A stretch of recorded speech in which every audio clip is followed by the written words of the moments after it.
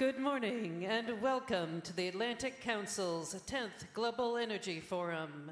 Please welcome President and Chief Executive Officer for the Atlantic Council, Frederick Kempe.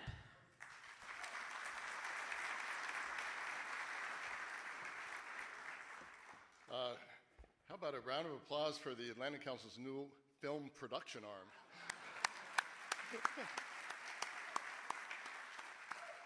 If any of you would like to back a feature-length movie, we're in business. I don't know about all of you, but just wandering around this morning, I've talked to people from a dozen different countries, 4 different continents, and people in jobs that make a difference, and people who are moving the needle at a crucial time in energy and geopolitics. And so it's really wonderful to have you all here. And please enjoy the richness of the expertise, brain power, experience that's around you at this time. And I think it's a historic time where what we're calling the demand era, demand for energy as we've never seen it before in our histories, speed of technology as we've never seen it before in our lifetimes, and geopolitical risk maybe as great as it's ever been in my lifetime, colliding. And this could turn out extremely well. It could turn out badly. It could turn out somewhere in between. We all have agency in shaping this. So Your Excellencies, distinguished guests, ladies and gentlemen, our virtual audience from around the world, welcome to the 10th Annual Atlantic Council Global Energy Forum. Some of you have helped build this forum since its earliest days. Others of you are joining us for the first time. Together, you represent the global community that will help shape the future of energy, and we're grateful to have you with us as we begin this important conversation. For a decade, the Global Energy Forum has served as a gathering place for the energy community, grounded in the recognition that the global energy system and geopolitics are inextricably linked, each shaping and influencing the other. More importantly, this forum has provided a platform to translate that understanding into action. Those who know me well know that I hate the term think tank. Action tank sometimes sounds a little too trite, but that's much closer to what we are. We really want to improve the state of whatever it is we're taking on as an issue. More importantly, this forum has helped to build a future founded on shared values and enduring partnerships that both benefit from and contribute to secure, reliable energy access. Over these 10 years, we've explored the opportunities and challenges of creating a more secure, prosperous, and sustainable energy system, while confronting the reality that energy remains central to economic growth, national security, and geopolitical competition. So as we open this year's forum, those realities have never been more apparent. A year ago, during our last Atlantic Council Global Energy Forum, the first that we had hosted in the United States, the U.S. military struck Iran's nuclear facilities in Fordo, Natanz, and Isfahan as part of Operation Midnight Hammer. Who would have thought that we'd be in an even more dramatic situation this year? Today, the crisis in the Middle East and the closure of the Strait of Hormuz have brought a long-feared disruption into sharp focus. Many of you in the audience are with us from the region. We thank you for joining us, and we're with you in the very difficult period of time that you're passing through during the war, and as we hopefully get closer to its resolution.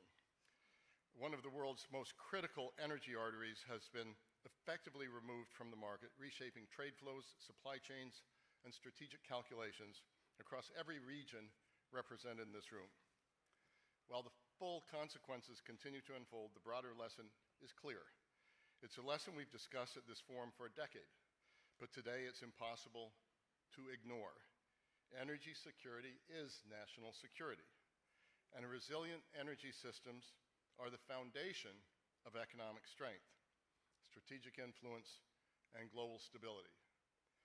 Yet the challenges facing the energy system extend beyond any single crisis. Across the world, energy demand continues to grow rapidly, while the infrastructure needed to deliver affordable, reliable, and secure energy struggles to keep pace.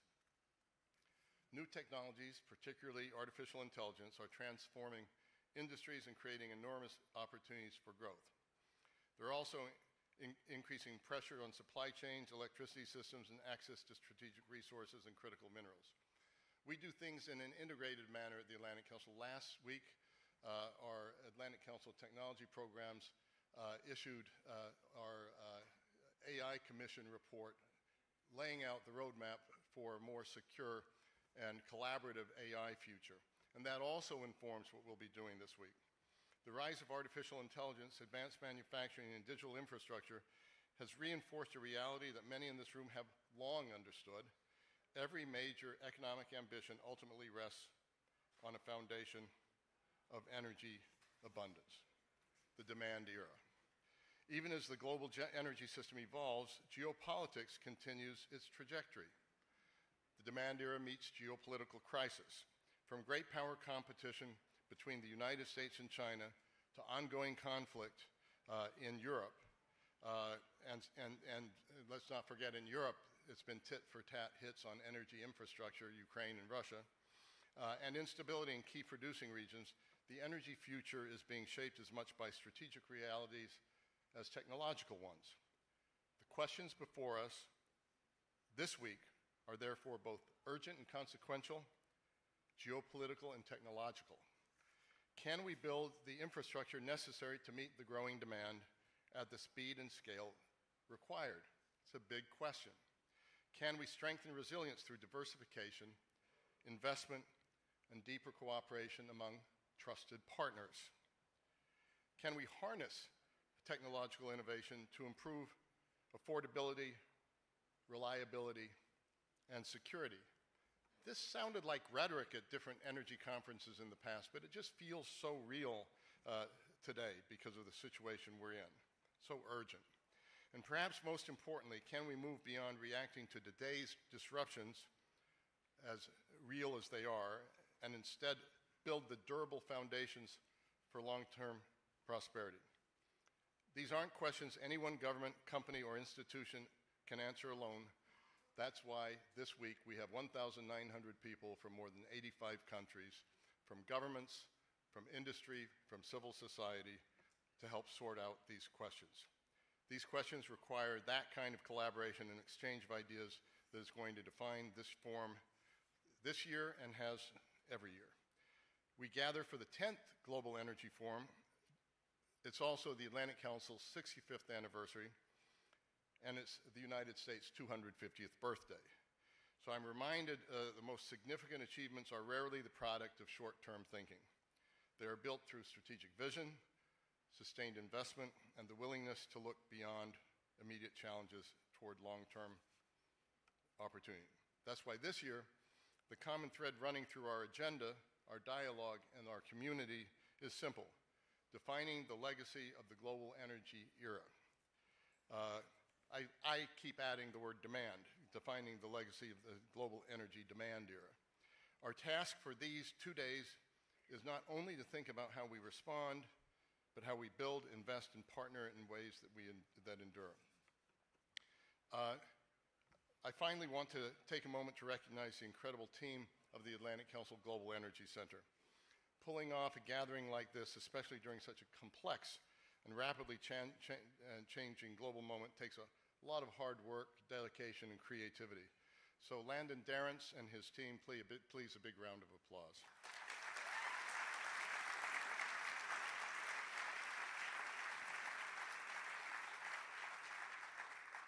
Some would argue, Landon, that we should have withheld that applause till the end to see how this all turns out, but thanks to you and your team. So to close, I welcome you to the 10th Atlantic Council Global Energy Forum. Comes at a moment of disruption, but also a moment of incredible possibility. I look forward to joining each of you over the next 2 days. I've already seen a lot of people, friends, people I've got to know well over the years. But I look forward to joining each of you over the next 2 days to not only shape the next decade of energy development, but the broader trajectory of economic growth, security, and prosperity around the world. Now it's time to go to work. I'm excited to kick off the forum with a brief we're going to kick off the forum with a brief reflection of where we're at, a moment characterized by the pressures on the energy system reverberating from the Middle East To that end, I'm pleased to welcome His Excellency Dr. Sheikh Al Nawaf Al Sabah, Deputy Chairman and Chief Executive Officer of Kuwait Petroleum Corporation, and Halima Croft, Atlantic Council Board Member and Managing Director, Head of Global Commodity and Middle East and North Africa Research and RBC Capital Markets. I also saw my friend in the back, Brian Sullivan from CNBC. I look forward to his conversation with Chris Wright a little bit later on. So Your Excellency Sheikh Nawaf, the stage is yours. Halima Croft, the stage is yours.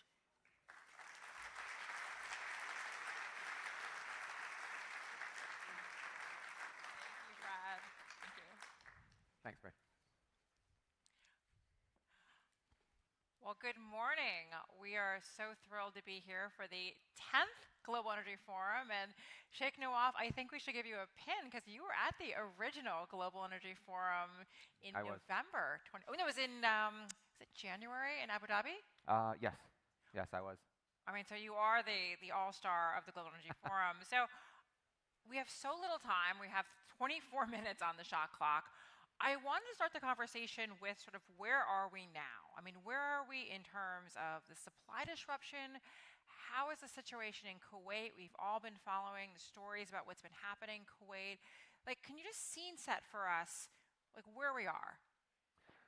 Thank you, Halima. I'll start off with two words. We in Kuwait have always been both defiant and resilient. We have faced adversity like very few countries have in the past. As recently as 1990 with a full-scale invasion occupation. We have faced attacks by Iran in the 1980s on our shipping, with terrorist attacks in Kuwait. We continue to face now attacks from Iran and its proxies, not only on military assets, U.S. military assets that are based in Kuwait, but on civilian infrastructure in Kuwait, the oil industry in Kuwait, office buildings in Kuwait. And throughout all of that, we remain defiant in who we are. We will not cower before any of that. And also at the same time, resilient. And we have adapted how we do business, adapted how we work with our partners around the world. We've, from KPC's perspective, for example, being lodged all the way up into the northwest part of the Gulf with no access, direct access outside the Strait of Hormuz. We have had to react differently in how we do our business. We've leaned on our trading arm to ensure that our customers around the world remain as well supplied as we can make them. And we've relied on our storage that we have planned for before the war even started. One of the things we did as we saw that this war was about to commence was bring all of our tanker fleet back to Kuwait, deplete all of our storage in Kuwait, and push as much product out through the strait before the war commenced. Now we are in a position where it's a longer war than we or anybody really anticipated at first. So all of those steps that we took to begin with are now sort of reaching the end, and we need to plan for the future. Speaking of the future, the question I have, and a lot of people have, is sort of how does this end, and how should it end? There's only one way for it to end, and the end has to be that, from our perspective, that there is a recognition and a respect for the sovereignty and territorial integrity of every state in the Gulf, and that there is a free, open transit passage through the strait. We've heard, 3, 4, 5 times now already, pronouncements that the strait is open again, only to understand that a definition of open means with tolls, with restrictions, and a bunch of things that are in clear violation of the UN Convention on the Law of the Sea, and that cannot happen. I think we are in complete alignment. I know Secretary Wright is going to be here just after us. I met with him yesterday, and we were in complete alignment that the Strait must be open for free, safe navigation for all in accordance with international law. Now, how does that end, and how do you get there? Right. I think there has to be an understanding and that any outcome, any deal that is done has to include these two pillars. And I think that is now becoming more and more clear. Now, as the international community feels the pressure of the continued interdiction of free navigation through the Gulf, you have, especially in Asia, something like 73 or so percent, 77% of Asia's oil comes through the Strait. More alarmingly, is more than 80% of its natural gas flows through the Strait. All of that has been interdicted. Obviously, from oil, there's been offsets that have come from Saudi Emirati pipelines, various systems, but not complete offsets. They're only partial. But from the natural gas perspective, natural gas coming from Qatar, it's been zero. The U.S. has tried to make up for some portion of that, but obviously it's not enough. The entire system has two pillars that we all have to understand within the system, and that is we are all codependent and co-reliant. There's no such thing as energy independence. As much as you will hear, even here in the United States, that the U.S. is now and has been for some period of time a net exporter of oil, that does not mean that the United States is isolated from the rest of the world or from the international market. You still actually import physically the oil that you consume and export quite a bit of the shale production just because refineries aren't equipped to handle it. The physical attributes of the barrel dominate how we address the situation, and that means that we have to continue to work together. And the Atlantic Council and Fred very artfully hosted a Europe Gulf forum just a few weeks ago in Greece, and themes coming out of that were that they picked up really on the codependent, co-reliant aspects to really understand that Europe, as much as European countries are saying that they are not a party to this war and don't want anything to do with it, still are recognizing that they are very much affected by the reactions, especially from Iran, against safe passage through the Gulf and through the Strait. So action has to be on a multilateral basis, on an international basis, and I think we're starting to see some of that happening. And you're seeing that with movements, especially of European assets into the region, with the aim of ensuring safe passage through the Strait. One of the questions we have is so many people in the market look up at the price of oil and say, it's not such a big deal. We're managing through. Do you have a concern that there's sort of complacency in the system, that people think the status quo is sort of sustainable? It's absolutely not sustainable.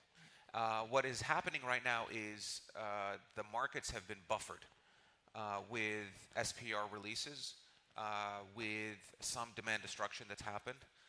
But this is, and I hesitate, I don't even want to use the word destruction on this. It is not actually destruction of demand. It is a pause in demand, because just like in COVID, when you had a collapse almost in Right. worldwide demand, none of that was really destroyed, because as soon as everything opened up, demand went back immediately to pre-COVID levels, immediately within a few months, to pre-COVID levels, and then continued to rise. So it was almost a pause. Now, this is what we're seeing right now as well, that all of this, and in the markets, if you look at $100 oil right now, it is comparatively not that high.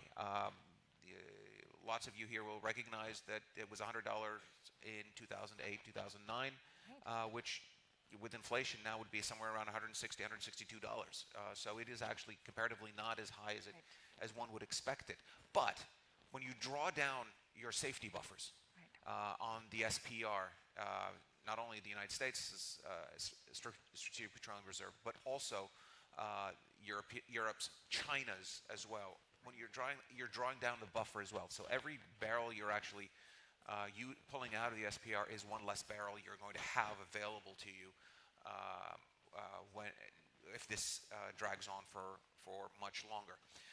Another thing to keep in mind is how much oil is actually extractable from the SPR.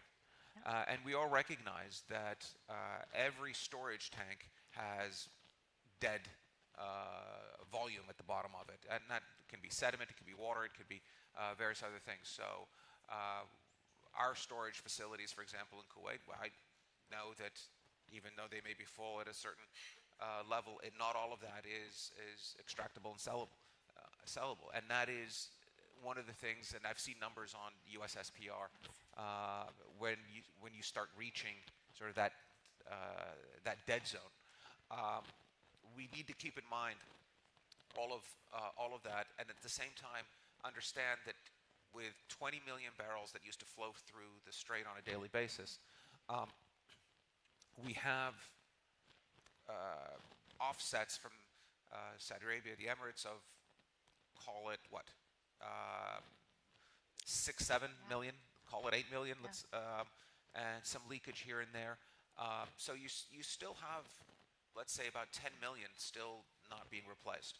The Chinese being able to, and all SPR releases, by the way, they only account for about, what, 3.5 million barrels a day of production. So don't look at the headline number of saying that the release is 400 and something million barrels coming out of the SPR. It's not coming at a rate faster than 3.5 million barrels a day.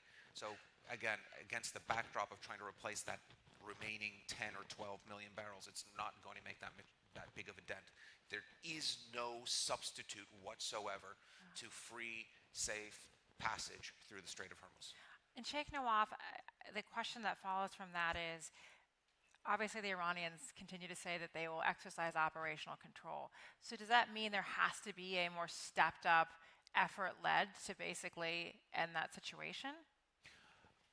I will defer to my military colleagues to be able to describe what they can and can't do in that process. But I do hearken back to the 1980s when Iran had attacked Kuwaiti shipping, brought Kuwaiti oil sales almost down to zero because they were hitting Kuwaiti tankers plying the Gulf. And we reflagged those tankers to US, Italian, French, Dutch, and British flags, along with the Soviet at the time. All of those navies escorted the tankers up and down the Gulf, and the passage was reopened. And it was reopened when it took 1 or 2 skirmishes at first for Iran to recognize that this is an international waterway. There is, as I said, more consensus building in the world that we can't sit and wait for this to resolve. I think there's a greater consensus, a greater likelihood that we'll have to take active steps to resolve it. And the other sort of theme that we keep hearing is that when this ends, we're going to have a new focus on energy security, new pipelines, more emphasis on storage next to customers. Like, how do we come back better from this? We come back better by recognizing that, as I said, energy independence is a meaningless concept, and we can't plan for that. You can't achieve that. When you recognize that you are codependent and co-reliant, you recognize then you have to work together, and that's what we're starting to, and that's what we're doing within the Gulf right now. One of the things, by the way, I thought quite interesting is that when we took our production levels down at the beginning of the war, carefully and methodically, down to what is only required for local consumption in Kuwait, because we couldn't export anything, we realized we were still refining some products and we still had product available, and that there was actually a pretty good market for it within the Gulf, whether it was Saudi Arabia or Qatar, the Emirates, even Bahrain. We were happy to have transactions, and we were selling product within the Gulf. Obviously, none of it we could export out of the Gulf, but we're selling product right within the Gulf. And at the same time, we were importing LNG from Qatar. So there was this mini economy, if you will, of sales of energy going on in the Gulf. And then we're building from that, and a recognition now that we are in discussions with our brothers in Saudi Arabia and in the Emirates to look at how to expand the pipeline system that they have to accommodate Kuwaiti barrels coming out. So, as you know, we all hear the statement, facts are stubborn things. Well, geography is pretty stubborn as well. It's tough for us to change our geography. So we are doing it through a collective vision through the Gulf Cooperation Council. So the GCC states are working together better than we have in quite some time, and really looking at how to address these situations collectively. So there is, for example, a mechanism within the GCC that says, well, if one country can't export, another has capacity, then they'll export on their behalf and sort of tally it up afterwards. Obviously, now nobody has that capacity. So instead, we're working, as I said, with our brethren to look at pipeline capacity to grow that out. But of course, when you look at pipelines, they are only as safe as the export facility at the end of it. Right. And you've seen how Iran has targeted both the Saudi and the Emirati pipelines, and how that's been effective to certain degrees. A long pipeline needs compression, so hit one node of that compression, you've got to rebuild that. The easiest thing to rebuild or to replace is a pipe itself. You hit the pipe, I'd have it working tomorrow. But you hit a compression facility, that takes more time. And then the worst is if you hit the export facility, because then the pipeline essentially is useless. Right. And we've got to work together with our partners, and this is where we have a strong relationship with the United States, with European countries, to improve the air defense network to cover critical infrastructure that has been targeted. And that's the collective vision that we all have to have. And how long will the restarts take? I know there are going to be varying restarts across the Gulf, but we had one journalist come out in the last couple of days and saying it's going to be just weeks. There's going to be a flood of crude on the market in a couple of weeks. Well, within Kuwait, we can get back very quickly. In fact, within Kuwait, we can get to 80% of our shut-in production in less than a month, probably about 3 weeks. That's because we have resilient reservoirs. We have reservoirs that in fact have benefited to a certain extent now from the shut-in, because it's allowed them to settle and recharge essentially the underground pressure. But at the same time, the last bit is always the hardest, and that's still about 20%. That's going to be for us. That's going to be for almost every country in the region. That last bit of 20% probably will take us 3 to 4 months. Right. So 20% of, let's say, the 20 million that was flowing out is still about 4 million barrels. That's 4% of worldwide demand. That is still significant. Right. So that is going to take some time.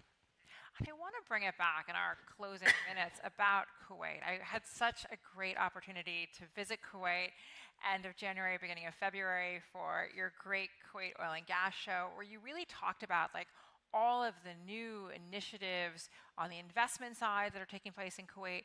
Can you sort of walk us through where you stand on that? We are, part of our defiance is that we are continuing to move very quickly, seriously, and methodically on our two major projects that we announced in that conference. The first being a project called Peregrine, which takes on after the falcon in the Kuwait Oil Company logo. But also, it's a project by which we will lease back our export pipelines to international investors. So it'll be the largest international investment in Kuwait thus far. We launched that project on February 27th. Timing was not exactly we didn't get the timing exactly right on that one, but a few weeks after that, sometime in mid-March, I talked to our financial advisors on this project, who said you may consider pausing this project given current circumstances. Obviously, the project relies on our production and export. And they said, well, you're not producing, you're not exporting, so it's probably not a good idea to ask companies to bid aggressively for this project. Instead, I talked to the CEOs of the major investors looking at this project, and they said, look, if we have a problem with this, we'll give you a call. It's the relationship that we have with Kuwait. It's the decades-long relationship that we have. We'll give you a call if there's an issue. I got a call 4 days before the initial bids were due, non-binding bids still, from one of the CEOs and I said, oh, this is going to be tough. And he said, I know I promised you I'd call you. I'm calling you right now, but I'm calling you to tell you the following, that we looked at this. We are bidding more aggressively than we have in previous transactions that were done before the war. We are bidding on the assumption that this war never happened and that production has never been interdicted. This is our conviction in the ability of KPC to recover, and it's our conviction and the ability and the resilience of Kuwait itself. So that was a fantastic vote of confidence, and we're moving forward on that project, and we'll get to final bids within the next few weeks. The other project that we announced is Project SEAF. SEAF, Arabic word for coastline, and that is a project by which we are inviting international oil companies, the majors, to Kuwait to invest with us in the development of our offshore fields. We've been producing oil onshore Kuwait for over 8 decades. Every drop of oil that we've produced in Kuwait has been onshore. And we went recently to the offshore. The offshore in Kuwait is about a third of the landmass of Kuwait, and it's just as prolific from a hydrocarbons perspective. We drilled 4 wells offshore. All 4 of them were major discoveries. That is, batting 1,000 like you'd never see in any exploration company around the world. And that has been a driving force now for us as we continue in that project. It's very early in its nascent stages right now. We're nowhere near concluding that project, but the reaction that we've received from the international oil companies is identical to the one that we received from the financial investors on Peregrine.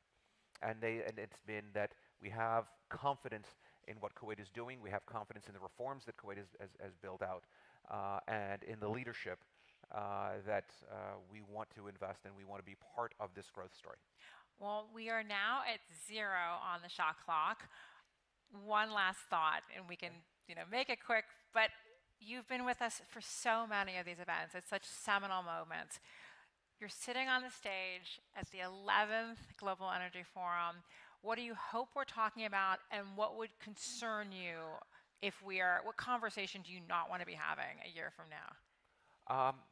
The conversation or the messages I hope I'd be giving if I were fortunate enough to be here next year is that a thank you to the world community, the international community, for ensuring the respect for international law. As I said it right at the beginning of my remarks, Kuwait, especially almost as much as any other country, and more so, is beholden to the protections and effects of international law, and we will continue to do that. into the future. So a year from now, I would hope to say that international law is respected and enforced and implemented throughout the Gulf, and that we are looking and partnering seriously with countries around the world. And I do want to recognize two ministers, His Excellency the Minister from Syria and the Excellency the Minister from Egypt, who are both looking to be part of the solution as well, to have access for hydrocarbons out of the Gulf, to offer resilience even in that supply network.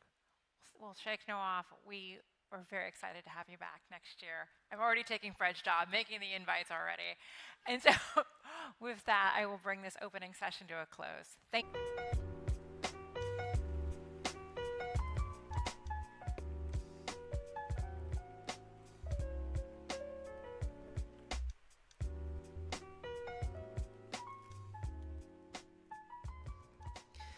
For a keynote address, please welcome United States Secretary of Energy, the Honorable Chris Wright.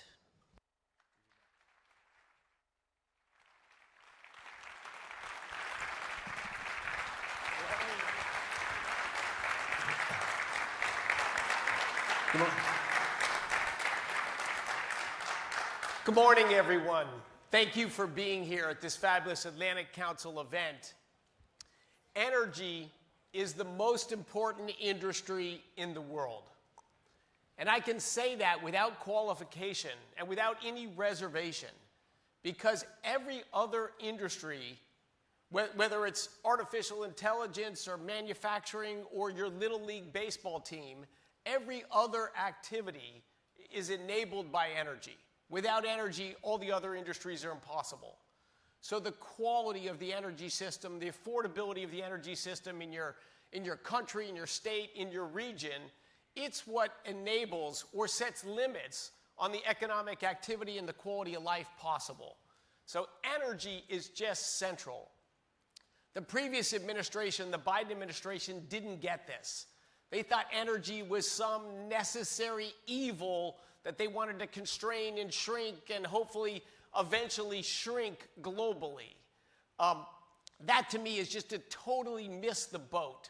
1 billion people live fulsomely energized lives like all of us in this room. It's awesome. We love the modern world. 7 billion people, they want to live the lives we live. Fly around the world to conferences and events and wear fancy clothes and always be in climate-controlled rooms. That's pretty awesome. 7 billion other people want what we have, and God bless them, they should and they will achieve that. But the only road from here to there is massively more energy. We need to take energy for what it is. It is life. It is the enabler of our lifestyles, of our businesses, of our futures. The Trump administration was all in on that, and in the campaign, all in on what is the answer? The answer is more energy, more abundant energy. And what does energy dominance mean in President Trump's terms? Energy dominance means that we grow our energy production of all forms that make economic sense in the United States so we can better energize our country, reshore manufacturing here, and have so much energy we can also export energy to our friends and allies abroad and contribute to a larger, more robust global energy system. Fortunately, that's gone strikingly well. United States oil production, natural gas production, all-time highs by a fair margin. If we look at the oil export data in May, now obviously last month, that's a different month. We're in the middle of a conflict right now that I'm sure we'll talk about more. But last month, the #1 oil exporter in the world at 5.4 million barrels a day was the United States. Russia and Saudi Arabia at 4 and a little under 4 million barrels a day. Imagine a world today where the U.S. was still a big oil importer. The world would be just unrecognizably different than it is today. This is important because I've yet to meet anyone in my travels abroad in the United States. I was just at the Capitol building meeting with representatives and senators, I've never met anyone who's comfortable with this Iranian regime with nuclear weapons. No one thinks that's a good idea. In fact, we all know that's a horrific idea. 47 years they've terrorized that region and caused trouble. They've threatened global energy supplies, they've threatened peace and stability, and certainly economic prosperity, not just in the Middle East, but globally. So this is an essential issue that we are addressing right now. And we will continue to address that issue. But fortunately, the United States is in a position to do that. And despite some of the news we hear, I think things are actually trending in a very positive direction, Last two things I'll say: United States today, by far and away, the world's largest exporter of liquefied natural gas, and growing rapidly. Natural gas, by the way, if you look at the last 16, 17 years, fastest growing energy source on the planet. If you look in absolute terms, not percentage growth terms, those don't really mean much. What means much is growing new energy, net new energy to the world, to lift economies, people, lives, and opportunities up. Last thing I'll say before we bring Brian Sullivan onto the stage is 5 days ago, I think, June 4th, we had the first non-light water nuclear reactor go critical in the United States in over 40 years. So our efforts on the nuclear renaissance, some people think they're overambitious or they're not really going to happen. They are happening. 5 days ago, we had next generation nuclear reactor go critical. We believe we'll have a couple more go before July 4th of this year. And we have 10 in progress, likely in the next 12 months. So we are going to launch next generation nuclear technology in the United States, and we're also going to stand back up the capacity to build large nuclear reactors. And all of this is part of an energy abundance, energy addition agenda. So we'll bring Brian Sullivan on. We'll talk more about energy. We can talk about the crisis going on in the world today. But to make progress for ourselves, for our families, and for next generations, we need to continue to grow our energy system in the United States and around the world. Brian, come on up. Please welcome co-anchor and senior national correspondent for CNBC, Thanks. Brian Sullivan. Normally, I do the introducing. So I'm honored. I didn't realize we're in the blame the media part of the introduction. I'm part of the media. Mr. Secretary, it's a real pleasure to see you again. Thank you. Tough to follow up on the amazing discussion between Sheikh Nawaf and my good friend Halima Croft. That was really important and timely. So awesome, as always, Halima. Thank you. Thanks for everybody for coming. Let's give her a big hand. And it was so timely because the headlines today, the top story on CNBC right now is obviously about the president hopeful speaking last night about oil flows, Iran, a deal. The entire world, and not everybody's been negative. I want to be clear. There have been some people that have been a little more optimistic about ship oil flows.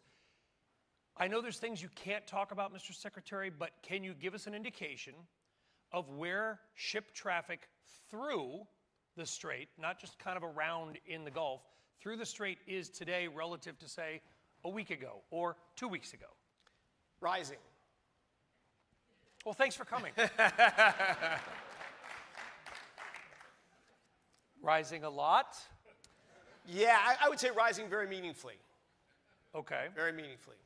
It's sensitive. I understand that. But the entire world is watching these flows. And the questions that we get on CNBC, that I get personally, often, by the way, from people in this audience, people that are working at major oil and gas companies, is why isn't oil at 125 a barrel when we had the greatest supply shock in 50 years, if not ever? What's the answer to that? I think there's multiple parts to it.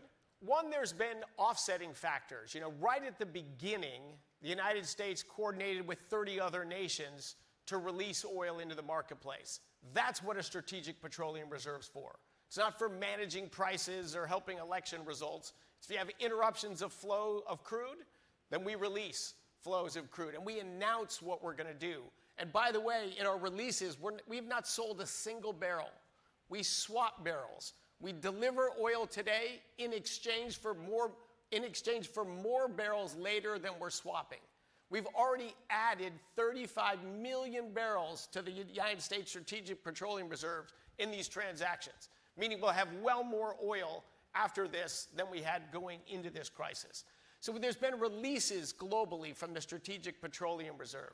We've seen increases in production in the United States and everywhere else that could raise oil production. We've seen, and maybe dramatically recently, China's oil imports last month were 4 million barrels a day, roughly a third of the whole from this crisis, lower than they were before the crisis. Do you think that's permanent demand destruction for China, or is it relative to their inventory levels over 1 billion barrels in storage? Oh, choice B. There's no such thing as 4 million barrels a day of permanent demand destruction for oil. No oil, no modern world. So no, that's not demand destruction in China. That's stopping they were building a strategic petroleum reserve. Now they've stopped building. They're releasing some from their reserves. They have turned down their refineries, so they are producing less products and they are crimping economic activity. But that's in response to a crisis. That's not a permanent change in what's going on. There has been price-driven demand destruction, particularly in lower income and lower middle income countries that have reduced economic activity or reduced the use of oil in response to the price signal. But I agree with your assessment that we would have guessed that oil prices would be higher today than they are, given the magnitude of the destruction. But an abundance agenda, and not just in the United States, I would say with a lot of our partners in the Middle East, as we re-embrace them as not your pariahs that you've got to stop this addictive habit you're doing, but that we want to work with you. We want your capacity to grow. We want to work as partners to energize the world. I think we've had great success there. So the world had a lot of extra oil inventory in the system. More than we thought? More than we thought. Because I think it's fair to say that many in the oil market, not everybody, but many in the oil market, have been a little bit surprised by what appears to be kind of a sanguine reaction. I mean, we're at 90. I'm not saying 90 is nothing. 90 is a lot higher than it was a year ago, Mr. Secretary, as you know, but it's not 125. It's not 150. And those arguments can be very easily made about why we should be at 125. I think there was also a belief or an understanding that we had a plan for this crisis. This crisis is really about one thing. I mean, it's about Iranian regime cannot have a nuclear weapon. And of course, we've also degraded their ability to build missiles, to build drones, to build other weapons. This is a regime that is just invested all of its earnings, not in its people, not in prosperity, not in diversifying its economy, but in making a massive armament system so it can threaten its neighbors and threaten global energy supplies. You could see uniformity in the region and around the world about who's the greatest threat to global peace and security, who's the biggest killer of Americans in the last 20 years. It's Iran. I think the oil markets, and again, I don't want to, everybody in this room probably is the oil market or energy market, so I should just defer to all of you, but we don't have that time. The entire oil market is kind of watching what Halima asked Sheikh Nawaf, which is, what are your estimates for the ramping up? Once, let's root for peace, we get some lasting peace. I know ship traffic, according to the Secretary of Energy, is rising. I could take that away. Yes, it is. How fast can this ramp back up to some semblance of normalcy? That is now the question the markets, I think, are paying attention to. Well, to get to normalcy, to use your term, that takes some time. I don't even know what that means. Ships have been redirected. Some supply chains have shifted and been disrupted. So I think it's many months to get back to normal flows of energy. And of course, out of the Gulf, it's not just oil and natural gas. There's a meaningful exports of sulfur, of helium, of lubricants, of other critical products. So we've seen how robust a modern economy is, that it's absorbed these blows, not with no impact, but with much more modest impact than was expected. I think the price will be wildly worth paying, because think on the other side of this. If you have an Iran that is not a constant threat to its neighbors, to peace and stability, to investment in the region, and to the flow of energy, think of where we're going to go beyond this, to a world, and look at the expansions in the United States. Alaskan production is growing now. Gulf of America production is growing. Venezuela production is growing. Guyana production is growing. In the Middle East, all of our friends and allies there, including Kuwait, they have meaningful expansion plans going on. We see a very bright, well-supplied energy future in the years and decades to come. I wrote last week, I have a new energy intelligence piece every week. By the way, check it out if you can.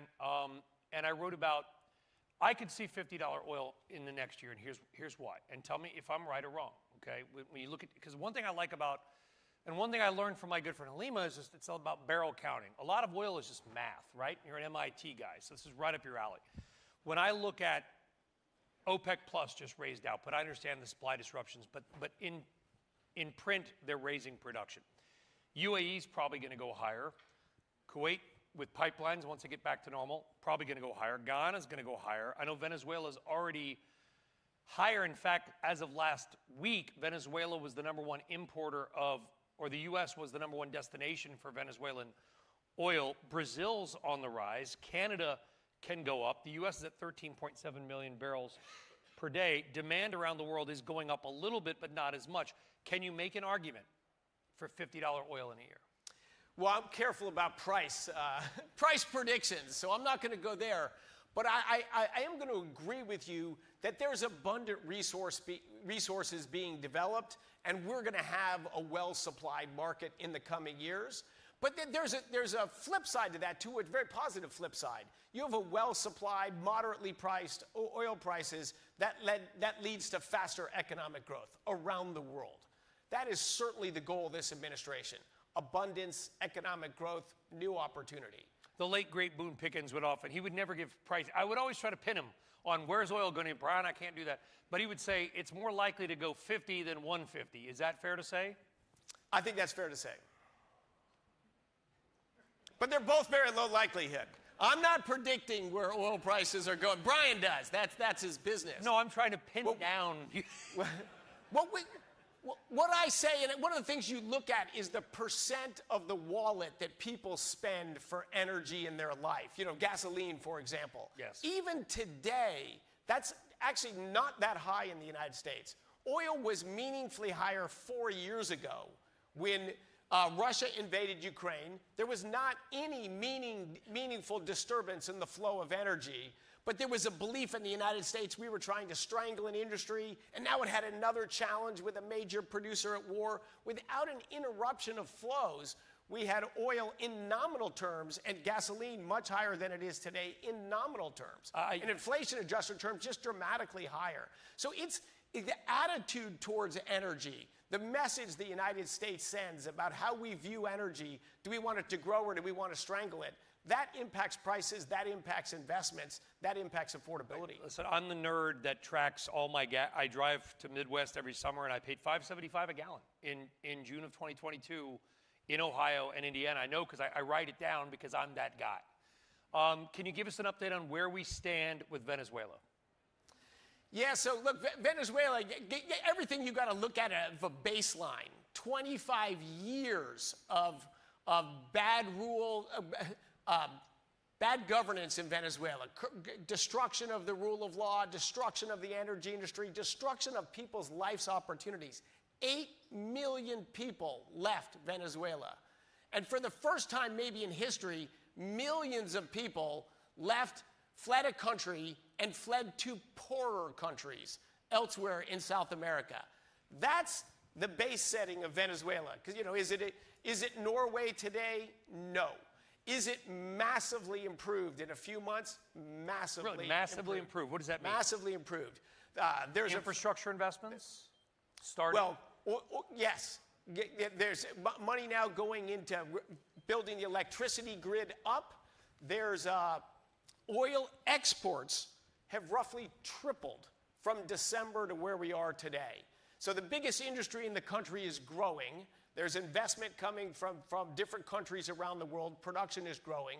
But I think a hint of freedom and liberation in this society. The goal of the operation in Venezuela was to remove a major destabilizing force in the Western Hemisphere that impacted us right here in the United States. Almost 1 million people displaced into our country, and not all of them law-abiding.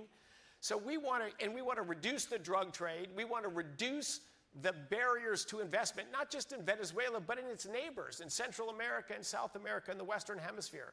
Now the talk is about Venezuelans returning to Venezuela, economic growth again and prosperity then. And yes, massively increased energy supplies for the world. And of course, most of the U.S. refineries were built in the 60s and 70s. The largest exporter of oil in the 60s and 70s globally was Venezuela. So we built our refineries in mind that this is what a major crude slate's going to look like as far as the eye can see. So that Venezuelan crude is perfectly suited for American refineries, which is why more and more of it's going into them. So you said that oil exports have tripled since December from Venezuela. Correct. And the investment, I know, I guess I'll break some news to the audience. I know private equity funds that are down there now that are either investing money or looking to invest money in Venezuela. Can you confirm that is American capital in country, in Venezuela, looking to invest on the energy story? Absolutely. Happening today. Yes, many people are looking that are new. Incumbents that were there already have grown their investments in Venezuela and are growing their production quite rapidly. That's to the benefit of Americans, to the global energy system, and to the benefit of Venezuelans.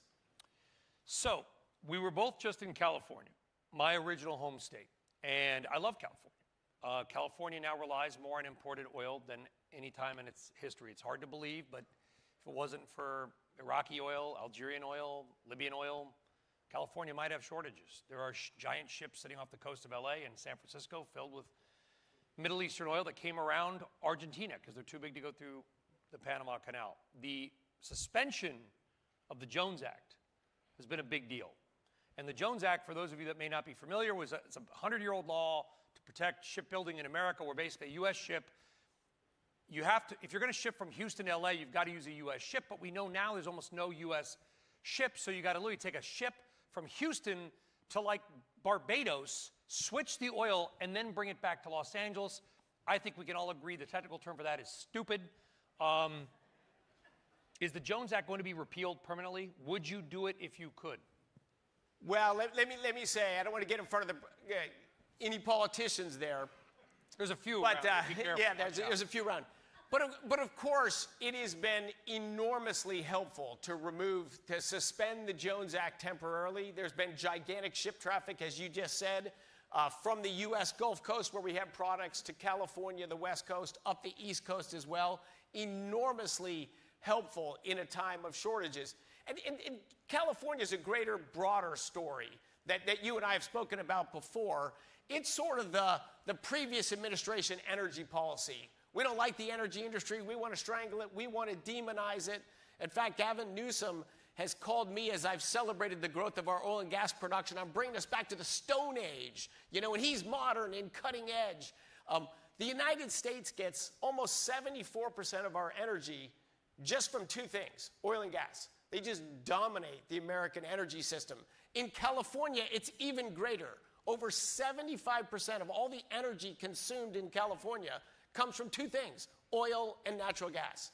Yet they've done everything possible. They used to produce 40% of American oil, 40%.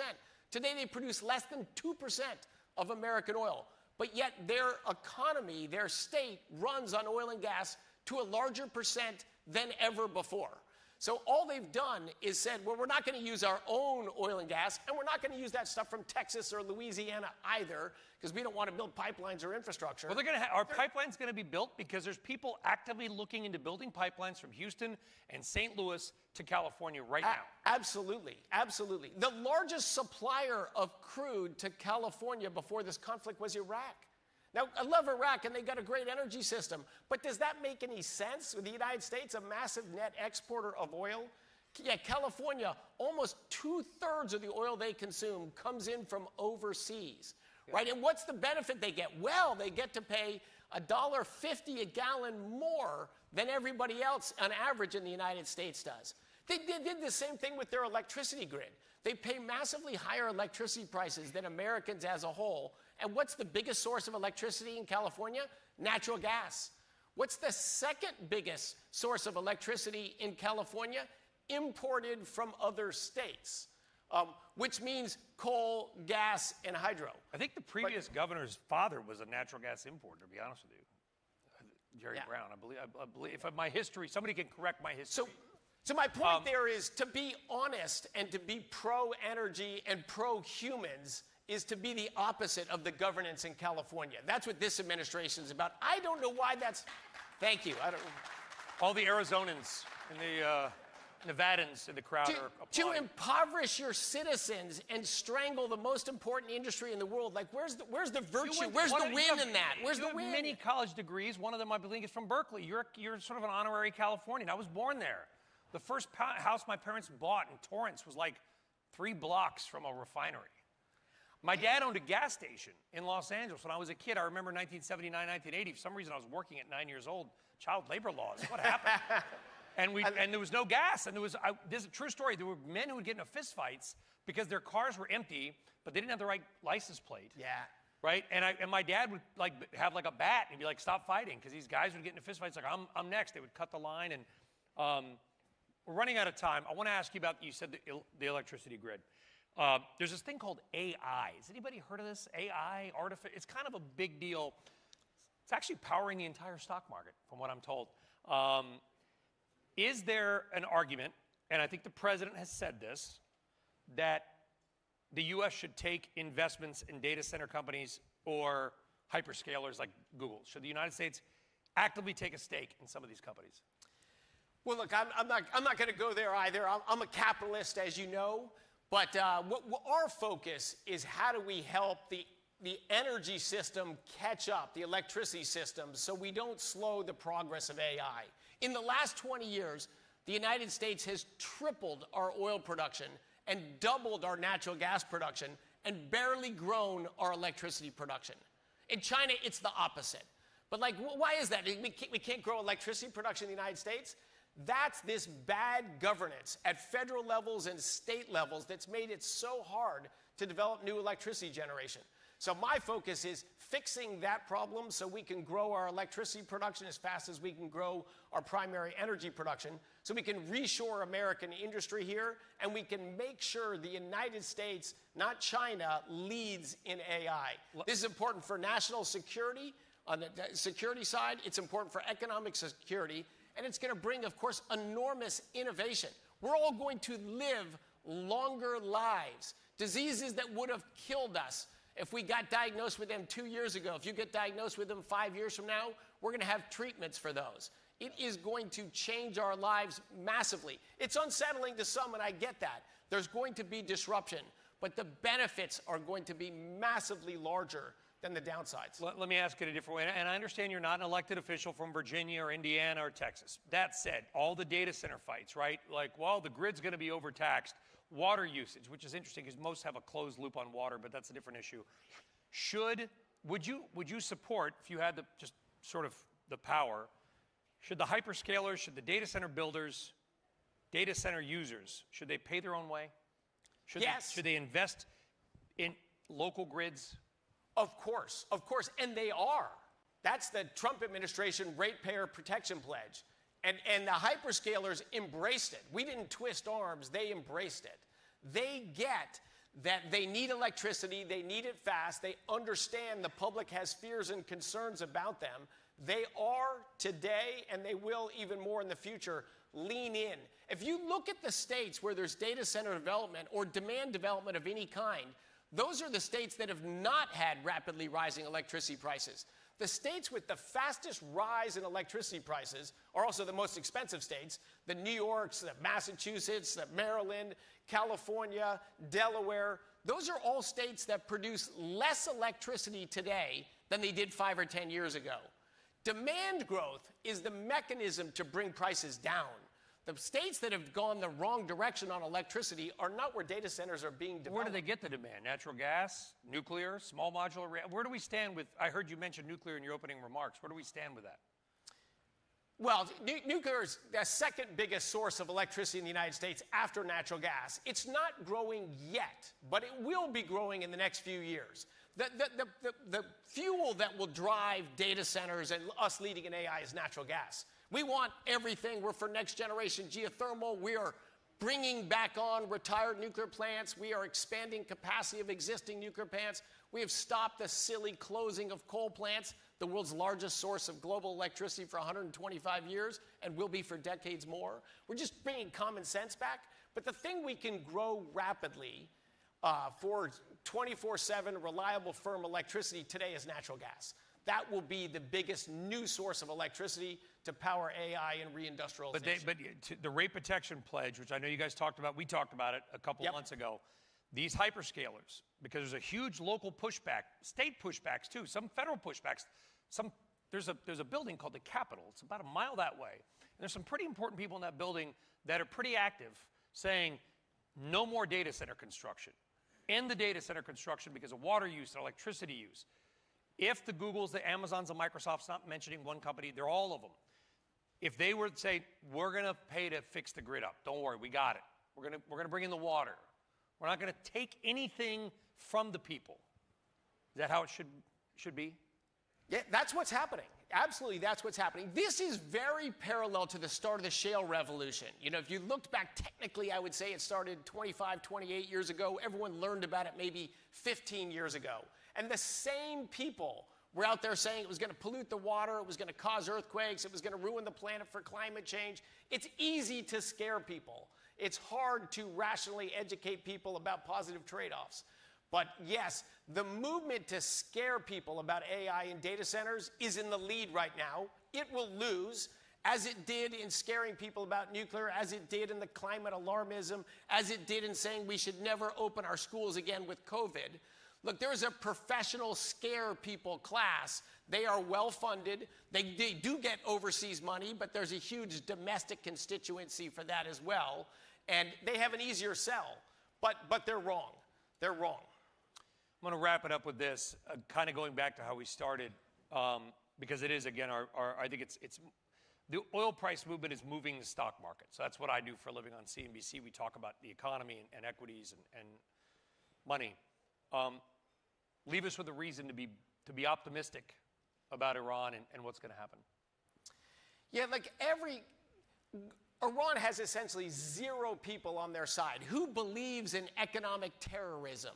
You know, we built up a massive arms complex. We've attacked all of our neighbors and allies, and that isn't enough. So we're going to stop the flow of energy to everyone in the world. Like, that's not going to prevail. And they're going to get to play that card once, and they've played it.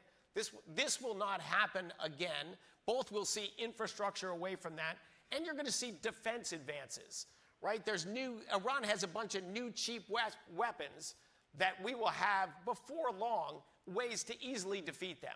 But today it's been more of a struggle than we would like, but that solution will end with an Iran without nuclear weapons and with free flow of energy. That's where we're ending for sure.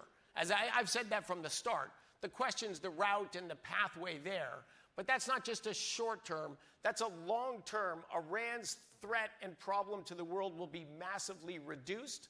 The world is going to be well energized. We have an awesome technology advancements going on right now, and we're going to reindustrialize the United States of America and bring back energy and pro-human common sense to the planet. I am massively optimistic for the U.S. economy in the next couple of years and for the global economy in the coming decades.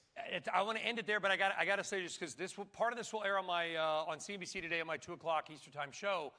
The headline can be that that oil exports from the Gulf and the Strait of Hormuz are rising. That's a fair statement. That is a fair statement, and will continue to rise. Secretary of Energy Christopher Wright. Really appreciate your time, sir. Thank you, Brian. Thank you all. Thank you. Thank you. Thank you again. That was awesome. Thank you.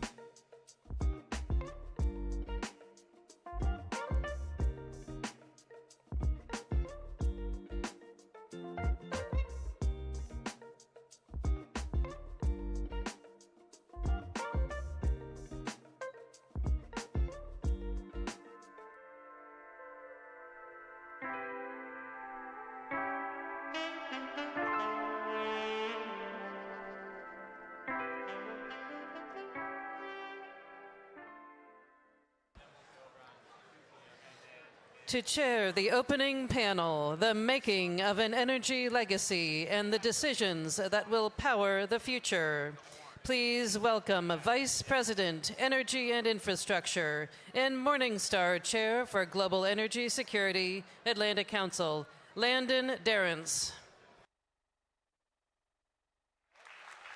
Ladies and gentlemen, it is great to be with you, and welcome to the Atlantic Council's 10th Global Energy Forum. Yes, we're just getting started. Look, we've covered a lot of ground. We've come from Iran to AI, from affordability to Venezuela, and recognizing that we're in the United States Capitol, and it's the 250-year anniversary. We really came into this year thinking, how do you make generational policy? It's not just about the tactical. It's not just about the near-term reactions to current events, which are important, I think we'll cover in this next panel. But it's also about how you take the decisions that world leaders are making, the government visions, and turn that into industry execution. And so I'm really excited to have a panel joining me for a discussion on making an energy legacy. And to do that, let me invite our panelists to the stage, beginning with Lorenzo Simonelli. He's the Chairman and Chief Executive Officer of Baker Hughes, bringing Eimear Bonner, who's the Chief Financial Officer of Chevron, Philip Haddad, Chief Executive Officer of XRG USA and President and Chief Executive Officer of Mazda Americas, and John O'Brien, Chief Executive Officer of JERA Americas. Team, please have a seat. Let's get comfortable. Well, I'm going to start off, Eimear, with you because I think, like I said, we've covered a lot of ground. And when we entered this calendar year, coming to the Global Energy Forum, what we thought we were going to do was have a conversation about affordability. The exact same panel a year ago was about AI. It was about this demand surge. And it's an election year, so we're thinking, okay, we're going to have some affordability discussions. What's the politics of this? And of course, January 3rd, Venezuela. And then even more so, February, we have the war in Iran. And I don't want to go there yet, but I do want to focus on this. Companies like Chevron in particular, you have roots that stretch back nearly 150 years. And that takes a little bit more foresight and a little bit of long-term planning and decadal planning. And so from Chevron's perspective, what does it mean to make decisions with those multi-decade time horizons, particularly when you have an environment and a world around you that's clearly anxious, that's fractured, that's tense? So how are we making these decisions for the long term? Well, over 150 years, we've seen a lot. We've seen wars, we've seen technological breakthroughs, we've seen a lot of policy changes, and we've lived through a lot. And I think the simple lesson from 150 years is that decision-making that is made with a long term in mind, decision-making that can weather all of the events, normally wins. And so that's what we stay disciplined around when we're making decisions. We don't try and predict every cycle, every turn, every event, but we do try and be disciplined around making decisions that protect us in light of those events. And that comes down to the decisions really that we make around where we allocate our capital. And we've got choices on where we allocate our capital. And so we allocate capital to a range of assets, both here at home in the United States, but also around the world. And we take a view of the long term because those asset investments are decade investments. And so while it's tempting to get wound up in the here and the now and the weeks and the months, it's really important for us to stay pragmatic and keep that long term in mind because that's what we know wins, and that's been the success of our company. Lorenzo, let me bring you into this too because Baker Hughes has an equally rich history, and through oil shocks, through technological revolutions, market transformations, current periods of conflict, you've, as a company, have dealt with this in the entire value chain. So when we're thinking about these strategic investments and capital allocations, how is a company like Baker Hughes separating energy investments that endure versus something that might get stagnant or fall off the radar quickly? Like, how are we making enduring investments in technology and in the energy space? Well, Landon, it's great to be here, and congratulations to the Atlantic Council for a superb event so far. And I think, as was already mentioned with regards to capital allocation, it's critical to look at things from a long-term perspective. Baker Hughes is an industrialized energy solutions company. Now, what does that mean? We provide equipment and services that enable all of the energy sources to be provided to the world. And so as we think about being fit for the time, we have to make decisions that have 15 to 20 years forward-looking. And that comes to the technology side of picking where do we think energy expansion is going to happen. When is there going to be an aspect of natural gas going to LNG? What is the equipment that's required? How do you liquefy it? When do you see geothermal and enhanced geothermal coming into the play? And so much of what we're doing is anticipating where we think will be the future innovation and the technology that will enable the molecules to provide the electrons. And at the end of the day, we know a couple of fundamental truths. With growing population, energy demand is going up. That's been a constant, by the way. It's very rare that over the long term, energy demand is not increasing. The other macro trend is there is a view towards needing more different types of energy, because not one molecule can provide everything that's needed. And so you need to have the diversification of that sources of energy. And that's where we play and we make those decisions and we look at it from a long-term standpoint. So, you know, we are very much present today in LNG. And if you go back to the 1960s, 1970s, when we started investing in LNG, a lot of people said LNG is not going to be cost competitive. If you think about where solar is today and the aspect of competitiveness of solar in the right geographic conditions. Likewise, if you think about where we're going in the future with enhanced geothermal. So I think it's really picking those macro trends with the foundation of technology, and then you're going to have to be agile to manage the conflicts, the geopolitics that are going to be there. But there's very little that we do day in day that impacts the current. Oh, but let's make a technological choice here. Is geothermal the LNG of 2040? It is one of the LNGs of 2050, 2040, and in fact, you see the increasing trend because when you look at enhanced geothermal, from conventional geothermal, you're now able to get the electrons produced at a much lower temperature requirement. You've got the recycling of the consistent water that's actually there through the rock surface. So you look at companies that have already proven it. We're producing 5 wells with Fervo. It's going to be providing 5 wells, enough to power 180,000 homes. That is very competitive from a standpoint of increasing energy expansion with new energy sources. Philip, building an energy legacy is, of course, not just a feature of U.S.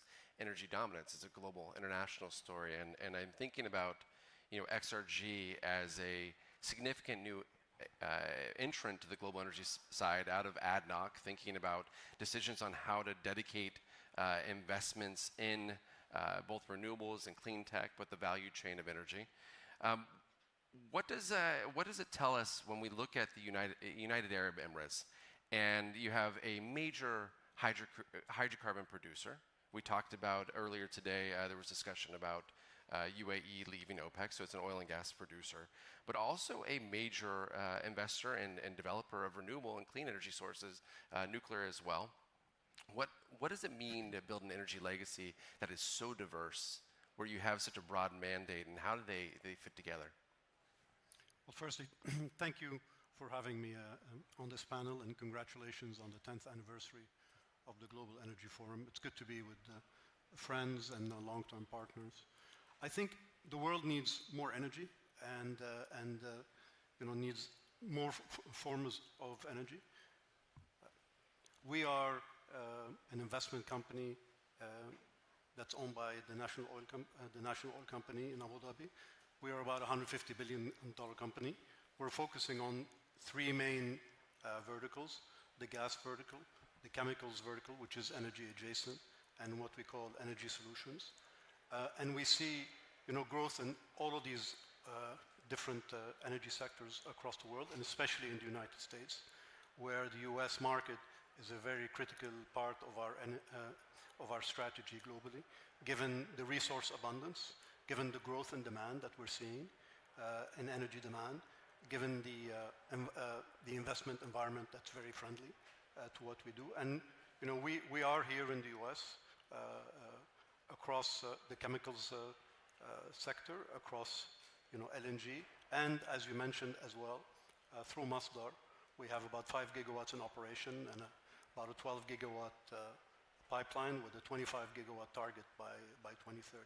So we believe in an and approach to energy, given what we're seeing in demand, and we see additionality across all forms of energy, and that's where we're really focusing our attention. The world needs more energy.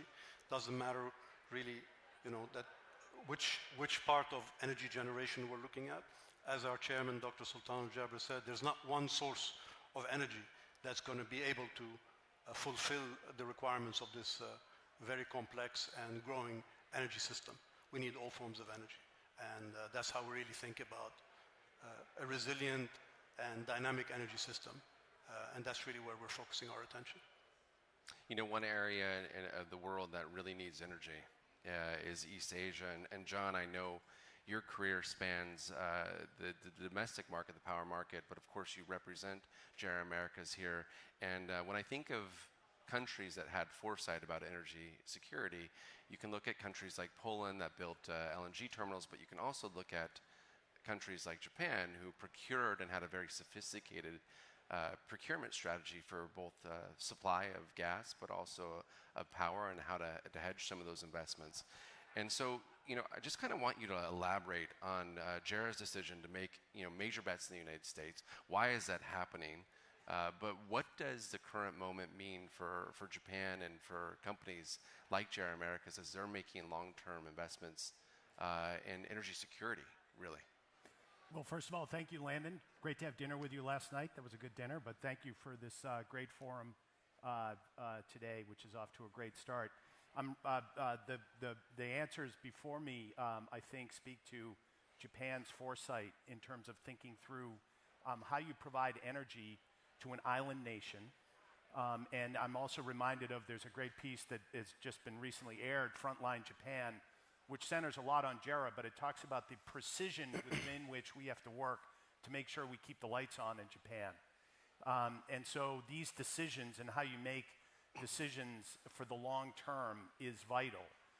JERA is the largest power generator in Japan, which makes us probably one of the largest buyers of LNG in the world. We have 11 regasification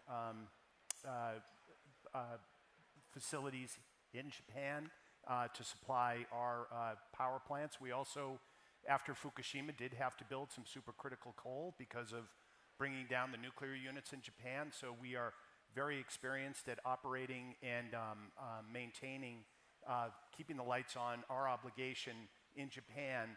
But that also leads us to think about where we should invest throughout the globe to make sure not just that we are answering our obligation in Japan, but also to bring some of our know-how to other parts of the world. So here in JERA Americas, we're very excited. We began, our two shareholders are Chubu Electric and Tokyo Electric. And I think the beginnings in the US really were around Chubu Electric learning about US electricity markets and buying into some of the generation plants, primarily in the Northeast. And that has enabled us to build a power generation side of our business. We are minority owners in the Freeport export facility, which is a tremendous story of turning an import facility to an export facility. And we also toll gas out of that Freeport facility. So we are very excited about the opportunities here in America, both to expand our investment in LNG, to broaden our portfolio of LNG. So we have announced some investments going forward between now and 2030 to expand how much LNG we export out of the US. We're building a blue ammonia facility in partnership with CF Industries near Donaldsonville, Louisiana, and we will use that ammonia to fire our coal plant, the Hekinan Power Station in Japan.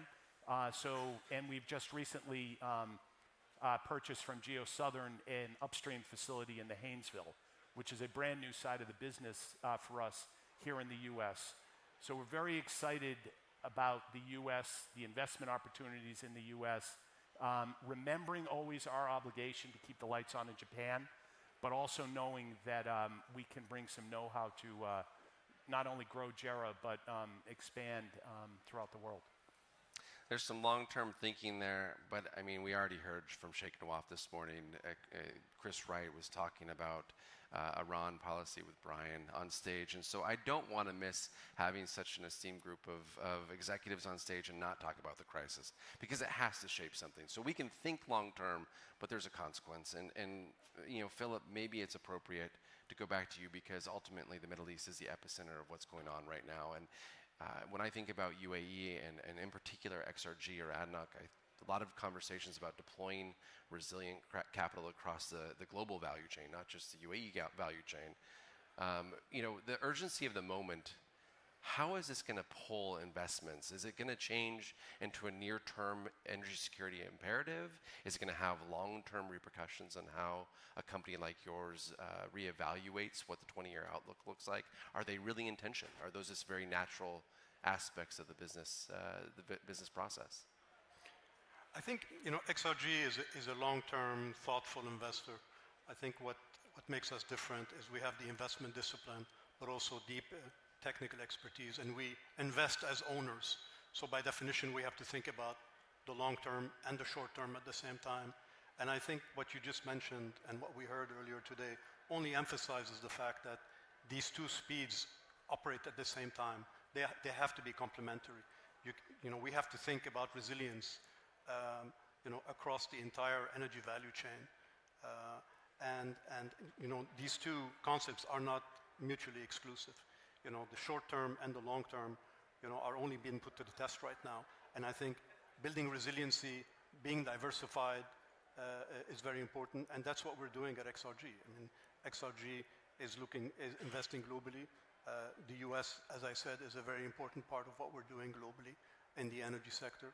And we have to think in terms of resiliency and diversification, and you have to think about these two dynamics at the same time. I don't think they're mutually exclusive, but I really think they're complementary. Eimear, we had a conversation last night about scenarios and the variety of outcomes of what can happen in the world. And so I want to kind of bring this similar question to you about how the near-term events are impacting Chevron's outlook on investment priorities. And I want to do it from two angles. One is, of course, how are we changing how we deploy capital, but two is geography. When this happened, you know, look, there's a lot of hope for a very strong future in the Middle East, but there's also a very broad perspective that places like Venezuela or Canada or some, you know, Western Hemisphere, West Africa, become more investable. And so certainly this is having an impact on the future of Chevron. Yes, well, I think when a fifth of the world energy supply is disrupted, I think it really reinforces that energy security and energy resilience, whether short, medium, or long term, that they're the same conversation. And you can't really have one without the other. I think when you look at the energy system today and the buffers that were mentioned earlier in Secretary Wright's session, I mean, we're only able to weather today because of the long-term decision-making behind the building of all of those buffers. And the same goes for our portfolio in Chevron, the resilience that we have today, and also what we need to consider as we move forward. And so today reinforces resilience really matters. In Chevron, we don't have a lot of disruption because of the Middle Eastern conflict. Only 5% or less than 5% of production is in fact impacted, but we've still had to optimize the portfolio we've had to deliver the energy the world needs. We've had to take crudes that never went to Asia. We've had to send them to Asia to help keep our joint venture refineries full and working at high reliability, because that's where the pinch was felt first. We've had to take some of our crudes from the US and send more of that to Europe because that was where the constraints were felt as well. In the US, we're much more insulated because of that long-term thinking and because of the resilience in the portfolio. So what we have is a resilient portfolio. We've a balance of short and long term. We've got a balance of geographical assets. So we're not only in the US, North America, we're in South America and growing there. And we can feed Europe through our Kazakhstan and Eastern Mediterranean assets, and we're positioned with legacy assets in Australia and in Asia as well. So I think this resilience of the portfolio, how intentional we are as we build the portfolio is really important. And our own portfolio is being tested today with what we're experiencing. As we go forward, geography is always going to matter because we're never going to get the price right. We're never going to time the cycles right. We're never going to know exactly what technological breakthrough is going to enable. We have to know that whatever world we find ourselves in, whatever the themes are, whatever the trends are, that we'll be competitive and that we will be successful in all of those. And that's why the scenario planning is so important, and that's why diversification of the portfolio is absolutely core to our strategy, and that's what we focus on. But you know, if I was to drill down a little bit further on this, if you're only a fraction of global supply, right? No single company is 25%. You look at Aramco would be what? Maybe 10% of the market, 8% of the market. Not everybody is making decisions as sophisticated and as intentional as a company like Chevron is. And so sometimes you still have to react to a market where there's actors that are not optimizing, and they're going to have a direct impact on the future of your company. Yeah, and the agility of your portfolio, so making long-term decisions, but in the here and now, having the levers in your portfolio that allow you to adjust. So when I mentioned having long cycle and short cycle, having crude production in different parts of the world, they're the result of long-term decision making, but in the here and now, they're levers that you can pull. And so it's that agility that you want to be able to have as you take those long-term decisions so that you know in any environment you're going to be okay. Lorenzo, bringing in maybe another variable is supply chains. And just thinking about, even if we know the outcomes of where the scenarios are headed, do we have the capacity? Are we able to actually deliver in terms of infrastructure and equipment? You know, when we hear stories of bottlenecks and we hear, gas turbines are delayed or can't be booked for years to come, what's the real outlook here? So just to touch on what's already been said, because I think it's important, you've had diversification, you've had resilience, and you've had the aspect of security. And unfortunately, sometimes we become complacent. And we've seen these cycles before where we become too used to the norm and a shock happens, which then drives an incremental need for a build cycle. And that's what we're going through now. Build cycle of energy security being a focus with incremental pipelines being needed. We know there's a lot of resource in the Middle East. We know that there's areas of the world that now are coming into the fray. Argentina, for example. We know the Vaca Muerta and their opportunity to produce LNG. We know Guyana. And so you're seeing the aspect of what happens when there's a shock in the system. And we as an equipment and service provider have to be able to provide that supply chain. We're only a small portion of it, though. And I think actually from a supply chain perspective, you're going to have some constraints as you're seeing today, as is commonplace with large turbines and the aspect of actual utility scale power that takes time. And so you're moving towards distributed power generation. And you've got smaller turbines, such as the industrial gas turbines that we produce, that can be provided to the hyperscalers. Now, there's also an ecosystem that you need across the supply chain, though. It's not just the providing the equipment and the service. It's the labor that's required. It's the engineering procurement company that's involved. It's also the permitting. And that ecosystem needs to come together. And I'd say it is mixed because not everything is as smooth as it could be. And I think you heard Secretary Wright say also some decisions that are made by one stakeholder don't necessarily align with what the ecosystem needs and can actually deliver some negative results. And that's what we need to drive consistency in, is the discussion to have the ecosystem aligned with where we need to go. At this stage, we need to build infrastructure. The infrastructure can be built. At the same time, we need permitting reform. We need also the investment to be there. And I think there is a backwards pressure now from what's occurred, that people are looking at this and actually focused on it. It will take some time. There'll be some bumps along the way. I can speak from an equipment and service perspective of what we do as Baker Hughes. We think that given the innovation and the technology, we'll be there and able to provide that. We need everybody else to be at the party as well, and that's bringing the stakeholders together. You know, ultimately this conference is about the geopolitics of energy, both of how energy affects geopolitics and how geopolitics affect the energy outlook. And I think that one aspect of that dialogue is always about the US-China relationship. You know, are we competing fast enough to unlock some of these opportunities domestically in the United States, or frankly in Europe or the Middle East and other geographies, to compete against what really looks like a monolithic and powerful effort by the Chinese to have, you know, the energy system of the future in their grasps? I think you've heard it before, and also Secretary Wright mentioned it. If you look at the US versus China, China focused on the electrification and the infrastructure from an electrification standpoint. If you look at what they've done in the last 20 years, it is meaningfully growth versus what they had, and the US hasn't. The resource is available in the US. So there is the opportunity for that to be corrected as we go forward with the right policies and also the right ecosystem being created, which comes down to permitting reform. It comes down to enabling the technologies to be adopted quickly and actually taking away some of these long cycle procedures. We used to do things in 2 years that now take 7 years. Why?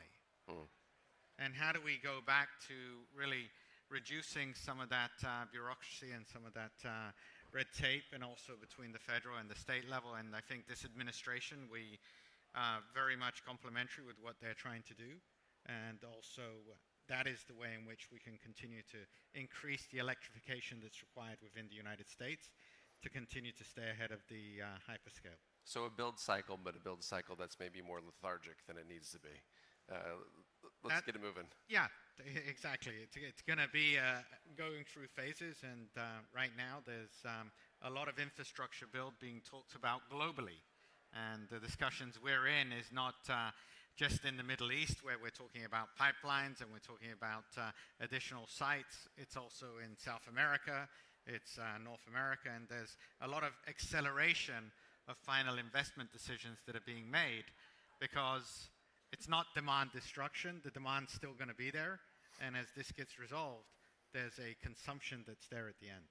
John, let's build on this. I know Jerry Americas is thinking about permitting reform as well. You're thinking about what the investment needs, or what the policy frameworks need to be to match the investment and business decisions that a company like yours is making. What needs it? Let's move to action. What are we doing? And yeah, why? I think that when you think about this here in the U.S., of course, we have the federal government, we have 50 states, we have power markets in part of the state and regulated markets elsewhere.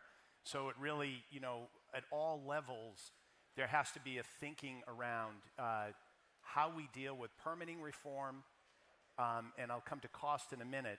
But Secretary Wright in this administration has been noted, and he said it today, Secretary Wright and the administration are really working hard on this notion on permitting reform, and really thinking through and pushing ways in which we can narrow down, give people their rights, to make sure that people are intervening, but also how can we think through hastening some of this infrastructure build that we need. I do think it is incumbent on not just those of us in the power industry, and I think we've dealt with community affairs in our industry and how you build a strategy, I think AI companies also have to do that. I think what Secretary Wright spoke about the benefits of AI, the national security needs of AI, I think AI companies do have to put more into community information, community building, how you build support, and how you take on the fear caucus or the fear industry, as Secretary Wright spoke about it.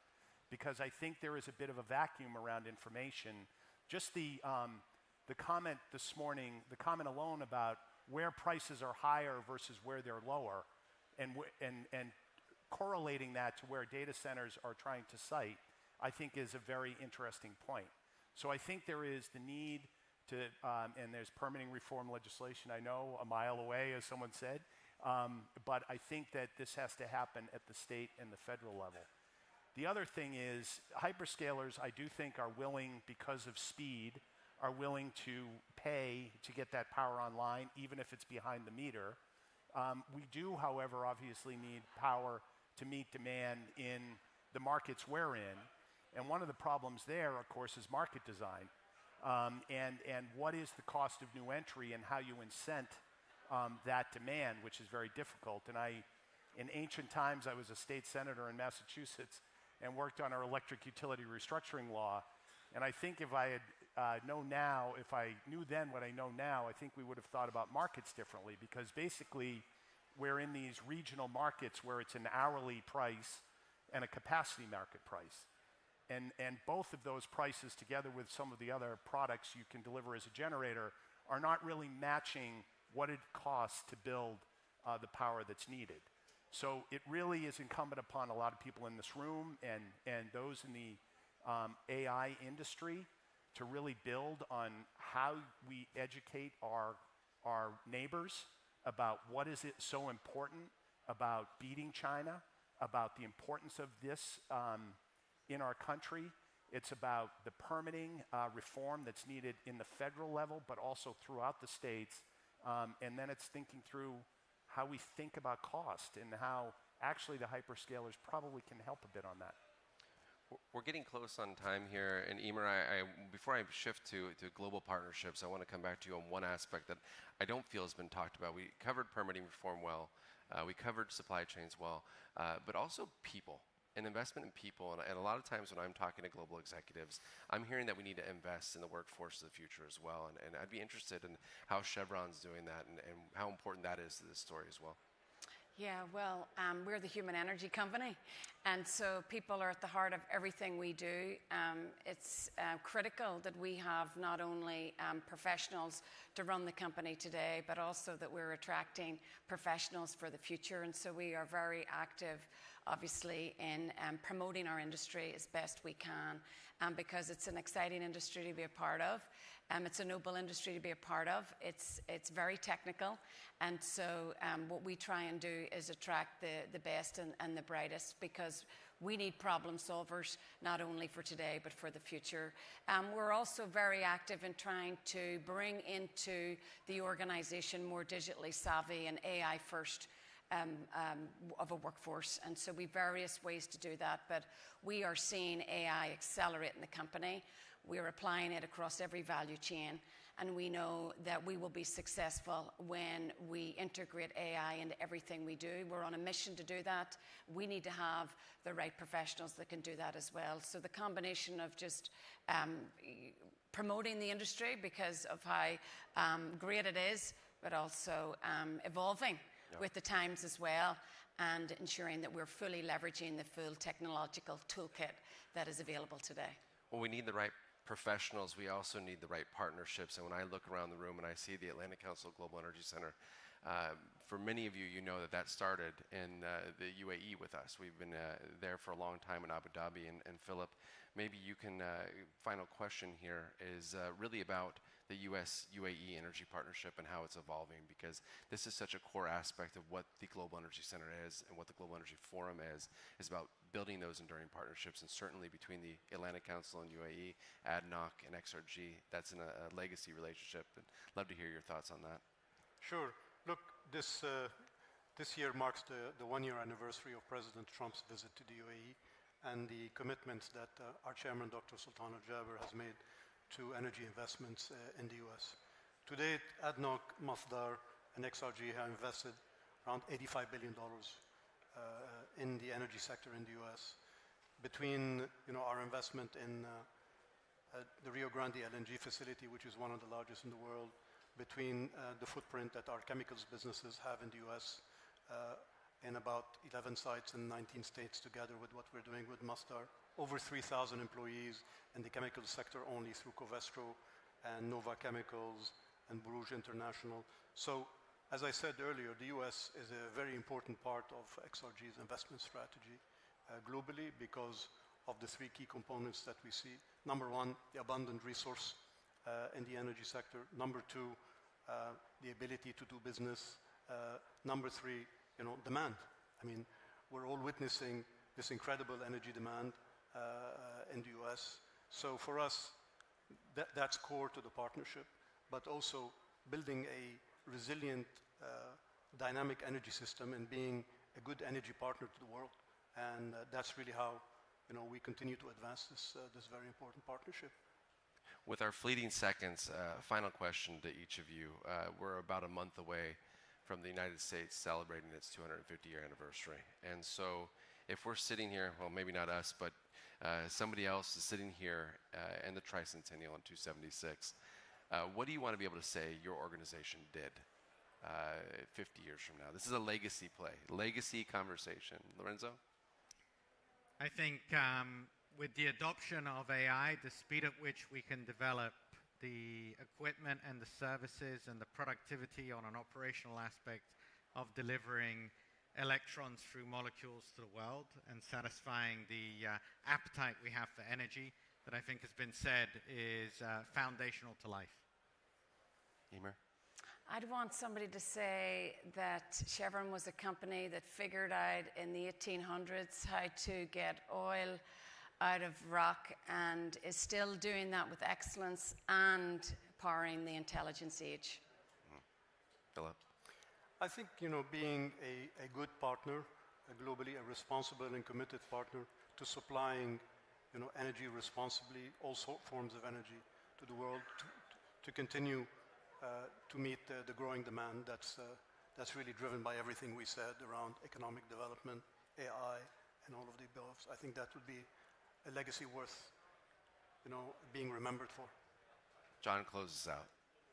I think that we would hope that the cherry blossoms that are a gift of Japan are still always blossoming here in the spring in Washington, D.C., and that that is an example of decades down the road that the Japan-U.S. alliance is foundational to interdependence throughout the world, and that alliance only continues us to strengthen, and that from a JERA perspective, we demonstrate elsewhere how you keep the lights on in a very challenging way on an island nation. Well, as a DC resident, I hope the lights are on and the cherry blossoms are blooming as well. And I really appreciate each of your time on this panel. And thank you for the audience. And thank our panelists for our first panel of the 10th Global Energy Forum.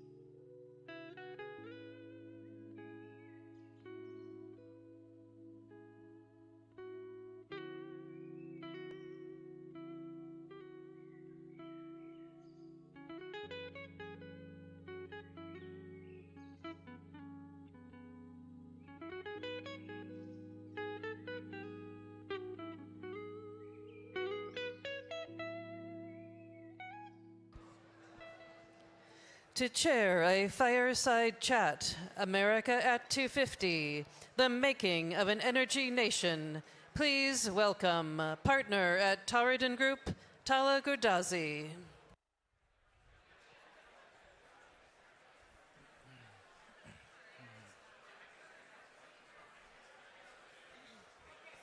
Well, hello everyone, and welcome to our America's 250 panel. Thank you all for being here, and special thanks to Landon and the Atlantic Council team for having us here today. This is our 250th anniversary panel, and energy has powered the American story from the start. Wood and water gave way to the coal industry that built American industry. Pennsylvania crude lit the lamps of the world. Texas oil fueled 2 world wars and put the nation on wheels. And in the gas pump lines of the 1970s, we learned what it cost to depend on others. Then, barely a decade ago, the script flipped. The shale revolution made America the world's largest producer of oil and natural gas, reshaping how we power our economy, how we stand with our allies, and how we leverage our adversaries, and what leverage our adversaries can wield against us. This year proved the point. When the Strait of Hormuz closure led to disruptive flows, America's supply helped keep markets somewhat calm. Energy is no longer just an economic story. It's an instrument of American power.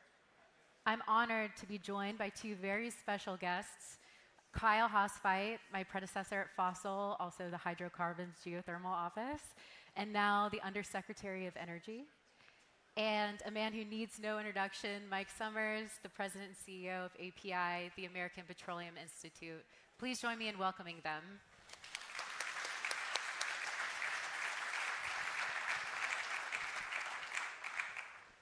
So I'd like to first start with, as I mentioned, America became the world's top oil and gas producer barely a decade ago. How much has that single fact reshaped how the U.S. operates, both at home and abroad? Mike, let's start with you. Tala, thanks so much. It's great to be here with the Atlantic Council for this great event. Such an honor to be on stage with the Undersecretary as well. Congratulations on your recent confirmation. Tala, you really went through the history here. I mean, the truth is that we are on the cusp of America's 250th birthday. At the same time, the oil industry in the United States is about to celebrate its 170th birthday. You know, this industry started in Titusville, Pennsylvania in 1859, and events have punctuated the history of this industry over the course of the last 170 years.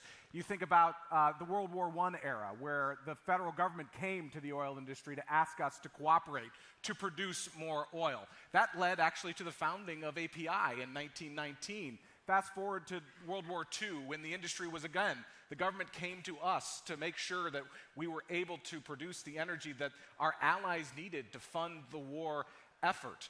That led to, at the Yalta Conference, Joseph Stalin, of all people, toasting the American oil and gas industry because this was a war of, quote, engines and octane.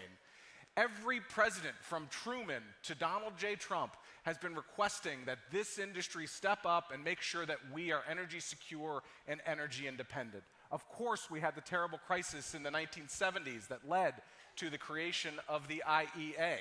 What stands in the way today for us to continue this path towards energy security and geopolitical security? I would argue it's not the geology, it's not the technology.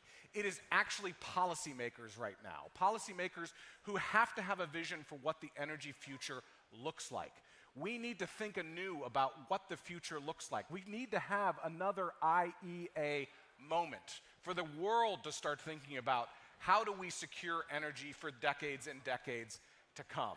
That, I think, is the challenge for policymakers right now, and it is truly the challenge for our industry also.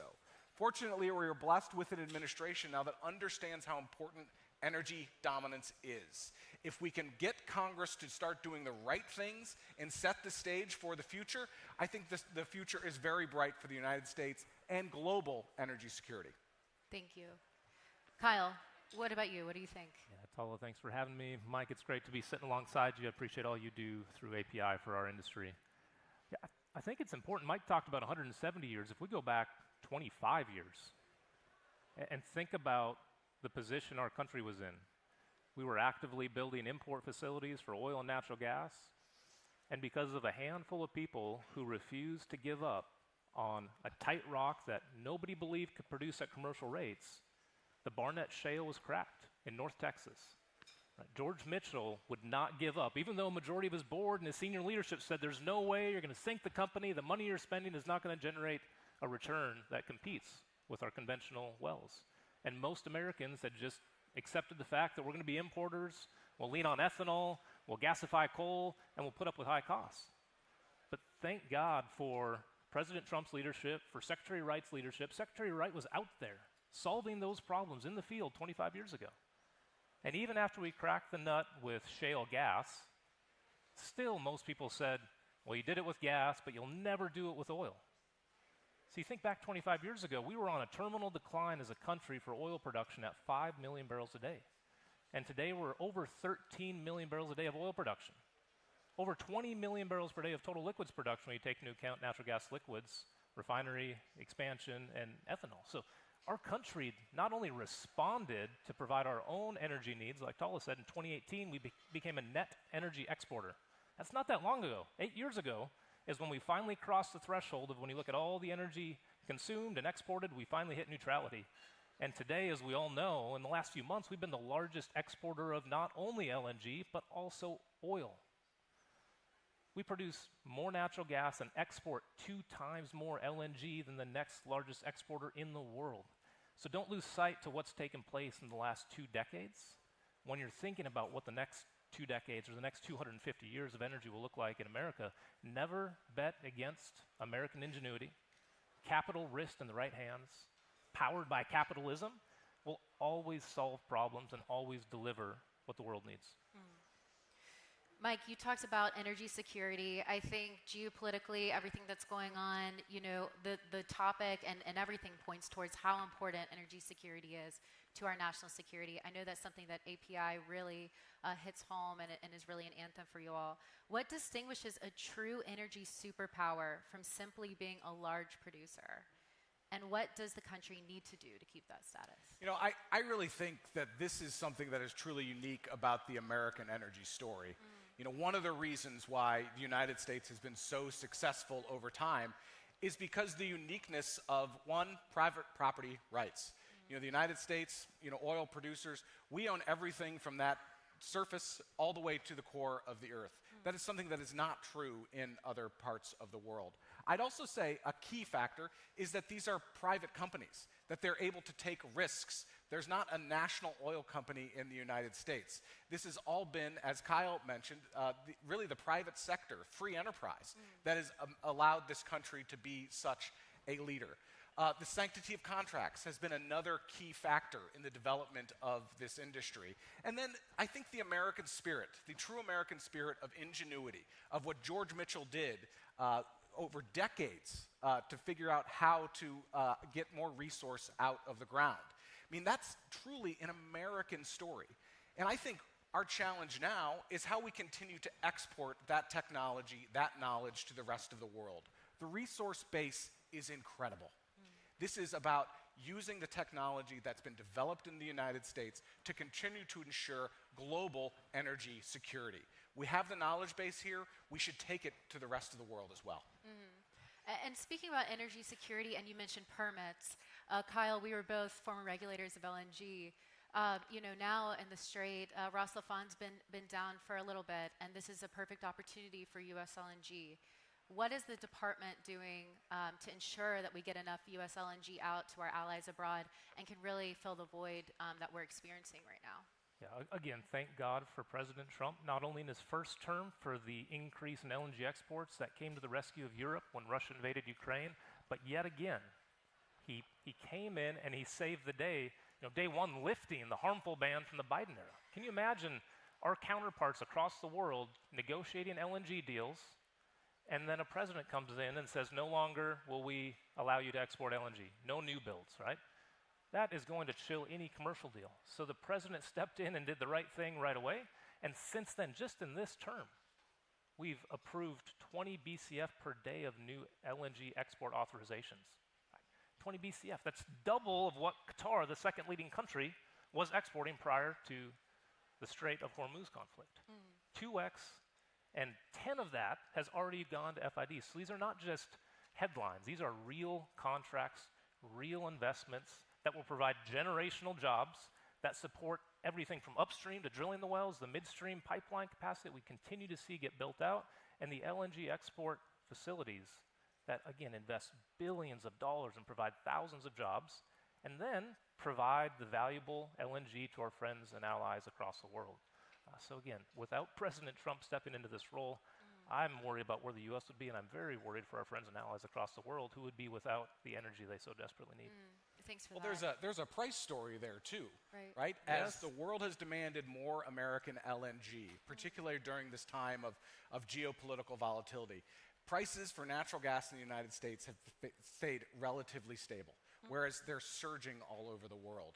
We have tremendous resources here in the United States, and we can continue to produce them to ensure that our allies can make it through this terrible situation we've seen from the dawn of the war in Ukraine onward to the situation that we see in the Strait. The sky is the limit. And on that point, does American production genuinely blunt, an OPEC plus or Russia, or do they still set the price? Who sets the price in that dynamic? Well, it's the free market that sets the price, right? It's supply and demand, which is the way that it should be. The last thing that we should be asking for is for a new cartel or someone to set the ceiling or the floor. This is an industry that has benefited from supply and demand and free enterprise, and we should never get away from that. And speaking about that, the way that the world looks now, as Dan Jurgen called it, looks like sort of the new map in terms of the Strait. We've seen what that looks like. It's been blocked for 100 days now, and we see countries try to circumnavigate the Strait. Saudi obviously is trying to use their pipeline. UAE is building a new one. What do you think about the need for infrastructure abroad, but more specifically the need for infrastructure here at home? And either of you guys can answer. I'll start. Infrastructure is our superpower. Without infrastructure, our natural gas fields would be nearly useless. Because we have access to markets, because we can get our pipelines built to the water and build these LNG facilities and fill these long-term contracts, it's the combination of the resource and the ability to get it to the customer that makes the U.S. differentiated. Internationally, what we're going to see, I believe, is more announcements, more bypass routes. We're going to look for the companies that are making these investments are going to look to decrease their risk to increase their profitability. I think we'll see more strategic petroleum reserve sites built across the globe. So we're going to see changes, and those changes are going to help to address the current challenges that those companies who have reserves and production that may be held back, that they're feeling due to that strait being closed. I do think that this situation going on in the Strait emphasizes the importance of a new global energy security vision, which is to say, we're at this point, we're 170 years into the hydrocarbon age, where the world is still dependent on a 10-mile choke point in the Middle East. That has to stop. We cannot continue to be subject to a terrorist regime in Iran stopping flows through the Strait of Hormuz. What does that mean? That means we absolutely need to build more infrastructure in the Middle East. But we as an industry and as a country, I think, need to focus on energy security in the Western Hemisphere as well, so that we're no longer dependent so much on what's going on in the Middle East. So our focus needs to be on other countries that have tremendous resources, like Brazil and Argentina and Guyana. In Canada, in Mexico. We need to rebuild that secure energy corridor throughout the Americas. And that, I know, is a focus of both the Trump administration and is a focus of our industry as well. And I'll add to that, Venezuela, right? 300 billion barrels. That's 6 times more proven reserves than the United States. So 6 times more reserves, they're producing 1/10 the production. There's tremendous opportunity, to Mike's point, in the Western Hemisphere. We can control our own destiny. And Alaska, we've seen record lease sales. It's one of the few places in the world that has world-class resource in the ground with a pipeline that has 1.5 million barrels per day of spare capacity with an 8-day shipping route to Japan. We are going to see the Western Hemisphere build its oil production capabilities. We're going to see it shift back. We've already seen it start shifting back to the Western Hemisphere. And to Mike's point, we've got tremendous resource through South America, through the United States. A term that Secretary Rubio made a few weeks ago when he was filling in at the White House briefing was, we're a nation of perpetual improvement. And I think it describes our industry perfectly. Right? We've seen it over and over again. Low recovery rates, we try something else, water floods or enhanced oil recovery, and we increase the recovery. And we're entering that age for shale, right? The shale that we've talked about that transformed not only domestic energy markets, but global energy markets. is only recovering 10% of the oil in place. We have 90% of the oil in the ground that our horizontal wells drill through and hydraulically stimulate. 90% is still in the ground. There's no way that our industry is going to give up with 90% in the ground. So imagine doubling that from 10% to 20% recovery rate. Still leaving 80% in the ground, but we would repeat the shale revolution. So there's going to be a perpetual improvement opportunity in the existing oil and gas industry to continue to provide the energy that the world needs. And I think that's really the promise of artificial intelligence in this industry. You know, I would predict that AI is really going to be the next fracking revolution in this industry because it is going to allow us to explore the subsurface in ways that we've never been able to before and recover more of that resource that we've left in the ground. What's, again, standing in our way, though, is smart government policy. If we could just get Congress to finally meet the promise of comprehensive permitting reform on a bipartisan basis, it could unlock tremendous resources. We just need the above ground people to really focus on what's below the ground and get the policies right. And very quickly, you mentioned SPR. I'm changing topics a little bit, but I know it's something that we wanted to talk about. Can you walk us through the decision? What's going on at the department? How are you guys releasing the barrels of oil? Yes, absolutely. So just another example of the president thinking outside the box. He ran on filling the SPR. Clearly, the headlines are saying we are releasing, which we are. But as the president does, he challenges us and gives us the direction to go accomplish the goals. We're meeting the near-term supply disruption. That's a real disruption, the largest global supply disruption in the history of the world.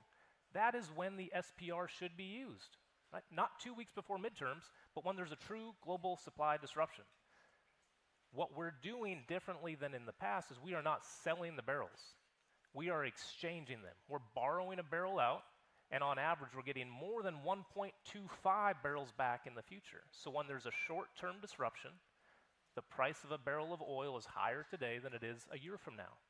Right? So what companies can do is they'll bid on our barrels, not in terms of dollars, but they'll say, we'll take that barrel today, and then 6, 9, 12 months from now, we're going to bring that barrel back, so you get what you borrowed us, but we're also going to bring back premium barrels. So to date, we've already locked in 35 million barrels of incremental premium barrels at no cost to the U.S. taxpayer. North of $3 billion of value to date, and there's still more to capture. That's innovation. That's meeting the near-term need while protecting the strategic resource that the SPR is. It's not an ATM machine to win midterms. It should be an asset to protect global energy supplies, and that's what we're using it for. Very quickly, for both of you, 10 years out, what has to be true for American energy to still be a source of strength abroad rather than a vulnerability? Mike, go. I'd say, first of all, we have to get the policies right. And the Undersecretary just made a point about the SPR. The SPR needs to be completely modernized. We're at a point now where we're dealing with aging infrastructure, aging pipelines. For goodness sakes, we don't even have a pipeline that feeds the SPR from the Permian Basin. That is an example of just how anachronistic the current SPR is. So once we get through this crisis, there has to be a real focus on modernizing the SPR in a way so that we can have an infrastructure in place for the future, not for something that was built 40 years ago. That has to be a focus of the federal government. I do think a lot is dependent, again, on getting comprehensive permitting reform done through Congress. The administration has done everything they could at an administration level to get permitting done, everything they can. But the courts, by the way, through 3 key court decisions, have done everything they can to unlock permitting reform. The only missing link is that only missing branch, Congress, to get this done. So that has to be part of our energy future as well. I think the future is very bright for the American oil and gas industry because of the dawn of new technology, because of AI, and I think because we're on the cusp of what we call the demand decade, where demand in this country is only going up. And policymakers ultimately are going to view permitting reform as a political imperative, the only thing they can do to combat rising prices. So I'm optimistic that 10 years from now, we're going to be talking about the United States continuing to be a dominant energy superpower. Thanks, Mike. I'll start with one direction. I may pivot to the other one, but I want to start by highlighting some of the things that are being done, like Mike mentioned, and zoom out globally. Because I came from oil and gas, upstream oil and gas. I was very focused on the subsurface and the technologies around energy creation, and I didn't have a deep enough respect for the impacts that policies have globally. More specifically, how these policies come to be. So the Secretary was speaking to the IEA a few months ago, and one of the statements that he made that I hope you all heard, and I hope you listened to the whole discussion and dialogue, is the only thing true about net zero emissions by 2050 that has a 0.0% chance of ever happening. And those are the types of dialogues that we need to have, because the net zero energy scenario policy that they're modeling is consumed by banks, by countries to drive their policies. Same with RCP 8.5 from the IPCC. That doomsday scenario influenced policy.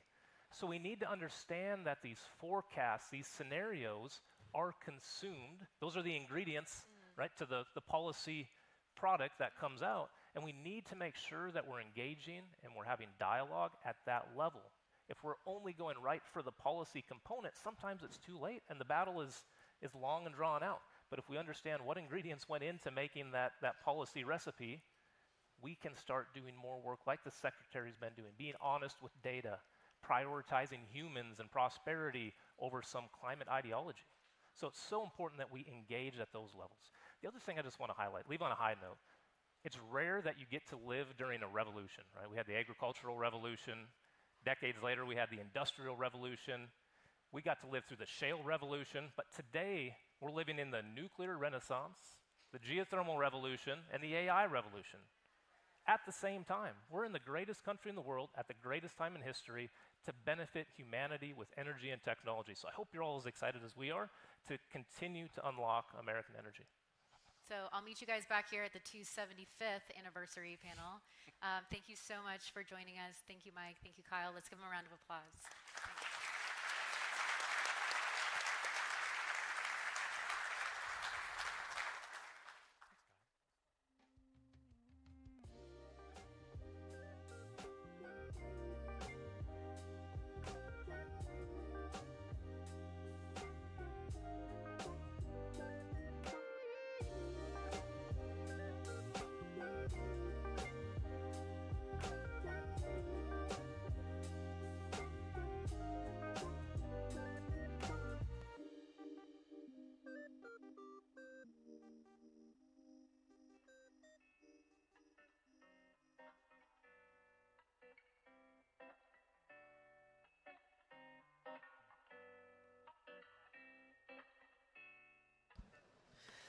To chair the panel on energy leadership in a new era of competition, please welcome Vice Chairs, Scowcroft Center for Strategy and Security, and member Adrian Arsht, Latin America Center Advisory Council, Atlantic Council, and former Undersecretary of State for Global Affairs, Ambassador Paula J. Dobriansky. Good afternoon, everyone, and welcome. Thank you.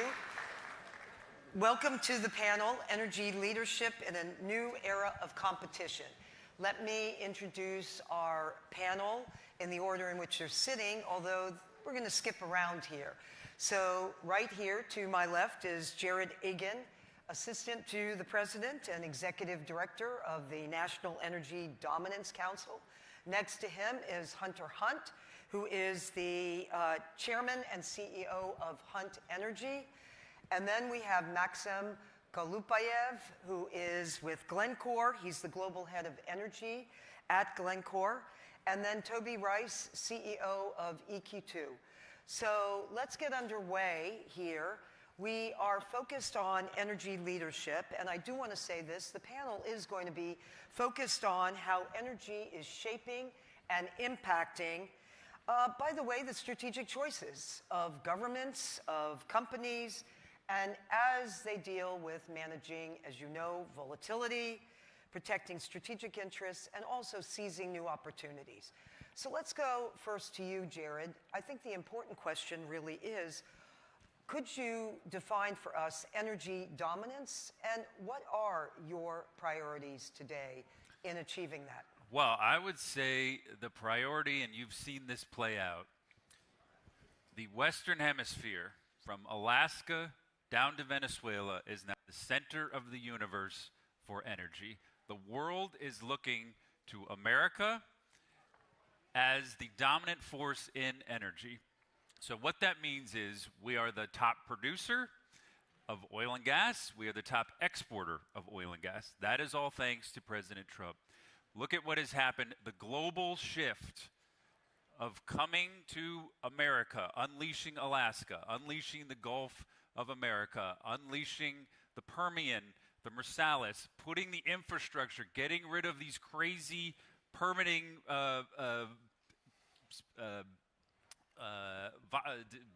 regulations that are slowing everything down, streamlining things from multiple years down to just days to get permitting done. We had an export controls on getting export of LNG out of the Gulf of America. The moves the president made in Venezuela earlier this year and now unleashing Venezuela so that Venezuela crude is now coming up into the Gulf and being refined in America. Looking at the supply chains across the world, you talk about critical minerals. Everybody saw over the last year of China putting a stranglehold on critical minerals. We cannot have any one country that is controlling the supply chain. And now look at the headlines here. Everybody's aware of what's happening in the Middle East. Everybody knows we have to diversify the supply chain. Guess who's calling me every day? All the countries around the world that want American energy. The Asian markets want energy out of Alaska. The Asian markets want energy out of Venezuela. The European markets want it from the Gulf of America. We have now completely changed the scope of energy across the world. The president has done that, where everyone is now looking to U.S. companies and U.S. energy to power the world. And we're going to talk about all of it. The need of power is just skyrocketing. And this war that has been on in the past of baseload power, a war against oil and gas, that is now gone here in America. I'm a Sherpa of the G20. One of my top priorities of all the G20 countries is we need to embrace baseload power. We need to embrace oil and gas. Guess what? People want to build data centers. They want to build AI. Well, what are you going to need for all that? You're going to need oil and gas. You're going to need coal. You're ultimately going to need nuclear. So it's talking practically to the world about what energy actually is and how we're actually going to win the global war on energy dominance between the United States and our allies against those adversaries that are out there. We cannot have these crazy regulations and crazy permitting rules. We need to embrace companies like the ones you see on this stage. These are the heroes in the energy world. These are the people that are trying to get stuff done and have done it under the worst possible circumstances. I've been dealing with a bunch of companies that have dealt with Venezuela for 20 years under bad circumstances, and now they're like, hey, we're in. We're all in. We're getting down there because we have to win this global war when it comes to energy dominance, and the U.S. and our allies are going to win it. Great, robust opening. Toby, how about you? Let's hear your perspective on this very topic, because I know you've spoken to it many times in terms of energy dominance and your definition. Yeah, so something truly remarkable happened in this country 20 years ago where America found itself being energy dependent. And then we cracked the code on shale and transformed America from being energy dependent to being an energy powerhouse on the world stage. We were incredibly proud of our independence, but it was as Jared mentioned, it was very difficult to preserve that independence. And we've got an administration now that not only is cherishing the Americans' energy independence, they're challenging us to go further and translate our energy independence into energy dominance. And what does that mean to me? Energy dominance means that Americans continue to pay the lowest energy prices in the world. They continue to benefit from the most reliable energy supply on the planet. And right now you're seeing that play out where global energy prices are north of $10 in the United States. They're paying less than $3, okay? We need to continue to preserve and protect America's energy advantage. It's going to be incredibly important when we think about building big things that require a lot of energy, build them in the U.S. because of our energy advantage. Second thing energy dominance means to me is that we need to win the AI race in the West. And energy is going to be a key factor in making that happen. Third thing, we need to continue to provide energy security to our allies. What we're doing with LNG has been a savior for our allies. It's an incredibly important role that we're playing, exporting from 0 BCF a day back in 2016, essentially, to over 20 BCF a day. Just think about the pace and scale at which this industry can move, and now we have visibility to having that grow another 50% to over 30 BCF a day.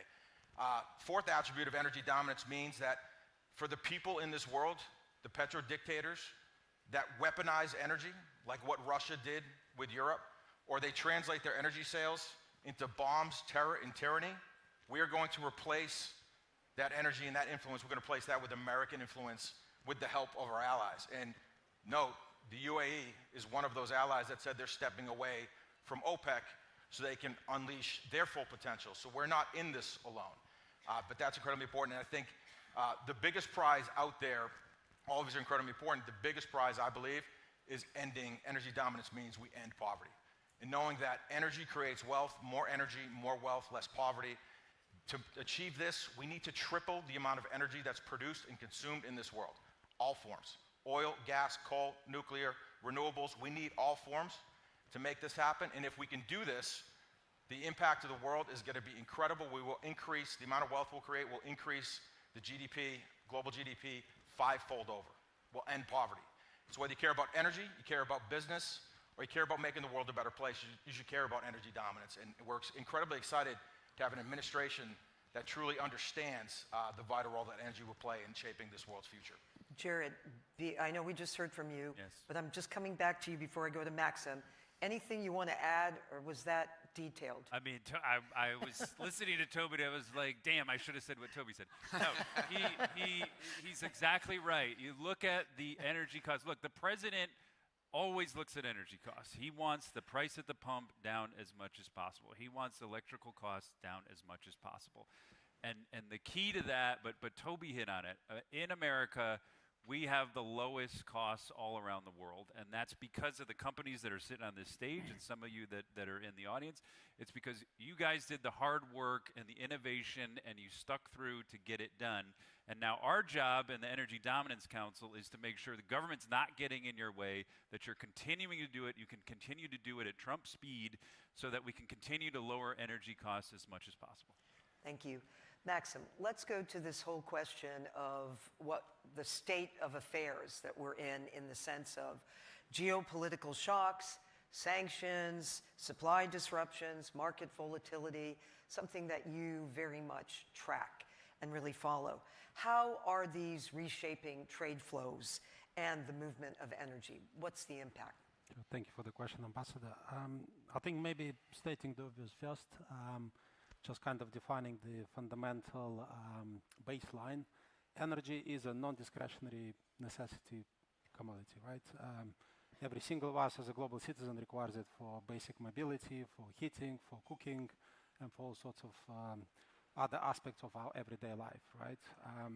The last two conflicts, the current one and the 22, we obviously have a supply issue around the world, right? So the volatility, to your question, is on the upward move. It's volatile, but it's obviously extremely high cost of energy around the world. So combining that with the necessity, obviously the bigger problem we have around the world is that the only way the market can solve itself at the moment is through demand destruction, right? As we have less supply as we used to do. Meanwhile, the world is still growing, the population is still increasing, there is still increase in GDP around the world, and obviously there is a big effort on electrification and digitalization and all sorts of other aspects. Just as a market representative, I would say that a lot of people present here, everyone is doing their job. Either the upstream companies moving with the integrated gas models, absorbing some of those risks and the volatility cost in the markets. Our business is designed to be the sort of between the suppliers and the end users, but that's just not enough in order to reduce the prices overall. So thinking about the energy dominance agenda, I would probably characterize it as a provider of liquidity, right? USA increase in the production over the last decade has been incredibly significant towards the global balances of energy, right? There can be a long debate whether it comes from what type of energy, whether there is emissions, the cost of production, but long story short, just to add the point from my colleagues, is we do require short energy due to the current geopolitical situation. So. Okay, well, good. Thank you. Thank you for that overview.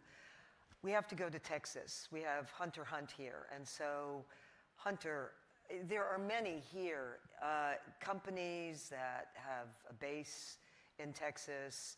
There are many Texans here. So let's get a window. Let's take it from this geostrategic and bring it down to a place where there can be maybe some lessons learned and also opportunities. So what are the lessons from Texas that shape this question of our national conversation on energy dominance, reliability, infrastructure, demand? Sure. Over to you. Texas brings you names like Hunter Hunt as well. So it is no, I mean, Texas, I tell people all the time, if you want to see the energy ecosystem of the future, if you want to see the dominance that we're talking about, come to Texas today. Because most people know of Texas from oil and gas, and it's a storied history for decades. And today, I think 5.8 to 6 million barrels of oil produced every day. It would be the second largest OPEC producer if we were in OPEC. About 30%, a little less than 30% of U.S. natural gas and 30% of LNG exports, all from Texas.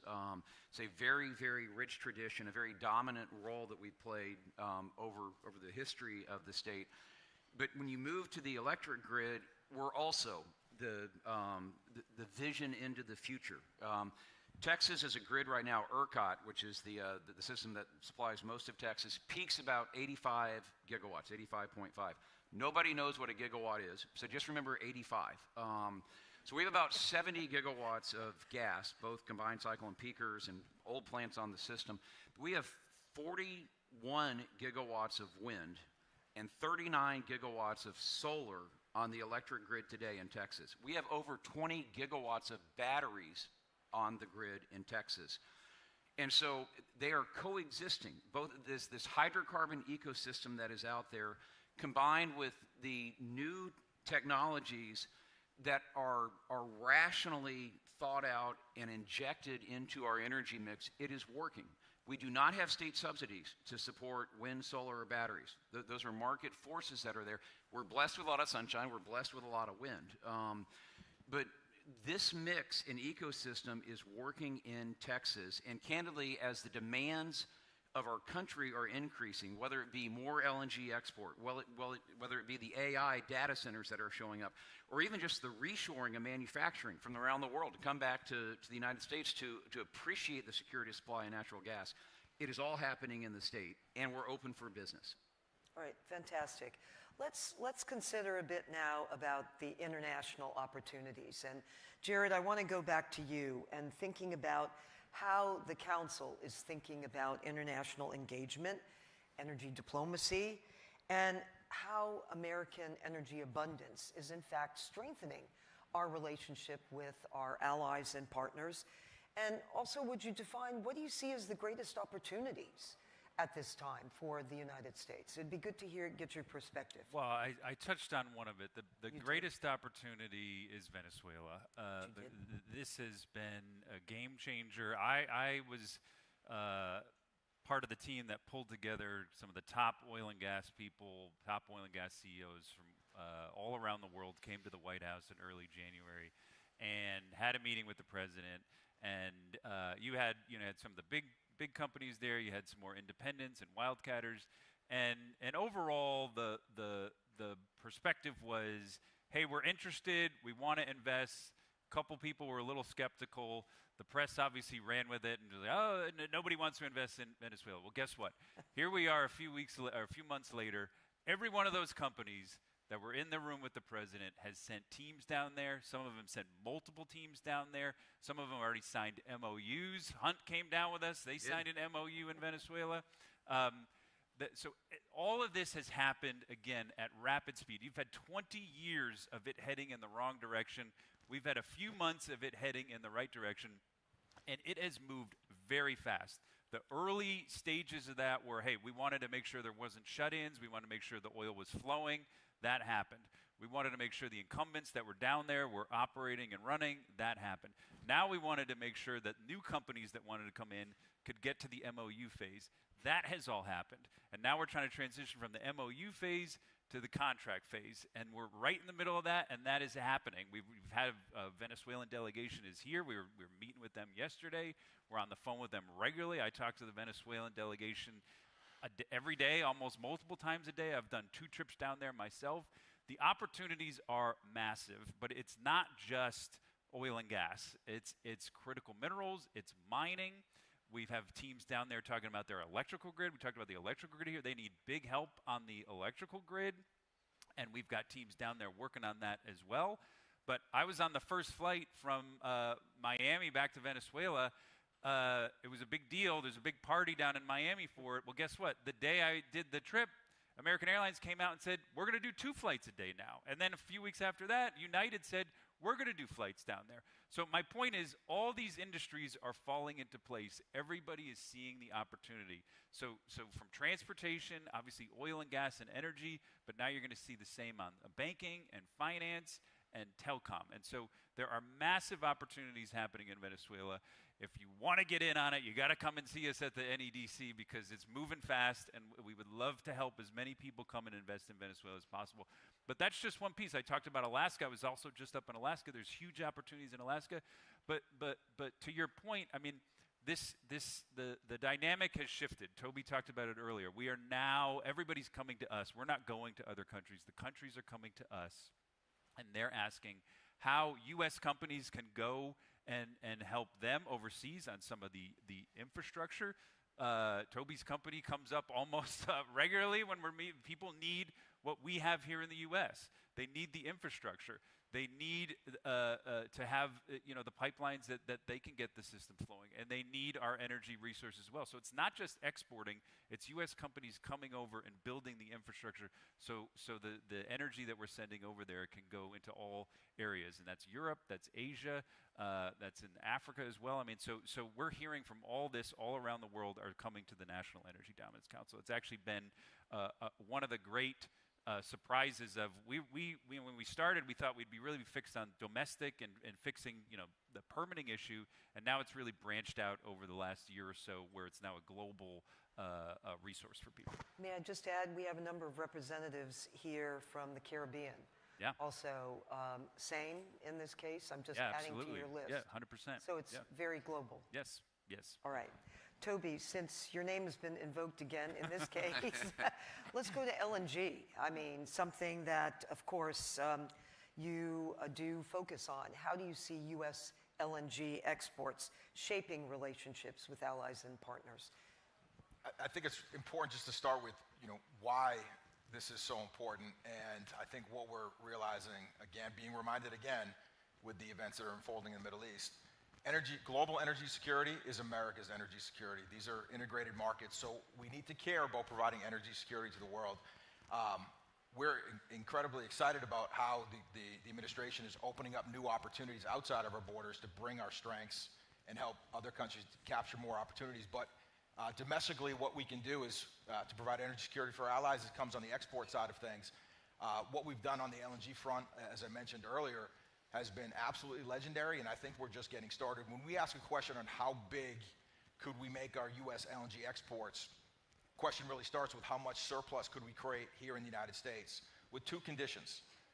The energy that we produce has got to be cheap, and it's got to be reliable. And with a $4 gas price, we ask a question, how much inventory do we have that could allow us to grow our production, and that we could hold that peak flat for over 30 years?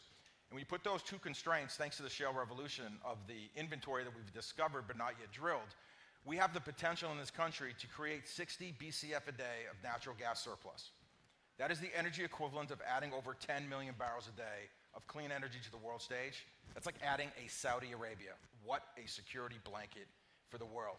Now we've got a big AI demand that's coming. Maybe that's, by some estimates, 18 to 20 BCF a day of that. But a tremendous opportunity. Oh, and by the way, that 60 BCF a day is is only including the gassy regions of this country. The Appalachian region, the Haynesville, Scoop Stack, then the dry gas Eagle Ford. It doesn't include the Permian. It doesn't include the resource base we have in Alaska.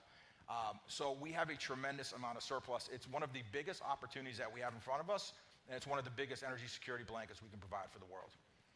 Are there steps that the United States needs to take to remain the most reliable in this market?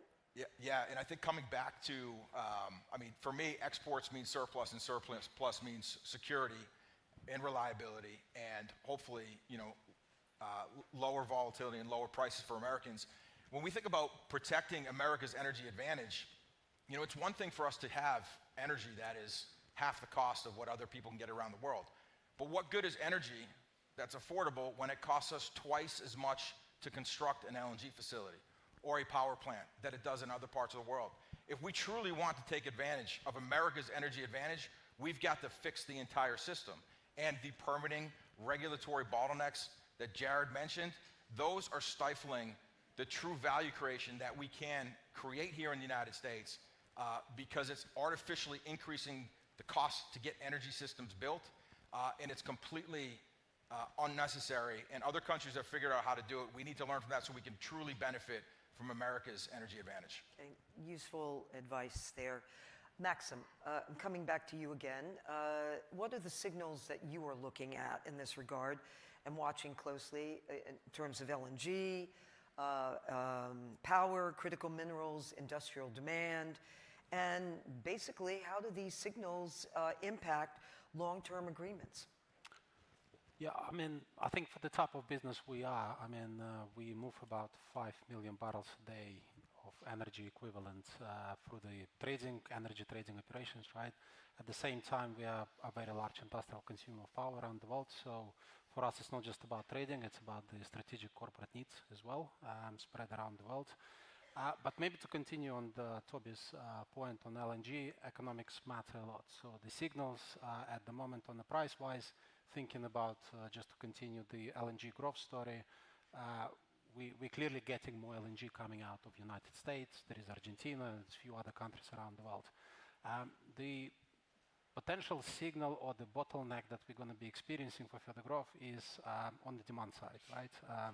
Demand side, up for a debate, but we estimate it needs to be somewhere in sort of $8 to $10 per MBTU for the next couple of decades for the countries with the fastest growth, with the most need for the energy, with the sort of energy import nations which require that energy at the moment. And the issue with that is that if you take Toby's numbers, 4 plus transportations plus shipping, it works. In general, it should work for the benefit of the global energy mix.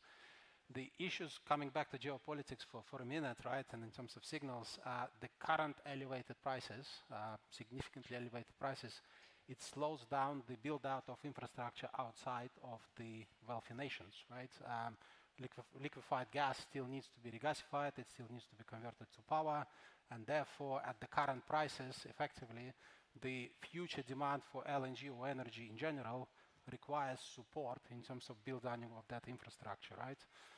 Part of our business, where we come in as a solvers, obviously, we, for example, sign long-term contracts from US, Commonwealth recently with 3 million tons, and then we break it down to the demand centers in whether spot or 3, 5, 10 years, whatever they think they can deal with in terms of proximity of the views. But we do see this growing issue of that the LNG build out on liquefaction needs to be also complemented with the support for the nations or the demand centers in terms of building the other side of the infrastructure of the development. So. Right, great. Hunter, there's this question about strategic competition and how does the United States, how should we be thinking about energy infrastructure as part of strategic competition? So if you would comment on that, and why do American companies, capital, technology, need to be present in the markets in order to ensure that we are placed where energy is growing fastest? Yeah, so you'll hear a lot of what Jared said in my response to that. As a private oil and gas company, we've been international since the 70s in the North Sea. We went into North Yemen back in 1981. We were in Kurdistan. We went into Peru in 99. I kind of joke, we don't purposely seek out the U.S. State Department travel advisory list, but it looks an awful lot like where our operations are around the globe. There's never been a better time to be a U.S. operator abroad than today. And I can say that across all administrations that we've seen over decades. There are a couple of factors that are driving it. One is clearly there was a messaging that went on globally that we don't need oil and gas anymore. It started back in the late 2000s, early 2010s, but that was a deafening monologue, effectively, because there was no dialogue going on with the energy industry about how can we meet the world's needs. And just to double down on what Toby said earlier, I think there are over 4 billion people on the face of the planet that live on $10 a day or less per capita. Our activities in Peru, we have a pipeline we start in the rainforest, goes up and over the Andes down to the LNG export facility that we operate. There are no Tesla charging stations in the highlands of Peru. There are so many pockets of poverty out in the world that need a hydrocarbon system today to help them get the mobility they need to improve their hand economically. It can coexist with renewables, but you have to have the hydrocarbon systems in place. And we have an administration that is our full ally in that today as we go out and talk to different countries. So there are countries that have unloved assets. They've been underinvested in either for ESG reasons or above ground political strife. So think Syria from that perspective, that are producing a fraction of where they were just a decade or decades ago. Venezuela is a classic case in point on this. They're looking for U.S. partners to come in and help them resuscitate their mature assets and kick that off. We've created a partnership with Baker Hughes, Lorenzo, who was just speaking up here, to identify those countries and figure out how can we quickly go in and start that flywheel of investment to get going. And the U.S. government has been an incredible ally, be it DFC, XM, Department of Energy, the Dominance Council. We have a lot of friends showing up at the table for this. That is especially true in countries where our geopolitical competitors are out there. And so we see Chinese companies as we travel abroad. We see Russian companies as we travel abroad. If you care about the environment, you want U.S. companies to be winning in these countries because we operate at a world-class scale. We have a lot of friends looking over our shoulder to make sure we're doing things right. But candidly, it's just the way we've done things for decades. And so this is very much playing out right now. When we are going abroad or when as Jared said, countries are calling us today saying, how quickly can you come in and start to resuscitate what we're doing? And we're trying really hard to be good partners in that in jurisdictions where it matters most to the U.S. government and in our competition with China and others. AI. So let's put AI immediately in the mix, and let's stick with you, Hunter, because this is also, I think, a favorite topic of yours. As we know, AI is driving new demand and competition. So, explain to us how this can fit together and actually be mutually reinforcing. Yeah, so I apologize in advance. I'll get off my soapbox at the end of my, again, Texas is where it is happening today. And part of it is, as Toby was talking about earlier, we have a constructive regulatory environment. Senator McCormick has a great talk about we won World War II in half the time that it takes to permit some of the pipelines up in the Northeast. In Texas, it's a clear set of rules and you can build. That's why so many of the AI data centers and the LLMs, these large language models, that's why they're looking at Texas, because you can still build and there's predictability. But again, go back to our grid. Our peak in Texas is 85.5 gigawatts. Our queue of large loads, of basically of large customers or these data centers that are raising their hands saying they want to come into Texas, that totals out to about 368 gigawatts in 2032. That's the request. A lot of double counting in that. There are a lot of the hyperscalers that have turned loose multiple different developers to say, go see if you can pull this together. But the growth is explosive in what is coming, and we're struggling to keep up with that. Now go to China, right? So China in 2025 added 543 gigawatts of capacity, right? Texas's peak is 85. They added 543. They added over 320 gigawatts of solar alone. They added 80 gigawatts of coal. They basically built a Texas of coal. They have 40 nuclear plants under construction right now. They added an entire U.S. grid in less than 5 years. That is how much they have built as part of this AI competition. We have all the closed models, and we have the advanced chips. They are crushing us on building new capacity, and they have 9 or 10 out of the top 10 AI models that are out there. If we are truly in a race, in a geopolitical competition with China to win AI, we have to rethink our policy here in the country because we need to be putting up every electron you can possibly get your hands on right now. We need the permitting reform.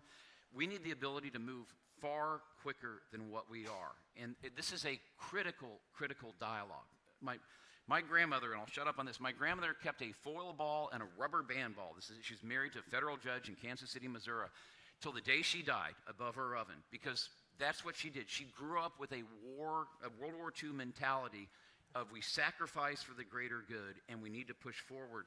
We are spending so much time talking about ratepayer Bill of Rights, which we need, but we are in a competition in the next 5 to 7 years that we have to win. And it takes an entirely different way of thinking about energy dominance to do so. I'm going to take what Hunter said and just see, are all of you in agreement with what he said? Jared, in particular, you seem to be nodding your head as he was speaking. Oh, yeah.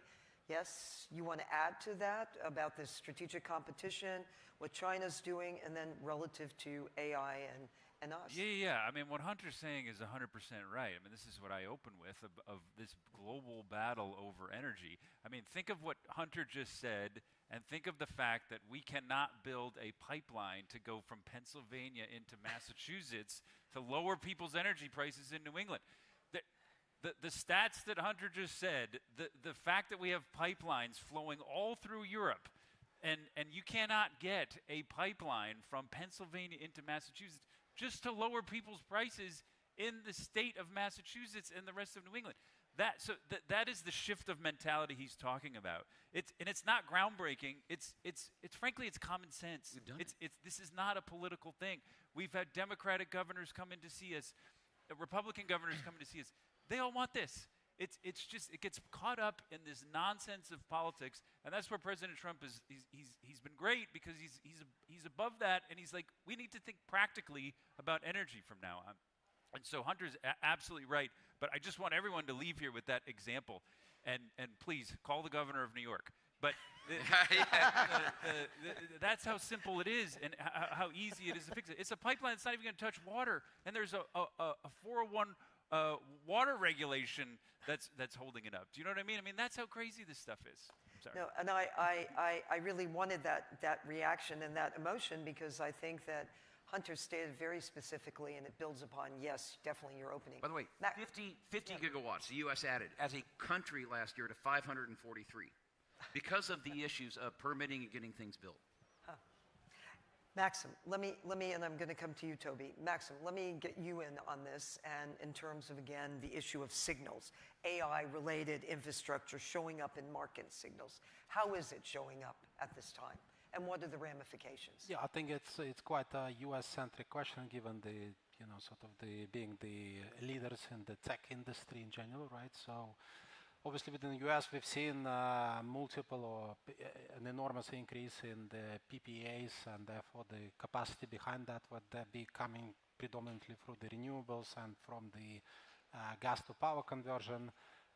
Back to the Hunter's point, right? Renewable, as much as a solution it is, it's not a full one, right? It's for the data and the AI initiatives, it requires 24/7 base load. Therefore, it definitely, with the current technological advancements, needs to be complemented between fossils and the renewables. The way we like to think about that, we are trading business. We trade on the back of signals. We try to position ourselves. So while there is this large increase or chase towards securing the PPAs, reasonably so, the next will be is what goes into that power, right? So we need the feed, and hence the discussion here, obviously, how does that develop going forward, right? Again, looking at the potential numbers on the demand, even kind of putting down US growth in terms of its power needs even before the AI story, right? There is the natural kind of, it's a very developed economy, it has a very large industrial presence. And sort of the signals we're trying to bit more, it's more of a regional bottlenecks, right? Effectively, we have the biggest development in areas which are already highly developed and have huge amount of demand as is, would that be residential or industrial, right? So the interest.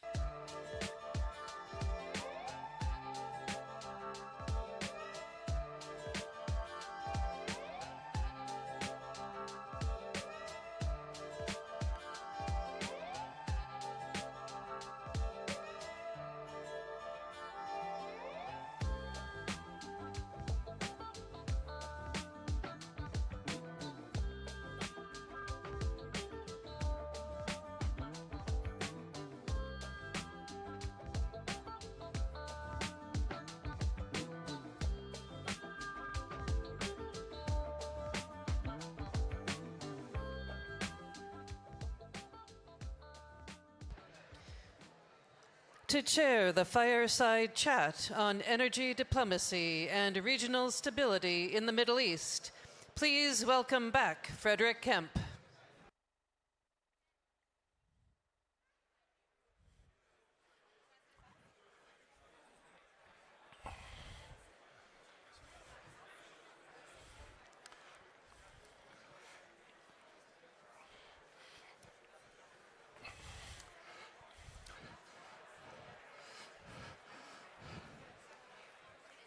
Good afternoon, everybody. If you could please take your seats, we'll get started.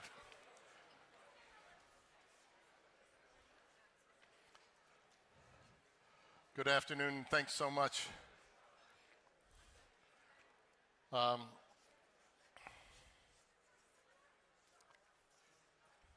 We have an enormous treat. I get to engage in conversation with His Excellency Karim Badawi, the Minister of Petroleum and Mineral Resources of Egypt, and he's got a unique perspective from Cairo as the global community responds to this conflict, but builds back in an enduring fashion. The wonderful thing about the minister, who's been in his job now 2 years, is 27 years before that with Schlumberger, and all over the world. And so we're going to talk about that unique perspective. Deputy Secretary Danley of the U.S. Department of Energy has given us his regrets as these things happen. Office emergency has come up, and he's very sorry that he's unable to join this conversation. So no one in this audience has to be convinced that energy diplomacy and regional stability are inseparable. We all know that.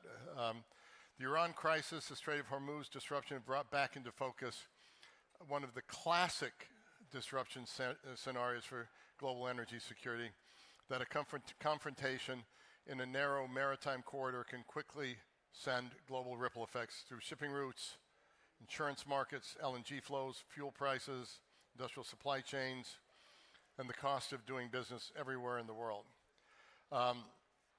But what this conversation is about is not just crisis response, it's about what moments like this reveal. The need for resilient infrastructure, trusted partners, regional integration, reliable energy systems, energy diplomacy to reduce risk before it escalates. So let me turn to Minister Badawi, and maybe you can just do a scene setter for us. You're very close to the action. You're very close to where everything is happening, but you're not right on top of it as some of the others here have been. How are you? How does this crisis look different from Cairo than it does, say, from Washington and the Gulf? And how is Egypt assessing this moment? Very good. So thank you very much. It's a great pleasure to be here. First of all, I would like to maybe highlight that molecules, of gas or of oil, they play a very important role in improving, people's lives, and they play a critical role in terms on impact on the economies and the developments, across the world. And when we look at Egypt today is between 3 different continents. At the same time, Egypt had gone through periods where it was a net exporter, and then currently Egypt is a net importer. And this is why when we look at this crisis, it really emphasizes the importance of having, a long-term, strategic focus to ensure the resilience, of the energy security, for 120 million people who are living in Egypt. And to be able to do that, this is why we have really kind of set, 6 key pillars, for the Ministry of Petroleum and Mineral Resources, over the last, 2 years, to really kind of set the foundations of priorities for the sector, and that as well, aligning areas of collaboration with partners, because we see very strongly that success can only come through partnership, through collaboration, and through win-win, with whether, the various countries in the region, whether with the private sector, which is, fundamental to the development of this industry. So those 6 pillars essentially start with the first pillar is how do we provide these petroleum products for 120 million people who are in Egypt. And to be able to do that in the most cost-effective way and in the most sustained way, the focus is on increasing production from our existing fields, and I always say, with proper reservoir management, and at the same time, in terms of focusing on creating an environment which is conducive for increased exploration activity, because exploration activity unlocks further, resources that can be brought into production, right? And this is something which is very, very important. And around that, maybe we'll be able to expand a bit later on, is how we foster an environment which is conducive for our partners, to be able to invest reliably and securely, for the long term, and to make sure that Egypt is highly competitive and provides return to shareholders of the investors, and at the same time provides value, for the country in terms of unlocking those molecules.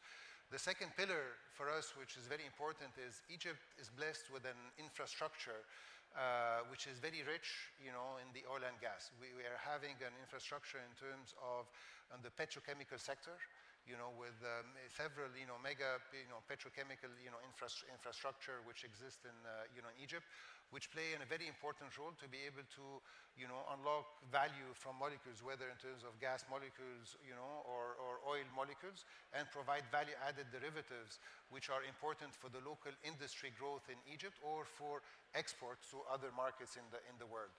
The second also part of our infrastructure is the existence actually also of refinery capabilities. We have 9 refineries, across Egypt, which also play an important role in terms of providing, value-added derivatives and petroleum products that can be used for the local market, or essentially for exports. At the same time, we're having as well a unique infrastructure in the East Mediterranean in terms of liquefying and export terminals for gas. And we have 2 major terminals which are unique in the region, which also enable essentially not only the ability to monetize gas molecules coming from Egypt for export into the global market, but as well to be able to enable those facilities to enable molecules from the Eastern Mediterranean to, from other countries in the Eastern Mediterranean, to be able to make their way to be able to export it to other markets, such as Europe and other in the world.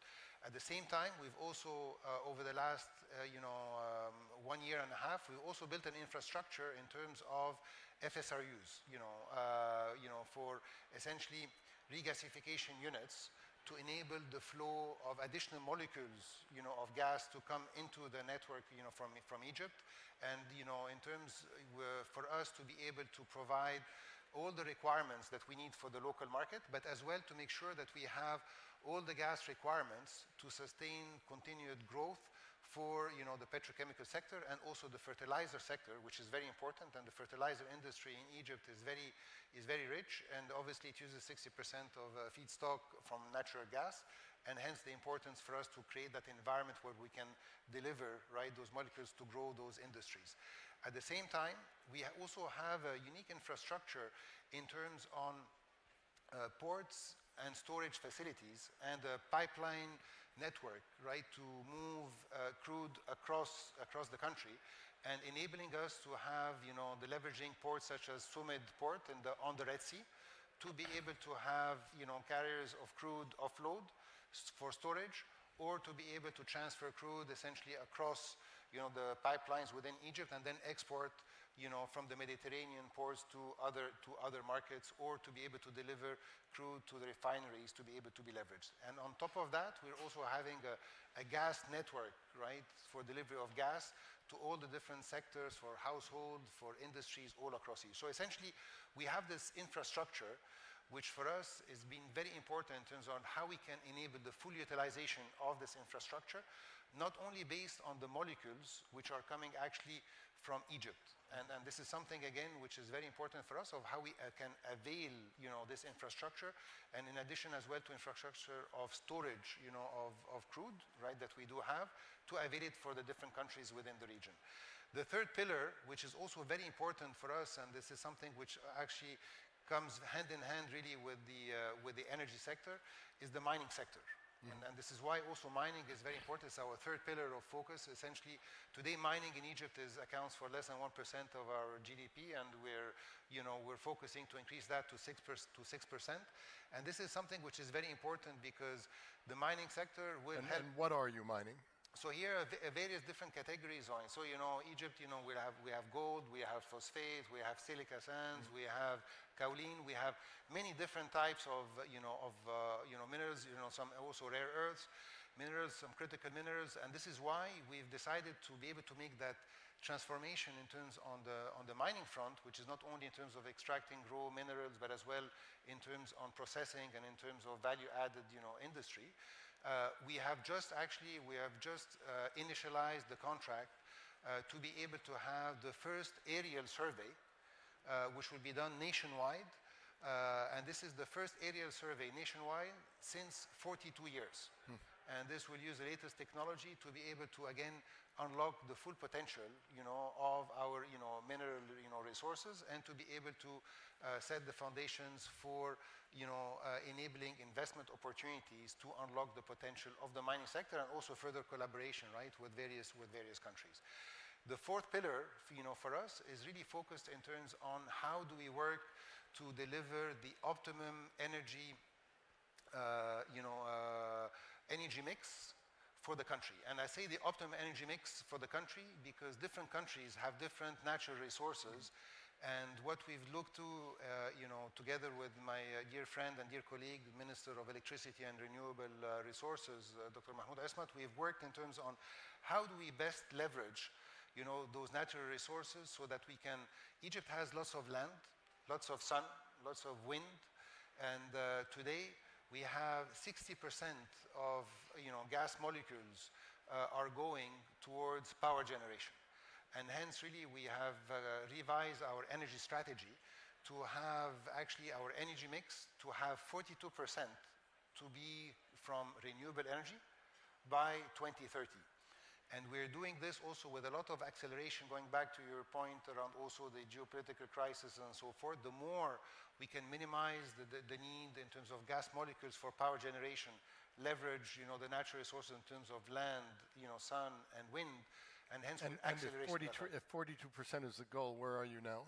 So today we are talking roughly around maybe the 12%, from a, That's from a big growth then, yeah. But essentially we are targeting in terms of having, renewable resources so that we have a total of 42%. And at the same time, there's also nuclear, also power generation, also projects, right, which will also kind of unlock around also 4.5 to 5 gigawatt as well of nuclear power. And when you look in terms of this energy mix, for us it's important because it unlocks, really, it frees up gas molecules that then can be used either for exports to wherever those molecules can bring, the needs, outside of Egypt, or essentially those molecules, we can actually channel them to the petrochemical sector, or we can channel them to growing the fertilizer, industry, which is very important for food security, not only in Egypt, but as well for the rest of the world. And again, when you look in terms on this, let's say, renewable focus, it will enable us to also provide the foundations for, let's say, the green derivatives as and when they become economically, viable, and where offtake, would become. Then the fifth pillar for us is really focused around the human element, right? Because again, you can have the best of the resources, but without the human element, you cannot really unlock it. And this is why our fifth pillar revolves around the health and the safety of, of everyone working in the industry across the value chain, how we can ensure that they come safely, to work, and how we can ensure that they can go back home to their families and loved ones, safely. And combined with that, the environment, right? And we believe it's not really an either or. It's also important for us to be able to unlock the potential both from the oil and gas and as well from the mining sector, and with a way to leave also, the climate, for future generations, and to be able to do that in a sustainable way. And along with this, we've also added the energy efficiency. Because we talk a lot about unlocking more molecules and investments and how, and again, crises like this, happening around the world also highlight that every molecule, involved a lot of work and a lot of effort. So we have also to make sure that we integrate, reliable systems for energy efficiency across the value chain, whether we're talking in terms on the operations, on the production, and in terms on the consumption front, in terms of energy efficiency. Last but not least, our sixth pillar is collaboration, and collaboration for us is very, very important because, again, Egypt today, does not have, let's say, the resources in terms of gas, for example, that exist in Qatar, or, for example, of oil that exists, in the Kingdom of Saudi Arabia and so forth. However, Egypt possesses a unique, actually, location, right, in terms of, between the Middle East, Africa, and, Europe. It connects, the Eastern Mediterranean region and all of the gas molecules, right, in the Eastern Mediterranean. Egypt has a unique, actually, infrastructure with, in terms on the oil and gas front, that I mentioned, whether on the petrochemical front, on the fertilizer industry front, on export terminal fronts, and so forth. And hence, we have an ability to enable other partners to monetize their molecules and to make those molecules avail, where they can bring value.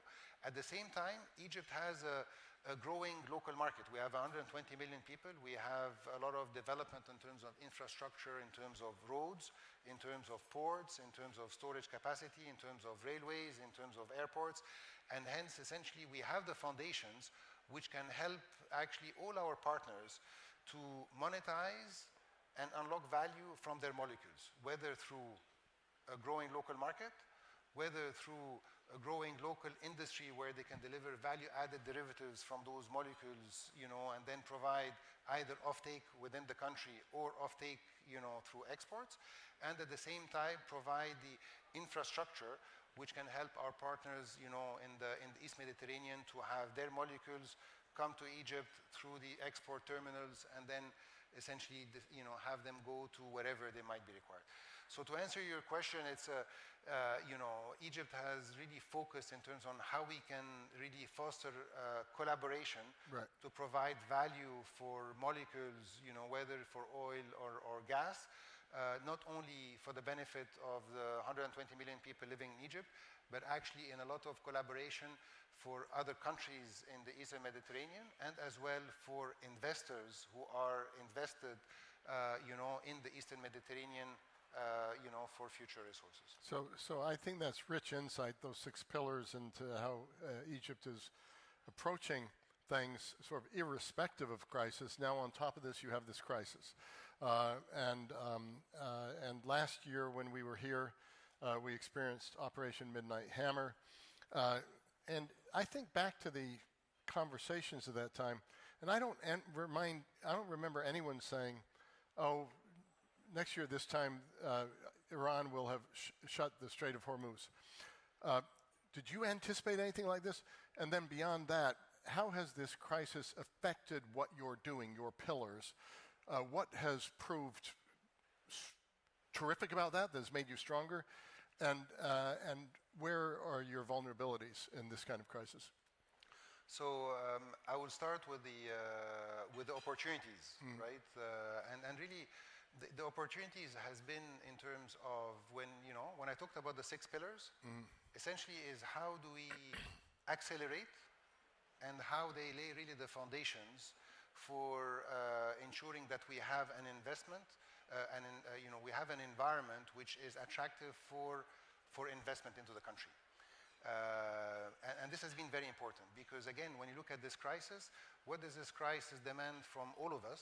Again, and there's no one country which can do it all, but the whole spirit is that every country have to do whatever it can to have more molecules to be made available, so that actually, molecules availability to the global market, mitigates actually the impact, right, of this crisis. And for us, one way in terms of being able to do that is to really kind of collaborate closer really with our partners, and we have a lot of partners from many countries, right? I mean, we have many, American companies, working in the upstream. We have Chevron, we have Exxon, we have other companies such as BP, Shell. We have companies, operating, from the Middle East, such as, ADNOC. We have Arcus. We have Dragon Oil. So essentially, a lot of the different players, right, global players of all different sizes, and Eni, which also plays a vital role as well, in terms of Egypt, how we can really help to have an environment where they are incentivized to be able to accelerate production from existing fields. And we've looked at this in terms of making sure that we recognize the financial terms, right, to make sure that actually every dollar is actually spent to unlock more molecules and faster. And how we can also accelerate exploration in a way which has both, let's say, the breadth of exploration.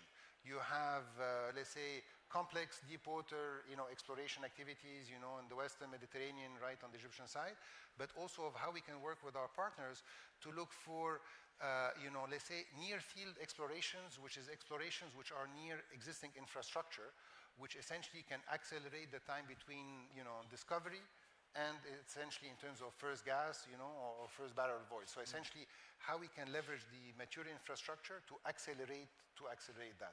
The other area, which again, this also, let's say, environment enabled us, is also to realize that collaboration and partnerships, existing ones, are very actually important, and they play a key role. I mean, again, we are very blessed as well in Egypt. We have, for example, our SOMED facility on the Red Sea. The SOMED, essentially, port, facility that we have, essentially is a close partnership, between Egypt and all the Gulf countries, right?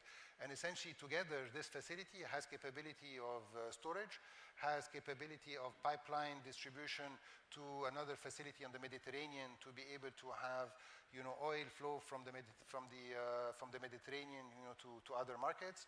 And at the same time, we have actually in this facility of SOMED as well now terminals to be able to have, petroleum products, right, to be able to be entered, whether for the local market or for, again, export, via the Mediterranean. And also we have, FSRUs. Two of our existing, FSRUs are as well, in the SOMED facility. So this existing collaboration has been something that we feel has brought in a lot of value, and to be able to bring, return to all the different parties, and as well vehicles of delivering molecules through different pathways.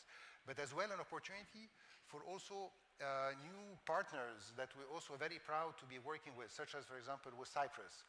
So with the collaboration with Cyprus, this is where, again, we've worked together in terms of looking at, for example, Cyprus had discoveries which were not developed. We have, for example, Aphrodite, field, the discovery from 2011, and was not, yet developed. The Kronos discovery from 2022, not developed.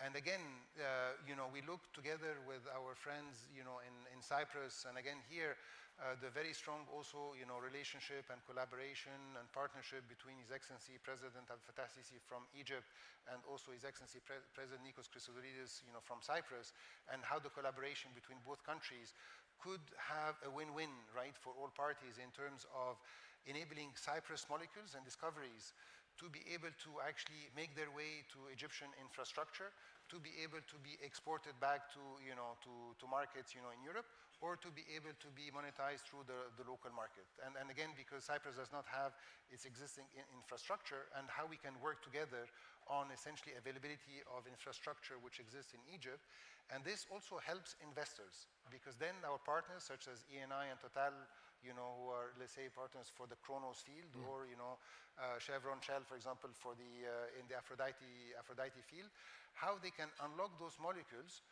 with the lowest cost per scuff, because, you know, leveraging existing infrastructure essentially minimizes additional investment required, and hence provides actually the quickest pathway to enable those molecules. So again, when we look at this crisis, it just kind of set the foundation that actually we just need to increase work, you know, in these partnerships, and build in terms on what each of the respective partners can bring in to be able to unlock molecules, which then will have an impact to improve the quality of lives, whether of the people of Egypt, the people, you know, of the other countries and of our partners, and as well to the shareholders of the companies, right, to be able to unlock those molecules. So we've run out of time, but let me ask you a final question for a short question and short answer.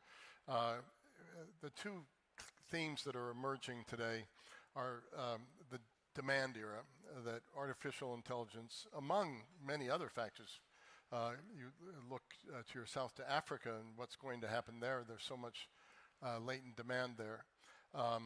So the demand era, how are you seeing demand growing in Egypt, and particularly, where do you see AI going, data centers, that sort of thing in Egypt? So that's question number one. And number two, if there was one important impact of this crisis on Egypt, we sort of know what the impact was on UAE, Saudi, you know, other places. One impact on Egypt. So those two questions to end this round. So in terms of data centers require power. And again, so this is why the focus that I discussed on our, you know, fourth pillar around the energy mix. This actually plays right into this, in terms on how Egypt, you know, we have availability of land, so we have availability of sun, wind, you know, and as well, you know, nuclear, you know, by 2028, 2029, and 30. So hence, essentially, having the renewables to be able to power data centers is something actually that Egypt actually will play a key role to be able to unlock this, not only for the benefit of Egypt, but as well for the other region. Because as well, there's also an interconnectivity project which is called GRECI, which links actually renewable energy from Egypt to Greece and then into Europe. So when you look at the data center front, a lot of projects are also kind of being looked at actually to be set actually in Egypt. Renewable is there. There's also, you know, the availability as well of gas, which will also still be required to balance actually that, you know, that energy ecosystem, and so forth. As far as how now the crisis really affected Egypt specifically, and so forth, I can tell you that it impacted Egypt obviously in terms on the price of the commodity, in terms of the import, because as I mentioned, you know, when you look at the prior to the crisis, you know, the price of barrel of oil, you know, we're talking around the 61, you know, back in October 2025, it was $61, you know, it was then hovering around the $70. So obviously the crisis has created a higher import bill for the components, right, that we're importing. The same thing in terms of import of cargoes, in terms of pricing, you know, which had also gone from, you know, $11 per MBTU to around, you know, they shot all the way to $20 per MBTU, and now it's a bit kind of, you know, in between. But here the essential part is that this crisis also kind of had obviously a higher impact on the financial cost for our import bill, but it's also kind of re-energized the acceleration of increasing our local production of our local field, because then that brings down the overall, you know, prices down, our net price to be lower, and at the same time also the interconnectivity in terms of pipeline gas is also cheaper compared to, you know, LNG, you know, cargoes and so forth.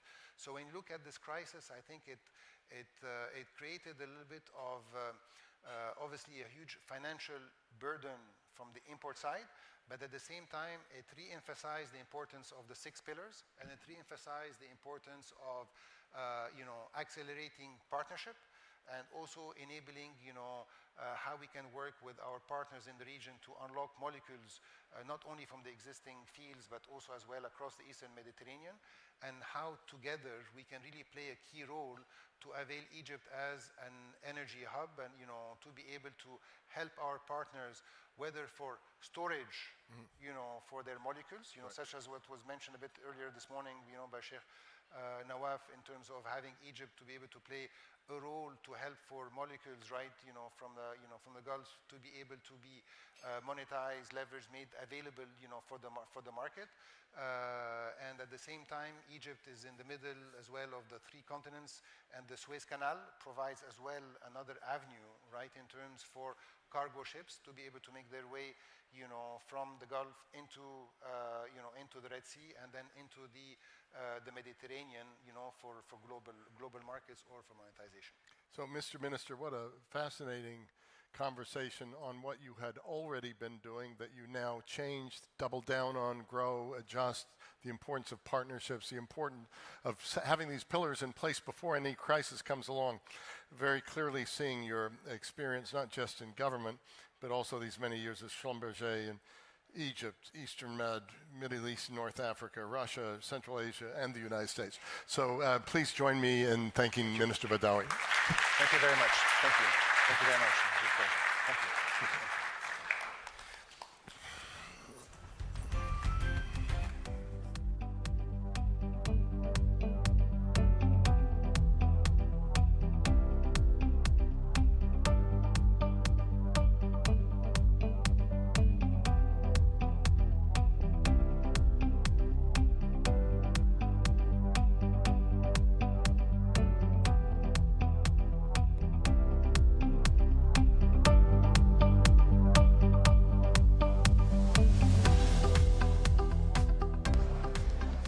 To chair the leadership conversation Beyond the Crisis, Energy Systems, Resilience, and Strategic Vision, please welcome back Frederick Kemp.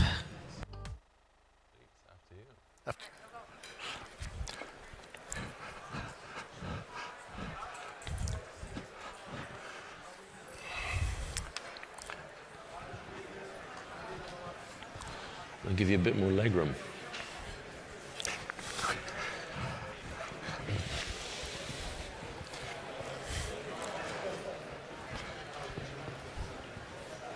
Greetings, everybody.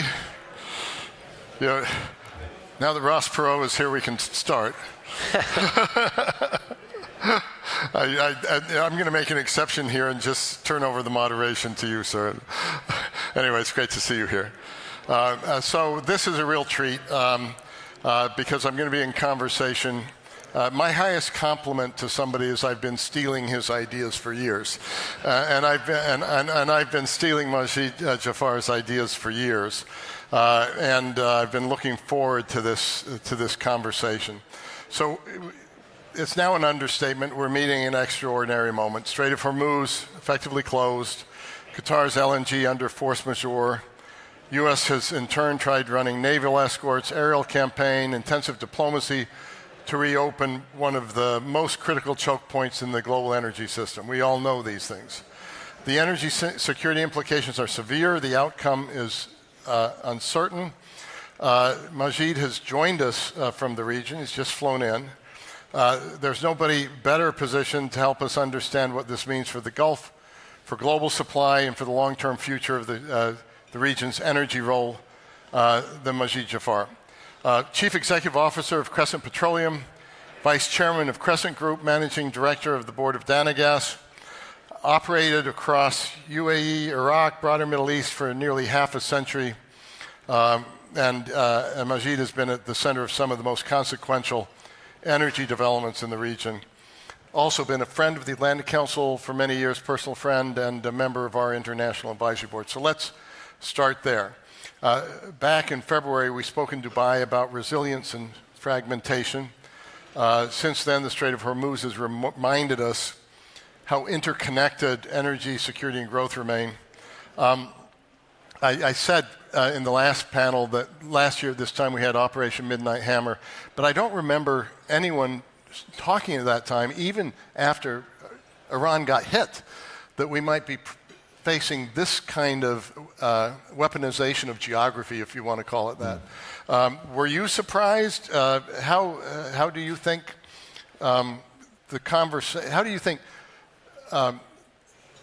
conversation has been changed? How do you think people are looking at energy security differently in your region today? Thank you, Fred. Great to be with you. So before I start, I want to give credit to Egypt, since many of you heard what the minister said. So Danagas, one of our group companies, we've invested over $2 billion in the country. We have over 1,000 people there. And we've had challenges over the years, and one of the big ones has been receivables, delayed receivables, which is obviously key for investor confidence. This month, actually, we've completely closed out all receivables, and that's been a policy priority. All the oil and gas companies in Egypt should be fully paid out 100%, and that's huge for investor confidence, so I wanted to give credit there. So Fred and I have a conversation on video at least once a quarter, and it's a true conversation, and I learn a lot, probably more than he does from me. So we thought we'd have that in front of you, and hopefully you'll find it enjoyable and learn too. If not, we'll just take it private again. So I only accepted to do this on condition I can ask him questions too. I will do. I was told belatedly and reluctantly about because he has a great perspective. Any of you who are not on his newsletter, you should get on it. I think it really helps put world events in perspective. We've been a proud partner, as you said, of the Global Energy Forum, I think since inception, all 10 of them, as a Platinum co-chair back in Abu Dhabi when they started. Also the Iraq initiative that we started together, and Victoria Taylor is here. And more recently, the CEO dialogue in Dubai. And when we met in February, it was a different Middle East. It was a different world. Congratulations for this Global Energy Forum, and congratulations to all of you for helping to break, I think, a record. You said this is the largest ever Atlantic Council hosted event. In our 65-year history. So 1,900 people, 85 countries and counting, and that's really quite something. Testament to you, testament to the Council, and also that we are in the capital of the global energy leader, as we heard through multiple sessions today. And I'm not from the United States, but we can say that clearly, whether it's the shale revolution and so many other things that have just changed the world for good. So it has been a shock to the region. I certainly didn't expect this. We live in a turbulent region. We've seen a lot of turbulence, and something had been building up. But I think the impact of it and the scale of it, the fact that every single country in the Middle East was attacked at the same time, not necessarily from the same direction, some from multiple directions, like Iraq, where we have a big operation. And then the global impact. Like if you had said that because of a war between Iran, Israel, and US, and in the Gulf, that farmers in the Midwest would be choosing different crops now in planting season. I don't think I could have projected that or anybody else, and how important the Gulf region is beyond just oil, and not just natural gas, but whether it's fertilizer or helium for semiconductors, but at the same time, it heightens the importance of the things we were already discussing in February at the CEO dialogue and elsewhere. The importance of energy security, the fact that the AI, the digital revolution, rests upon very physical infrastructure, especially energy, fundamentally energy. And friends in the AI space, techies, pure techies, who are not even in our energy industry, say to me that the AI race is an energy race. And that was before the war. I think this isn't the first shock we've had. COVID was a wake-up call. Ukraine, and an area that you've been speaking about, and the Council's done a lot of work on. And this is perhaps the biggest one because of the global impact. And at the moment, it is primarily an Asian crisis, but Asia is the economic engine of the world. But I think very soon we're going to be seeing the wider impact elsewhere. So you've operated in the region for 50 years. I get a question now. So, should I wait for yours? If you don't mind, Okay, yeah. sure. So if we can step up as you do so well, and the Atlantic Council was formed post-war era, and we've since that, the end of the Second War, we've lived in a world of,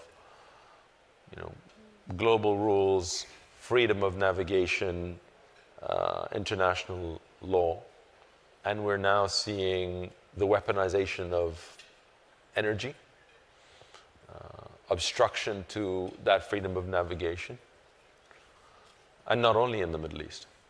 We've had issues in Asia, we've had issues in Latin America.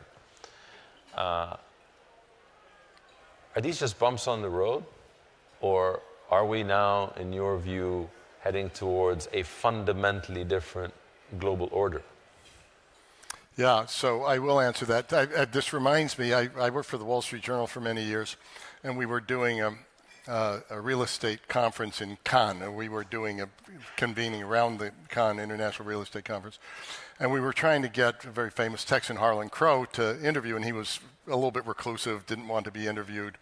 And so I went over to his yacht, which was the biggest piece of real estate in all of Cannes, and he said, "I'm only going to go on if I get to interview you." And I said, "Well, okay."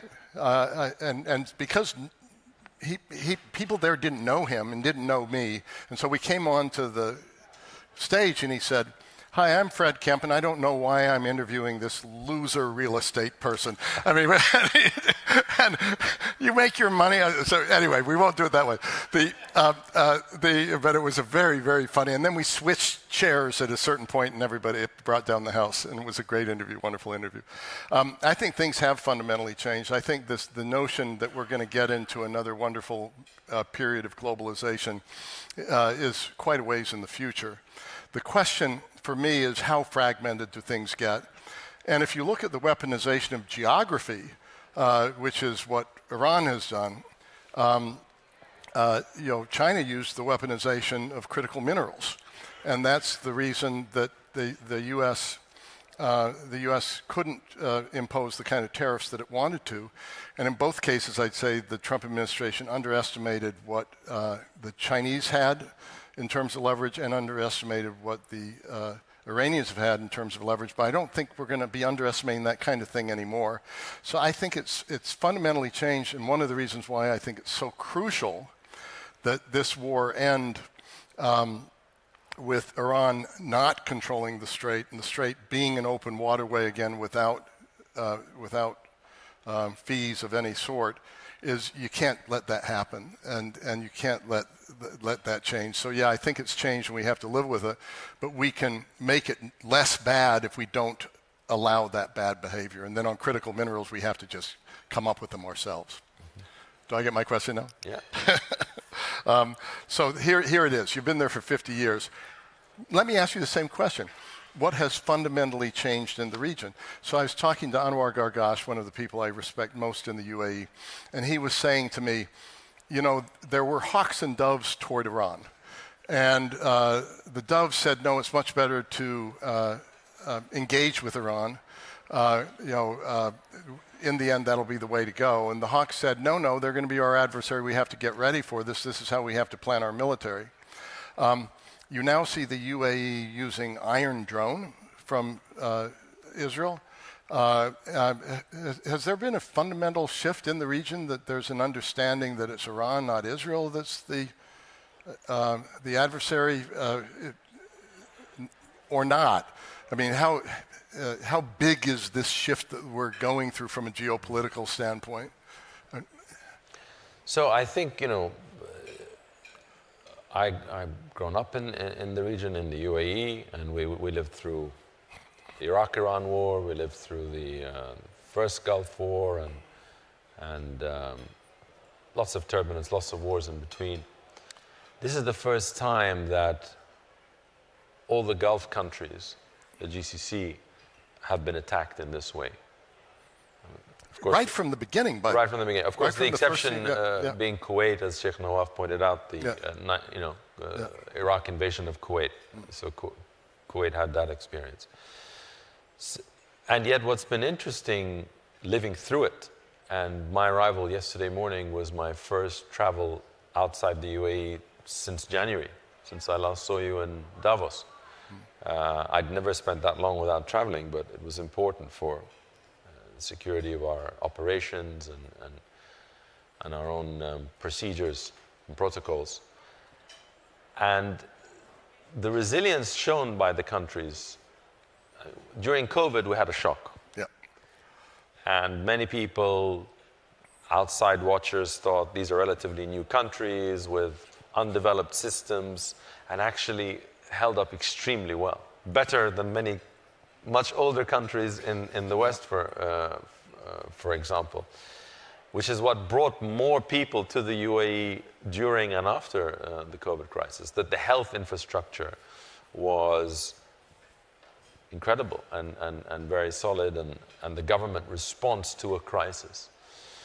And I think some lessons were learned there that were brought into this. Obviously, a very different type of shock, military attacks, so different institutions. But the institutional framework for dealing with a crisis and the defense systems. I mean, we had over 3,000 attacks in the UAE, very low casualty rate. Obviously, every casualty or death is a tragedy, but very, very low. So people in the country did not feel unsafe. Really remarkable, maybe a dozen... 12, I think, from my recollection. Yeah. And mostly with from more than 3,000 hits. Falling debris from the interceptions. Yeah. So people in the country felt safe, and tourists left. And the way they were enabled to leave was also very important. The fact that the airports kept running, so people could leave and return, and there were no capital controls and significant support to the banking system to make sure the liquidity. So even though some money might have left, I'm confident that it'll come back, because that's what investors remember. Could I enter and leave, and could my money enter and leave? Those are very important for confidence. So I think that the resilience shown will be built upon. So I think the region will come out stronger. Obviously, we need the right end to the crisis and the war. It's very important for the world economy. I mean, that's why attacks on energy infrastructure are considered war crimes under international law, because of the consequences. And the consequences today are being felt in some of the poorest countries in Asia. And when a country like India starts putting in place, energy saving schemes like work from home, that's staggering. And we've seen that across Asia now. So I'm confident that the outcome will be positive in many ways for the region, despite the geopolitical turmoil and heightened risk currently. So it's my turn or your turn now? So it's my turn. Okay. So in addition to being a great journalist in your past and a leader of this institution, you're also a historian. And you've written some great books, and I can strongly recommend the 1961 Berlin, when the world faced a real crisis, a dangerous point. So if we jump 20 years or 50 years into the future and look back at this era that we're living through now, not just for the Middle East, but for the world, in terms of the great power politics, rivalries, the rise of technology, the geoeconomics, the many things that the Atlantic Council has made great specialties of, how do you think it will be assessed and described? I've been talking about this period of time as the fourth inflection point since the end of World War I. And so I'll do this telegraphically. But the first is the period after World War I. And let's not forget, artificial intelligence is an age that I've been comparing to the Industrial Revolution. The Industrial Revolution brought us a lot of good, created a lot of great jobs, got people off land into jobs where they earned a lot more, GDP grew, a lot of things improved. It also brought us communism, it brought us capitalism, and it brought us World War I and World War II, both mechanized warfare that was impossible before. So one of the things I'm looking at is what will artificial intelligence change in politics, change in warfare, change in the stress in the world. Anyone who says it's definitely not going to be as dramatic as the Industrial Revolution is just wrong. And it's moving faster with less time for us to adjust to it. But because we know that, so let's look out the 50 years at how bad it could be. By seeing that, you can take steps now so it's not so bad. So it's the first inflection point, end of World War I, and that didn't turn out so well. We ended up with fascism. We ended up with the U.S. going in isolationist, the failure of the League of Nations, failure of the Treaty of Versailles. World War II comes. World War II turns out the end of World War II. The founders of the Atlantic Council, had experienced 2 world wars, and they said, not again. We created international institutions. We created 80 years of the greatest peace and prosperity among major powers the world probably has ever seen. We did something aberrational in the United States, which is we built multilateral institutions. And we stayed the course with our former adversaries, Germany and Japan. End of Cold War, mixed bag. Some things were good, enlargement of NATO, enlargement of the European Union. Some things were bad. Russia didn't turn out the way we thought it would or hoped it would, and China, as it grew, didn't become a more responsible stakeholder in the global system. Now we're in what I'm calling the 4th great inflection point, and that has war in the Middle East, war in Europe, changes of technology as fast as we've ever seen. And again, it's going to be the U.S. with partners and allies shaping it, and it's up for grabs. And I think 40 years from now will be in maybe the most prosperous, progressive, advanced, enlightened era the world has ever seen, or not. But it's going to be dependent on what we decide today. Which brings me to the question I'd like to ask you that's sort of along the same lines. Maybe take that same view, but I'll phrase it a little bit differently. Those of you who don't know Majid, he's an optimistic human being. He's through crises that we've always talked about in the past, you've come into a lot of things where people are not as optimistic, and you've come to me and I've heard you with a fundamentally optimistic outlook. So same question, looking 40, 50 years out, but also looking at this period of time and how you see the long-term trajectory of the energy system, since that's your field. Do you have confidence? Are you getting worried by what you're saying? Are you keeping your fundamentally optimistic outlook, and if so, why? So first on the AI point, and our region had already been playing, and I think will continue to play, and even more so, a key role there. We've got the capital, we've got the low-cost energy that's fundamental to it, and the agile policy making. And on the energy, I don't think people appreciate. We hear the high-level numbers, but every basic search on your AI tool is 10 times more energy than a Google search. You make a video for a minute, it's an hour's worth of energy supply for a Western household, which is a lot more than an African household or an Indian household. You train one of these models, and it's what 100 houses would use in a year. So then you take that, you multiply it, by billions of people. It's a staggering amount of energy that's needed. I think the engagement we've seen from the U.S.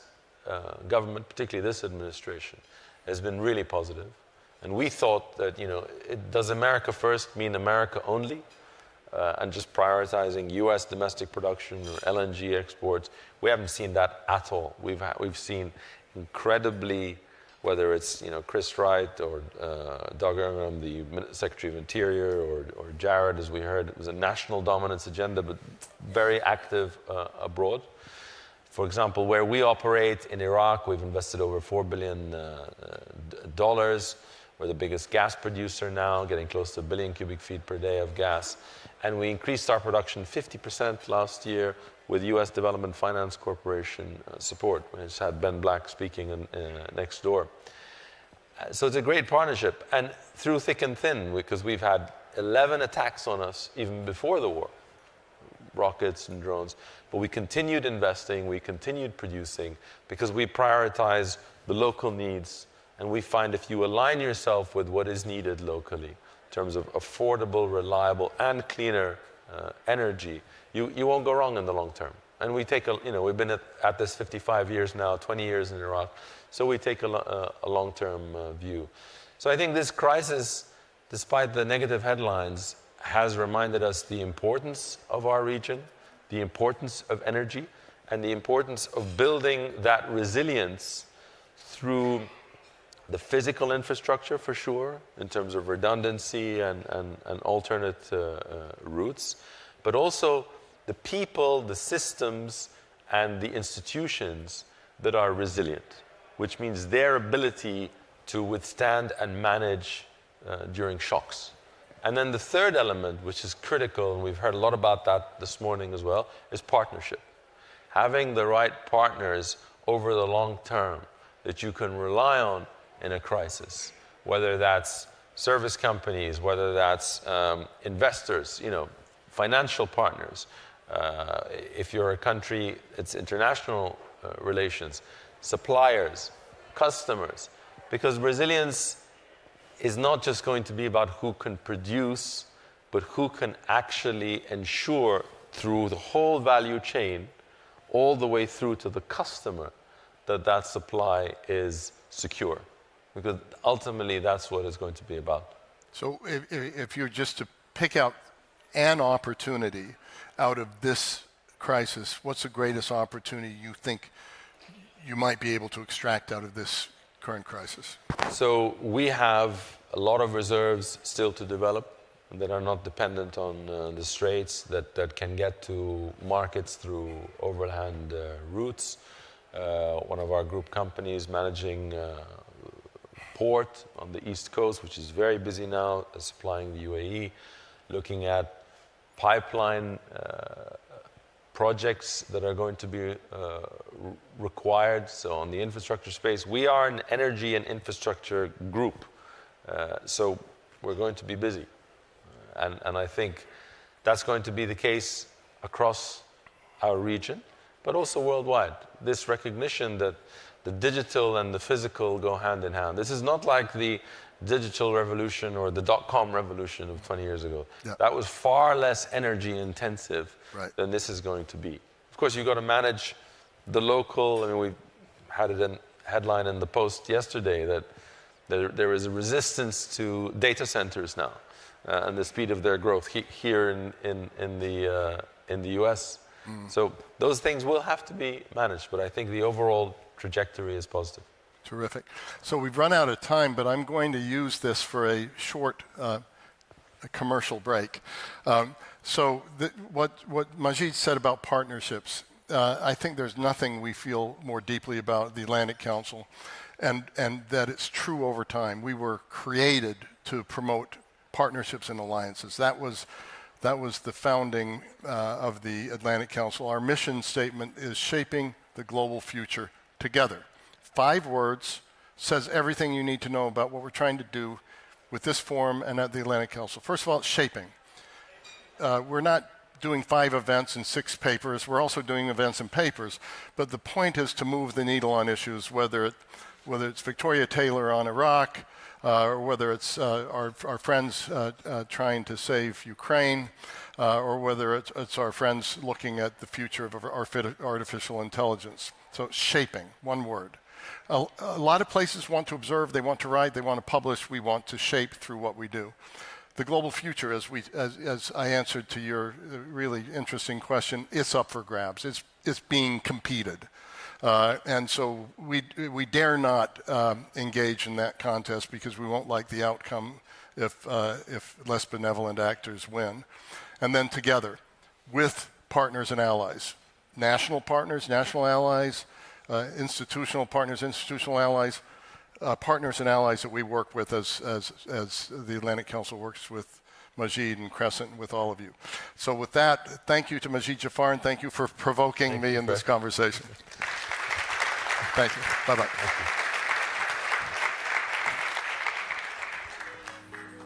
That's great. That was fun. Thank you for attending this morning's sessions. Please enjoy your lunch in the lobby. This room will resume at 2:45 p.m. Thank you.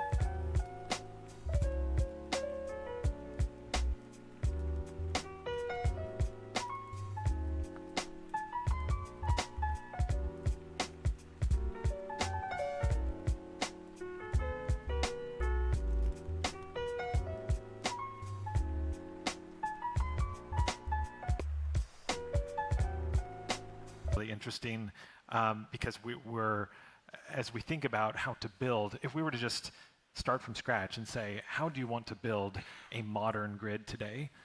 It would be something different from what we built decades ago with the energy infrastructure. And one aspect of that, where NVIDIA is trying to play a positive role, is in the optimization side, having a smart grid where you have, in addition to dispatchable energy and variable energy, you have variable demand. And this is an area where I think there's huge opportunity when we see the utilization of the existing infrastructure and the potential to open up tens, if not 100 gigawatts of unused capacity currently by taking better advantage of demand flexibility.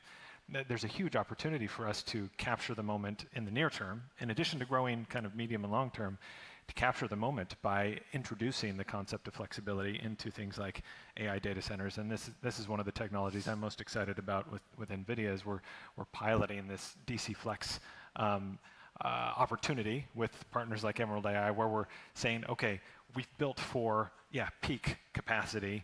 Most of the time we're not using anywhere near that. How can data centers soak up the unused electrons when they're available in the system and then curtail their demand when everybody's running their air conditioning units? And we want to prioritize the ratepayers and the essential services and so forth. So I think there's a perfect opportunity for industry to help facilitate the transition to a smarter, more efficient grid, and also to help pay for it. Because honestly, the value is so high with AI that there's a lot of interest from all of NVIDIA's partners and kind of downstream customers in making the investments necessary to enable this. So we have this kind of private funded opportunity to help expand the grid, to help make it more optimal, and ultimately to support energy affordability as well as reliability.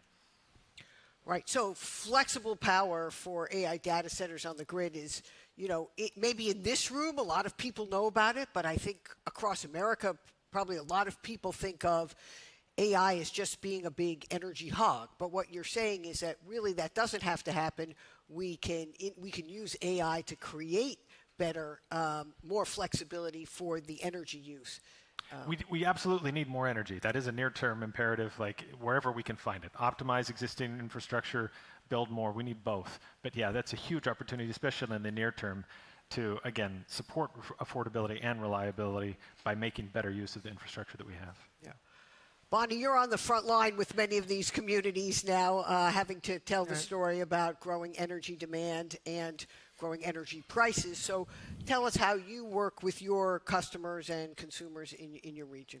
Yeah, I think first and foremost, it is about delivering that reliable power in an affordable manner across our service territories. That's job number one for us, and it's a balance that you have to keep because of everything you just heard about the infrastructure, needing to modernize it, handling the new demand that's coming on. Do you have the generation and the transmission and the distribution for that?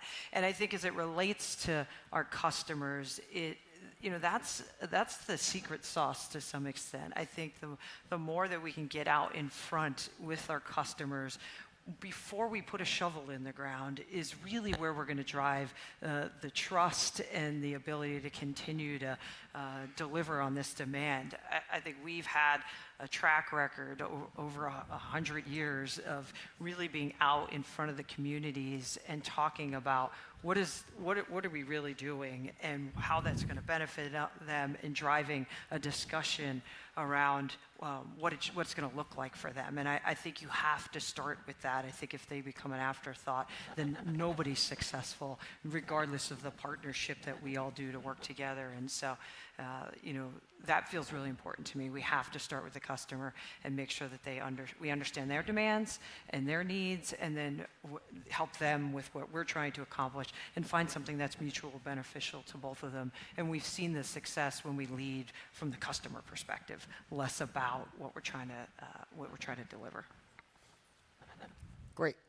Well, Alex, can you tell us more about your new role in the Department of Energy and what specific policy measures you're focused on to manage growing energy demand and bolster affordability? Yeah, happy to do so. So yeah, under the leadership of President Trump and Secretary Wright, I'm focused on implementing the department's energy dominance strategy to build a more affordable, reliable, and secure energy system for the American people. And what that looks like in reality is the U.S. Department of Energy is now the largest energy lender in the United States. So we have about $250 billion worth of lending authority through what was the Loan Programs Office, is now the Office of Energy Dominance Financing.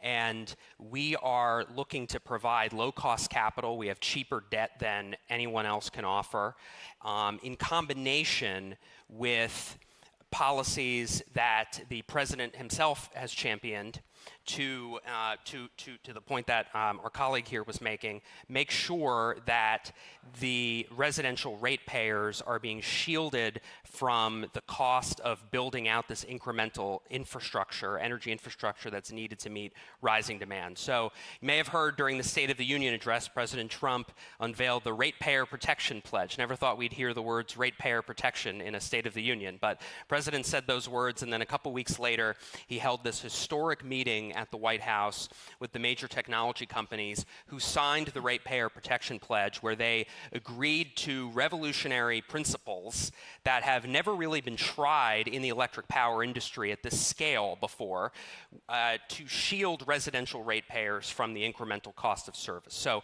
what they agreed to was to buy, bring, or build their own generation to meet their energy demand. They agreed to pay for all of the network upgrade costs associated with serving their load. They agreed to enter into long-term take-or-pay agreements with minimum demand charges regardless of whether they end up using that electricity. And then they committed to increasing the investments that they're making in their local communities, in addition to the job creation, to all the tax base that they bring, that these AI companies are bringing to local communities in the form of building new hospitals and schools and rec centers, generational types of investments that are going to make a long-term difference for people on the ground. And so all the leading tech companies signed that agreement. We're focused on making sure everyone upholds their end of the bargain and actually implements it. And we have a powerful tool in our lending authority through our Energy Dominance Financing Office, where we are doing deals with major utility companies. So just a couple of months ago, we closed a $26.5 billion loan package with Georgia Power and Alabama Power. It's the largest single federal loan package in the history of the federal government outside the financial crisis. And it is an encapsulation of the president's energy dominance agenda. It includes 6.5 gigawatts of nuclear uprates, 5 gigawatts of new gas generation, 3.5 gigawatts of battery storage, 1 gigawatt of hydropower uprates, 1,300 miles of new and existing transmission, and because of the cheaper cost of capital, the interest rate savings, $7 billion in savings that will get passed along directly to ratepayers in Georgia and Alabama. That has enabled those utilities to file for multi-year rate freezes and rate reductions in their state. So they are accommodating increased energy demand and load growth, combining it with cheap capital, cheap debt, from the U.S. Department of Energy, and they're putting downward pressure on rates. So this is a model that we are hoping to replicate all across the country so that we can achieve affordable speed to power. Okay, that's great. I'm sure Bonnie then is Duke on that, riding that train as well. Obviously, when we look at the massive amount of infrastructure that we're going to develop, we have the largest capital plan of any utility in the country, $103 billion that we'll spend in the next 5 years. All of that is around the grid modernization, the upgrades of the infrastructure, operates, everything that you've heard the rest of the panelists talk about. And for us, we are constantly looking at how do we execute that plan with the customer in mind to bring that downward pressure on the rates. I mean, our rates are below the industry average and below the rate of inflation. Not everybody can say that, and it's because of our deliberate look at how we're going to execute, and more importantly, what can we take advantage, which certainly the DOE, the grants and the loans that are available are something we've taken a very hard look at and had some success that has initially come out of that, and we'll continue to do that. If you couple that with the fact that we're going to combine our Carolinas utilities, that's going to save somewhere around $2 billion plus, and we're taking advantage of the solar and the nuclear production tax credits. That's going to save another $3 billion. So you'll see $5 billion coming out of things that Duke is doing that is directly going to help our customers. That's very important to us. We have to modernize and meet the growth, but we also have to maintain the affordability and the reliability of our systems. It's super important. Okay, Tim, I understand that Siemens Energy has opened a new AI lab in partnership with NVIDIA in Florida. Can you both talk a little bit about that, what the significance of that? Yeah, and I mean, we heard about this great build out and investments, and how we look at it. I think there's two things we have to do. And I look at the grid, it's like a highway that has constant congestion. So there's two things you need to do. Build more lanes, and we just heard about it, and the support. The second one is, how do you get more cars through the existing lanes, or if you're four? And that's, I think, where especially the AI lab and how we look at the grid and how do we run the grid more efficiently comes into play. And I think that's an important part that we also need to play, because it feeds right into the affordability. If you can use the existing assets, the existing lines, the existing substations, but get more load through it, that's a big benefit. And secondly, what we have also seen, also in other countries, the more you build, the more curtailment you also see, because you cannot move the electrons, through the different regions, through the grid. So it all pays into using AI, using digital tools to run the grid harder when it's needed. And we talked about the data center, so they're all built for the hottest day where they run 100% load. If they don't run it, how do we then redirect the electrons through the grid and do it? We do it with a great partner, NVIDIA. Always get kind of constantly challenged and said, hey, we got all this compute power, can't you do more on the grid? And let's make sure your knowledge on the grid, how the different assets run, how do we combine it with AI, and how do we really then come up with better controls? We see self-driving cars more and more, so I think the vision is have a self-driving grid that basically optimizes itself. And I would just add that, when we talk about the challenges that we're facing in energy or anywhere else in the world, and I'm as head of sustainability, I'm thinking about things like climate and education and resource conservation and things like that.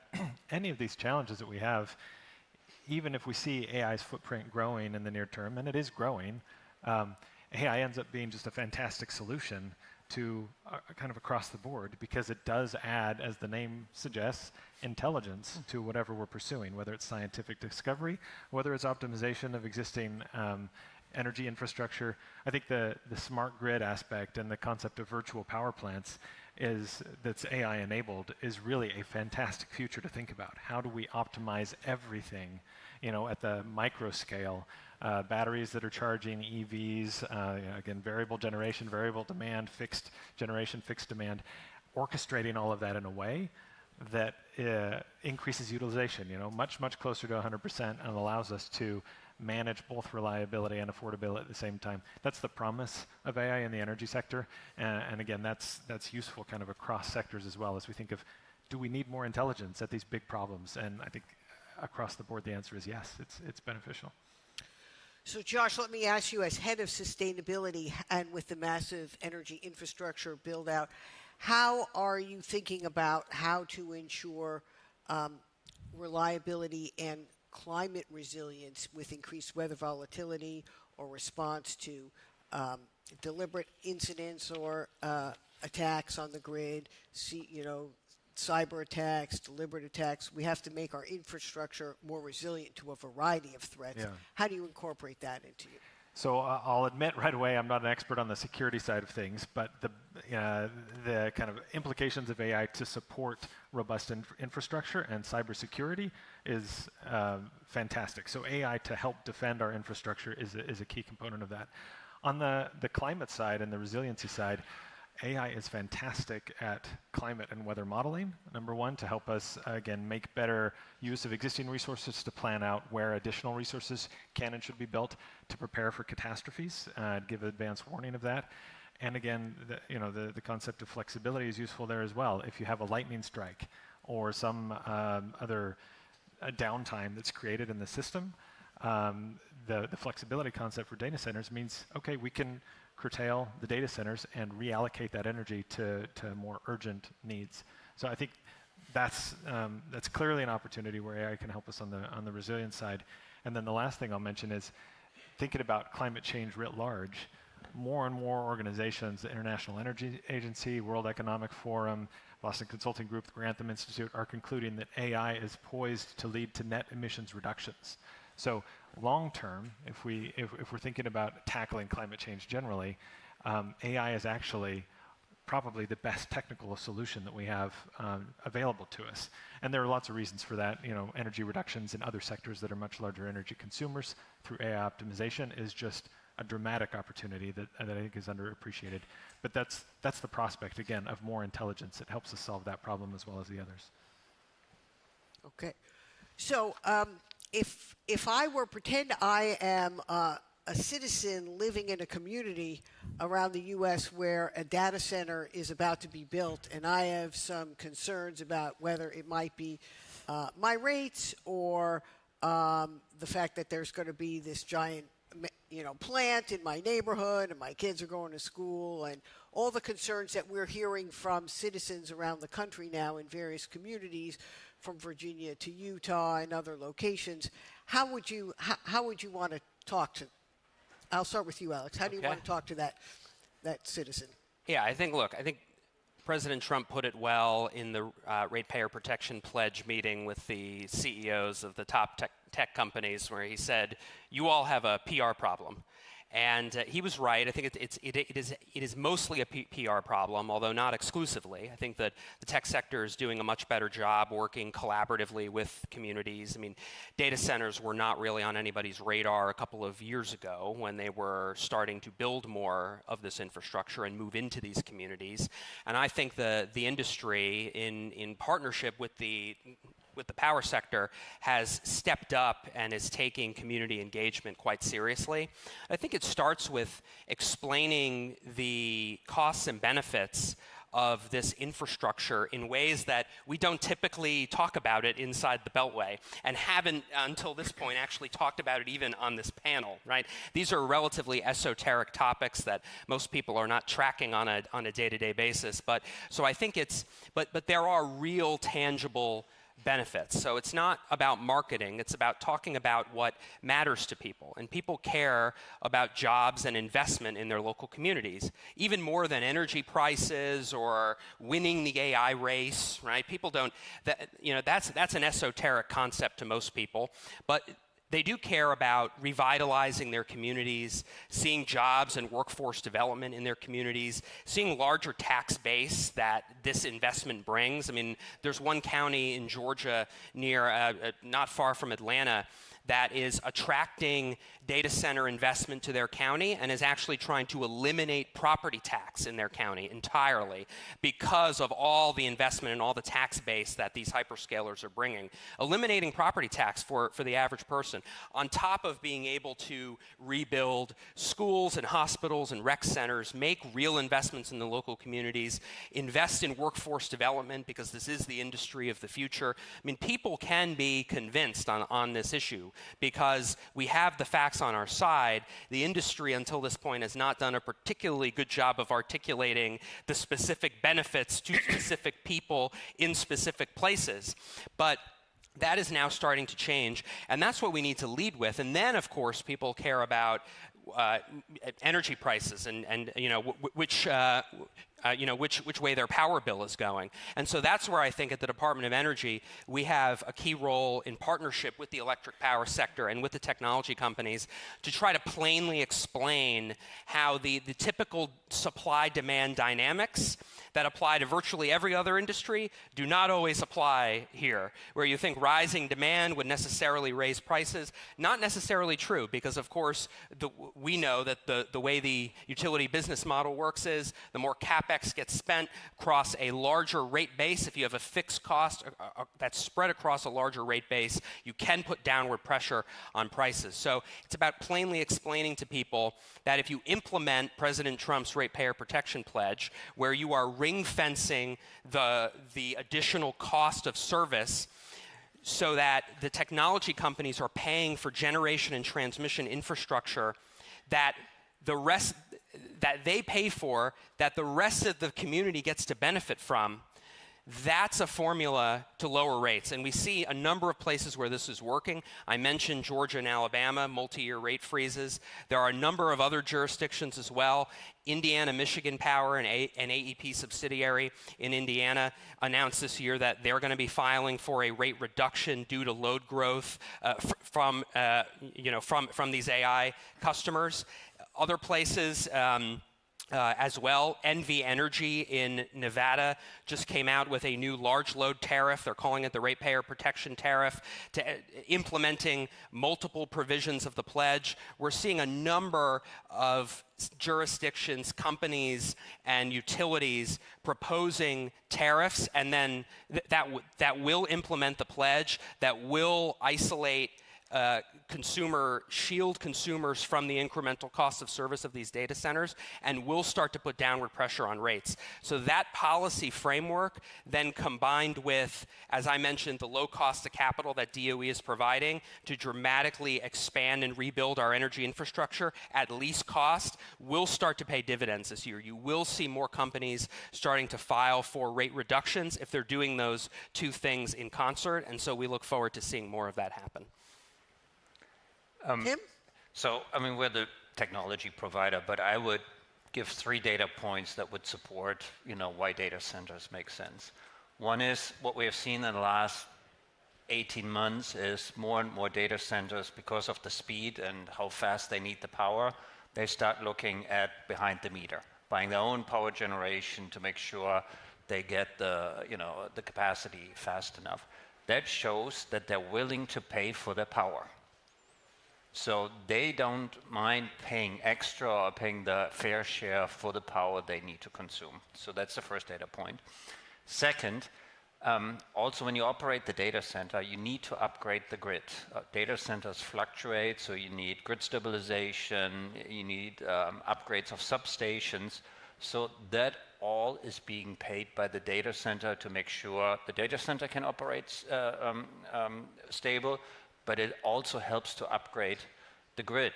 And keep in mind, what we spent the last 150 years on the grid, we need to spend in the next 15 years just to modernize it and get it up to the level we need it.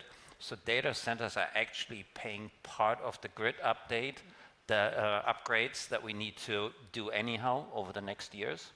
And then the last point I would make is, I said it earlier, the data centers are built capacity, what they use for hottest day, full capacity. They're not using that power, and that extra power is actually being available to the rest of the service region, to the rest of the consumer. So I think all these 3 points are very beneficial for the communities and actually show there's benefit from a data center in your community. So I think about this a lot, the community opposition that we're seeing to data centers, because I think it has a potential to create a tragedy if we don't take advantage of this moment and use AI to its potential. But I think it's, again, a great opportunity for us, because it's a really good conversation to have. And it's true, the industry has not done a great job of explaining this, the pros and the cons of AI data centers, to acknowledge the impacts that they have. But to also highlight the positive impacts. So making sure that we're having a very thoughtful, data-based conversation about the positive and negative impacts is how we get to good policy and to good outcomes and transparency. And I think if you're able to have that conversation and say, okay, what are the potential impacts? There's the energy increase, there's the potential emissions, there's the impact on ratepayers, of course. People are concerned about the water. Then we can have that conversation about, okay, but what do modern AI data centers look like? How much of that is accurate? How much of it isn't? And what are the benefits? And for example, on the water side, and I know we're talking about energy today, but is an example of how old data sometimes leads to misunderstandings about current impacts. On the water side, with direct-to-chip liquid cooling and at NVIDIA, we have a 113 degree Fahrenheit intake temperature for our cooling system. So if you think about like a hot tub, how hot that is, we're cooling our chips with water that's hotter than any human would want to get into for a hot tub.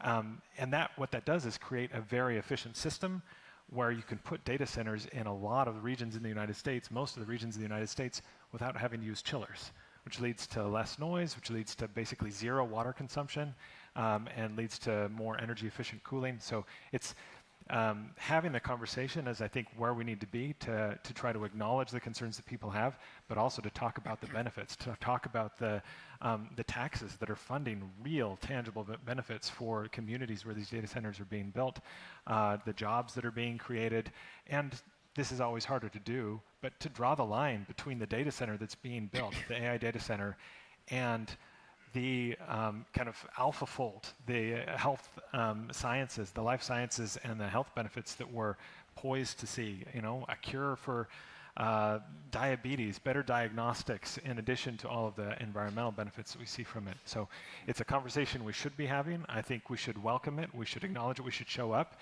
And then we should talk about, okay, but what makes sense? This is a solvable problem.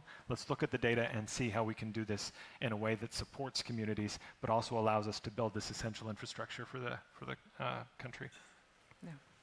Yeah, I won't repeat much, but I think this customer first component comes into play here. I think right in the beginning of the planning process, when we think about where's it going to go, we have to get in front of the customers and drive conversations across the companies that are involved, because it is going to take everybody doing their part in order to make it a reasonable thing for the customers to accept and get their head around and want within their community. And I think, you know, if you think about us, we were one of the first ones out of the gate on our first more recent data centers, not the data centers that have been in our footprint for a decade, around making sure we have contractual structures that do protect the customers. Things like,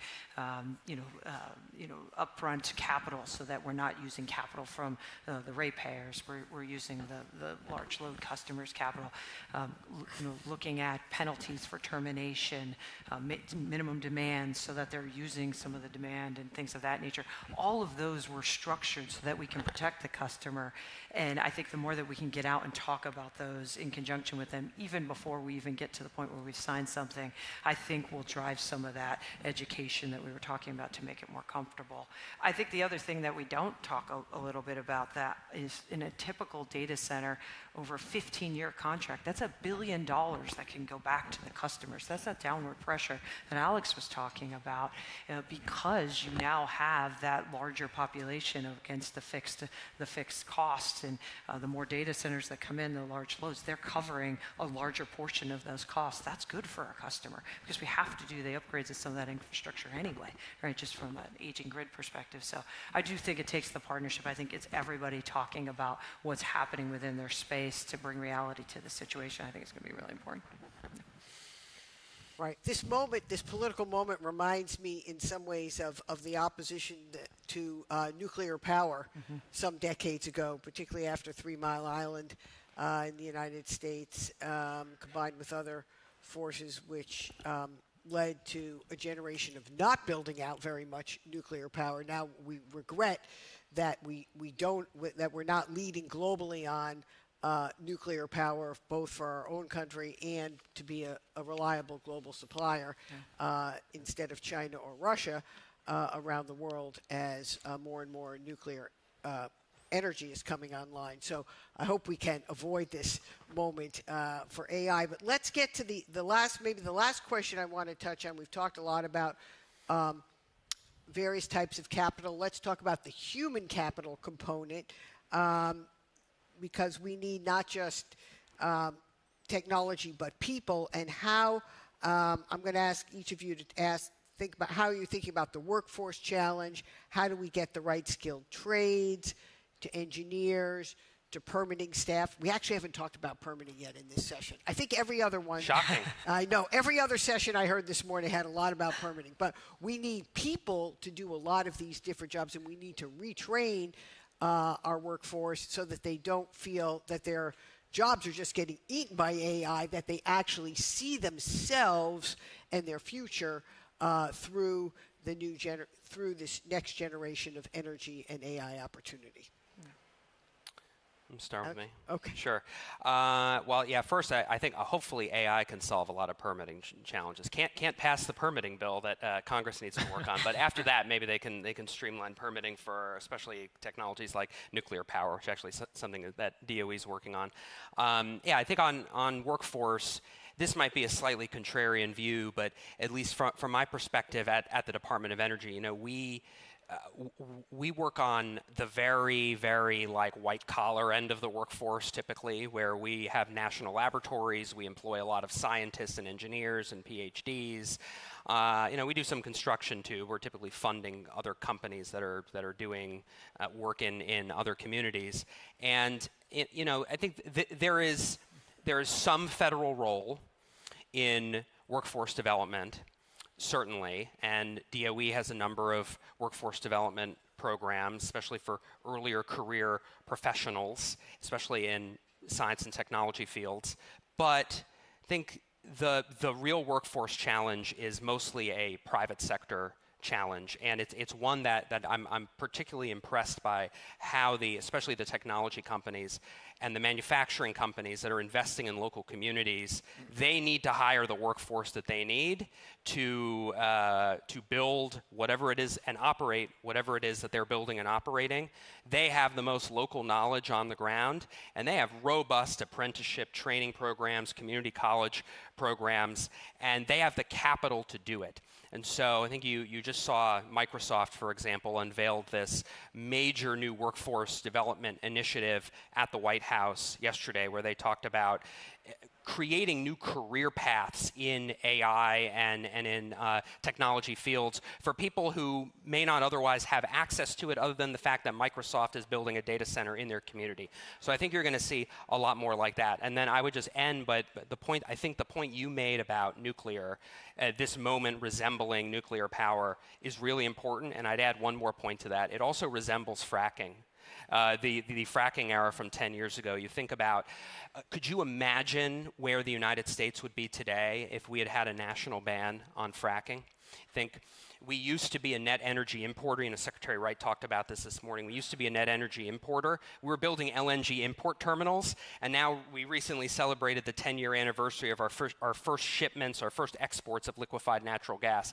How dramatically that's changed the geopolitical landscape, strengthened energy security in the United States and around the globe, strengthened U.S. manufacturing competitiveness, just tremendous. Now we're by far the #1 producer of oil and natural gas in the world. It's allowed us to have cheaper natural gas prices today than we had at the start of the conflict in the Middle East.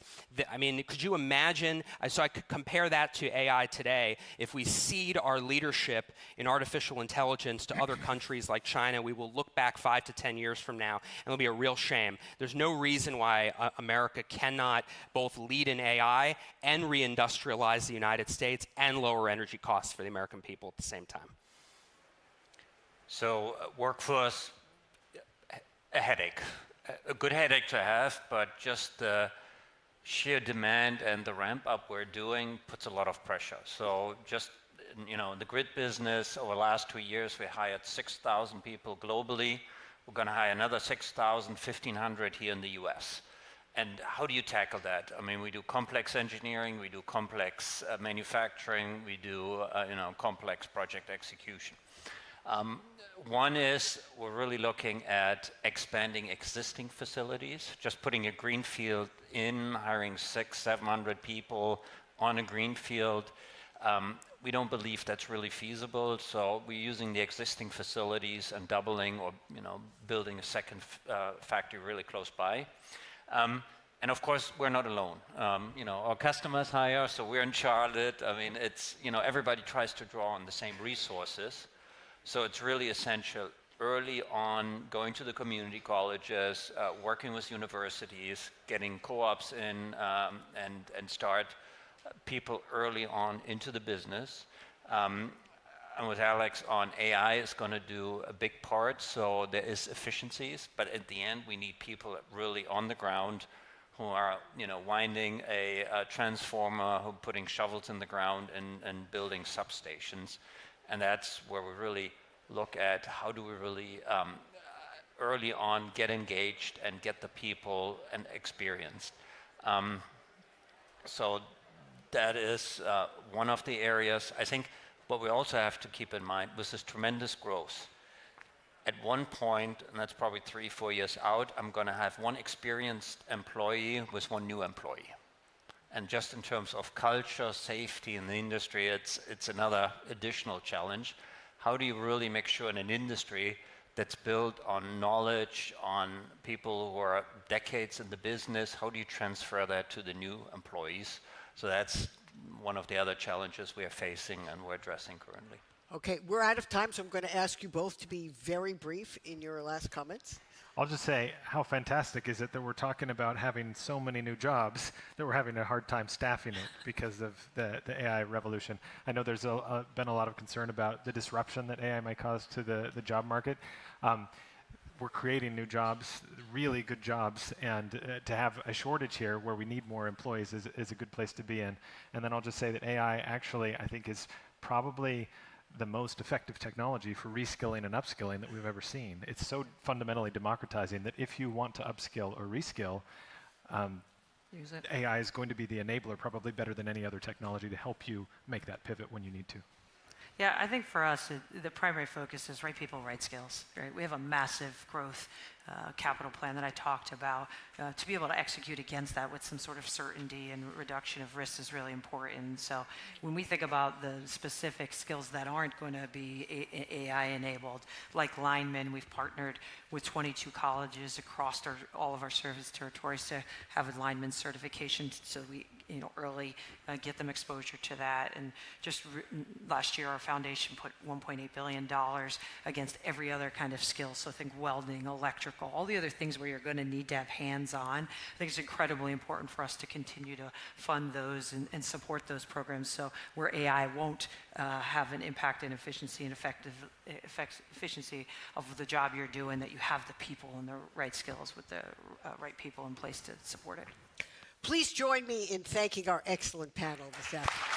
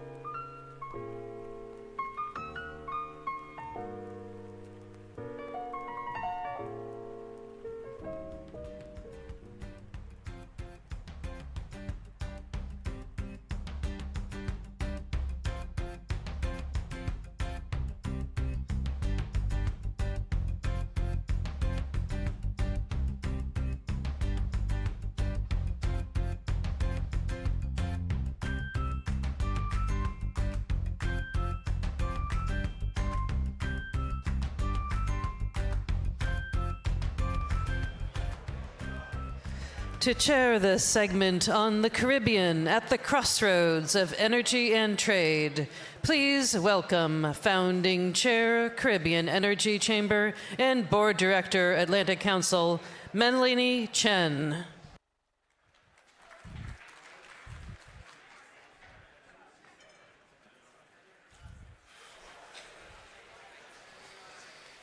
Good afternoon, and welcome to the session on Caribbean leadership at the crossroads of security and development. The Caribbean is geographically at the crossroads of important transit routes from North and South America and Europe. The Caribbean also has an energy paradox. On one hand, there are southern Caribbean countries like Suriname, which are prolific in oil and gas resources. And on the other side, we have island member states which have some of the highest energy prices globally.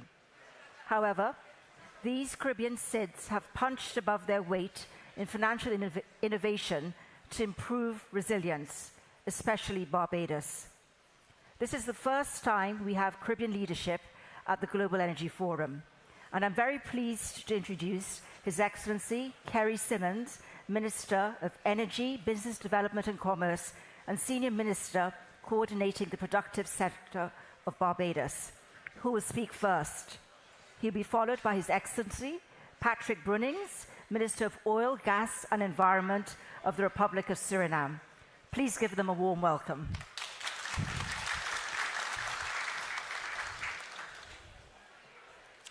Thank you so much, Melanie. It is a pleasure to be able to address the Atlantic Council. Ladies and gentlemen, good afternoon. Perhaps I should say to you that the theme of the day, the Caribbean at a crossroads of security and development, perhaps I could add to that in the context of a global energy crisis, is really a very important and relevant one. And perhaps I should begin by giving you a little bit of context. For an island like Barbados, we are effectively a net energy importer. And approximately 90% of all the electrical generation that we are able to do is as a result of the importation of fossil fuels. The vagaries of the international market therefore mean that we are subjected to what you might call the slings and arrows of outrageous fortune, and as there may be crises in the Persian Gulf, or even, for argument's sake, in recent times in the Ukraine, the consequences for our importation bill were astronomical. And again, let me just give you a little bit of context. On average, we would import petroleum products into Barbados at a cost of $400 million per year. And when the Ukraine war started and there was the disruption of supply, we were at a stage where for a year or two, we were spending $1.3 billion United States currency. And so therefore, you get an understanding of the way in which the ability to plan your economy and contain cost of living, etc., can be negatively affected. So this is not just an energy issue, but it is in fact a very structural barrier to development, and we face high and volatile energy costs directly as a result of the circumstances relating to our need to import, and they in turn erode our competitiveness, our vital economic engines, from our tourism through to our hospitality, through to our shipping ports, emerging efforts in industry and digital and financial services, etc. So that for us, energy security is not a theoretical milestone, but it is in effect a matter of economic survival. Let me pause there to make another point abundantly clear. We are not, and I am not certainly making a case for the region to be seen as a charitable case. The reality is that the region of the Caribbean is a high-value, high-return market, potentially, and it is characterized by extremely high energy cost, on average from 29 cents to 40 cents per kilowatt hour, as compared to an average of 15 cents per kilowatt hour here in the United States of America. But equally, we are characterized by very aggressive renewable energy targets, and therefore for investors that makes us a sure bet, because of the fact that we have the accelerated rate of return potentially, and equally we are steadfastly committed to ending fossil fuel reliance in the region. Our challenge, therefore, lies in our dependence on the import fuel for generation of 90% or so of our electricity needs in Barbados, and global volatility is imported directly into our grid through mechanisms, for example, the fuel adjustment clause, which goes through to every electric bill in the country. Ladies and gentlemen, I think I could characterize the situation for Barbados very succinctly. First of all, it is characterized by energy insecurity. Secondly, price volatility. Thirdly, surging and escalating costs of living and cost of doing business as a result of the price volatility. And equally, a very aggressive renewable energy ambition, which would see us get into net zero by the year 2035. But there is a solution which we are trying to evolve, and we believe that we have to be mindful, as should all small island developing states, that the International Energy Agency's climate roadmap envisages a 20% residual usage of fossil fuels by the year 2050. And so therefore, where countries like Barbados identify prospectivity with regard to hydrocarbons, the opportunity exists between now and 2050 to exploit and explore those hydrocarbons in the context of being able to finance our way to the renewable energy commitments which we have made. And so therefore, our challenge is really then a matter of finding the markets. And in countries like the United States of America, where there is an apparent rededication to that oil and gas, then we have a potential off-taker. The context for us is that we must do that refinancing in that way, because there is no agreement on what would be or should be the just transition. And so therefore, the issue for us largely then becomes a matter of ensuring that we are able to utilize decarbonizing technology, prioritize partnerships with companies that are able to demonstrate proven capacity in the use of the decarbonizing technology, and management of methane so as to reduce the impact on the climate. I want to say that in addition to that, the Caribbean island states more broadly reflect that an additional reality is that we are caught in a fiscal cycle that actively penalizes climate vulnerability. You don't have to look back several decades to see this. In fact, as recently as last year, when Hurricane Melissa passed through the region and struck Jamaica last October, the official assessments revealed a sobering structural reality. Total damage and losses from Melissa reached a staggering $12.2 billion with a B, United States dollars, but in Jamaica's case, it instantaneously wiped out over 56% of Jamaica's annual economic output from that single climatic event. Multilateral reports now show that despite leveraging highly advanced disaster risk financing mechanisms, including the triggering of catastrophe bonds, parametric insurance payouts, and prearranged contingent credit lines, the sheer scale of the climate shock has left an unmitigated multi-billion-dollar funding gap for reconstruction. And it is at this point that the structural argument has to be looked at. When visiting or when analyzing the existing international financial architecture, even when utilized to its absolute maximum capacity, we still see that there are many instances in which developing nations are left with an untenable multi-billion-dollar gap from a single ecological shock.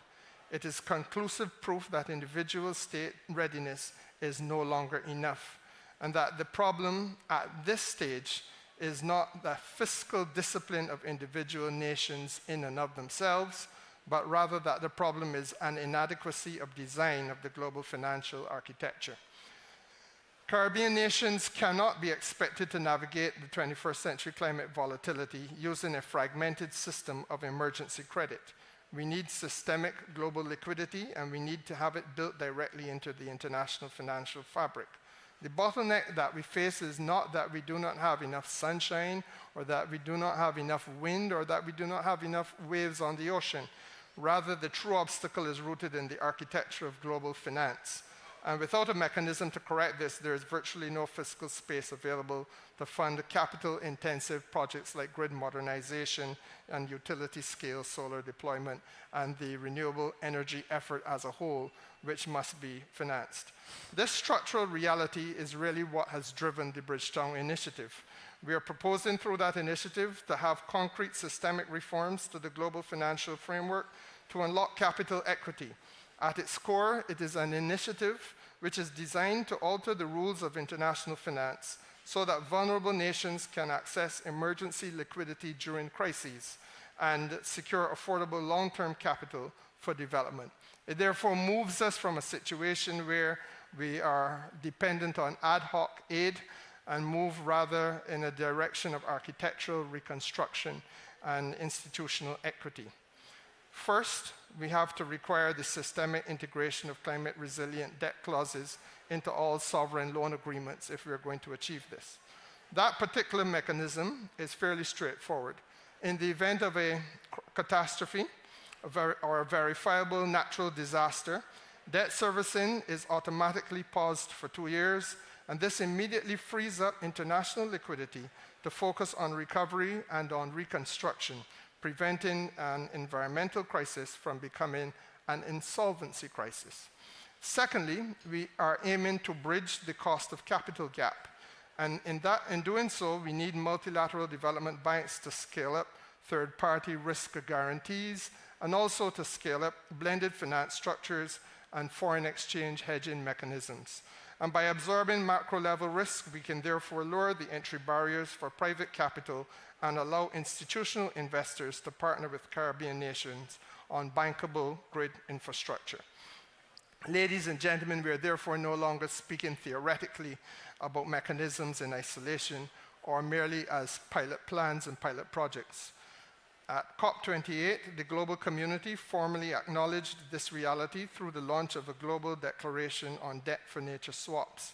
That declaration, in case you do not recall, targeted the double bind of high national debt and also extreme climate vulnerability at one and the same time. And through that milestone declaration, we have underscored what we have in the Caribbean been saying and knowing and experiencing as a lived reality for a very long time. And it is simply this: you cannot achieve climate resilience when sovereign balance sheets are being suffocated by historic levels of debt servicing. Through these mechanisms, high-interest sovereign debt is restructured into lower cost and long-term credit.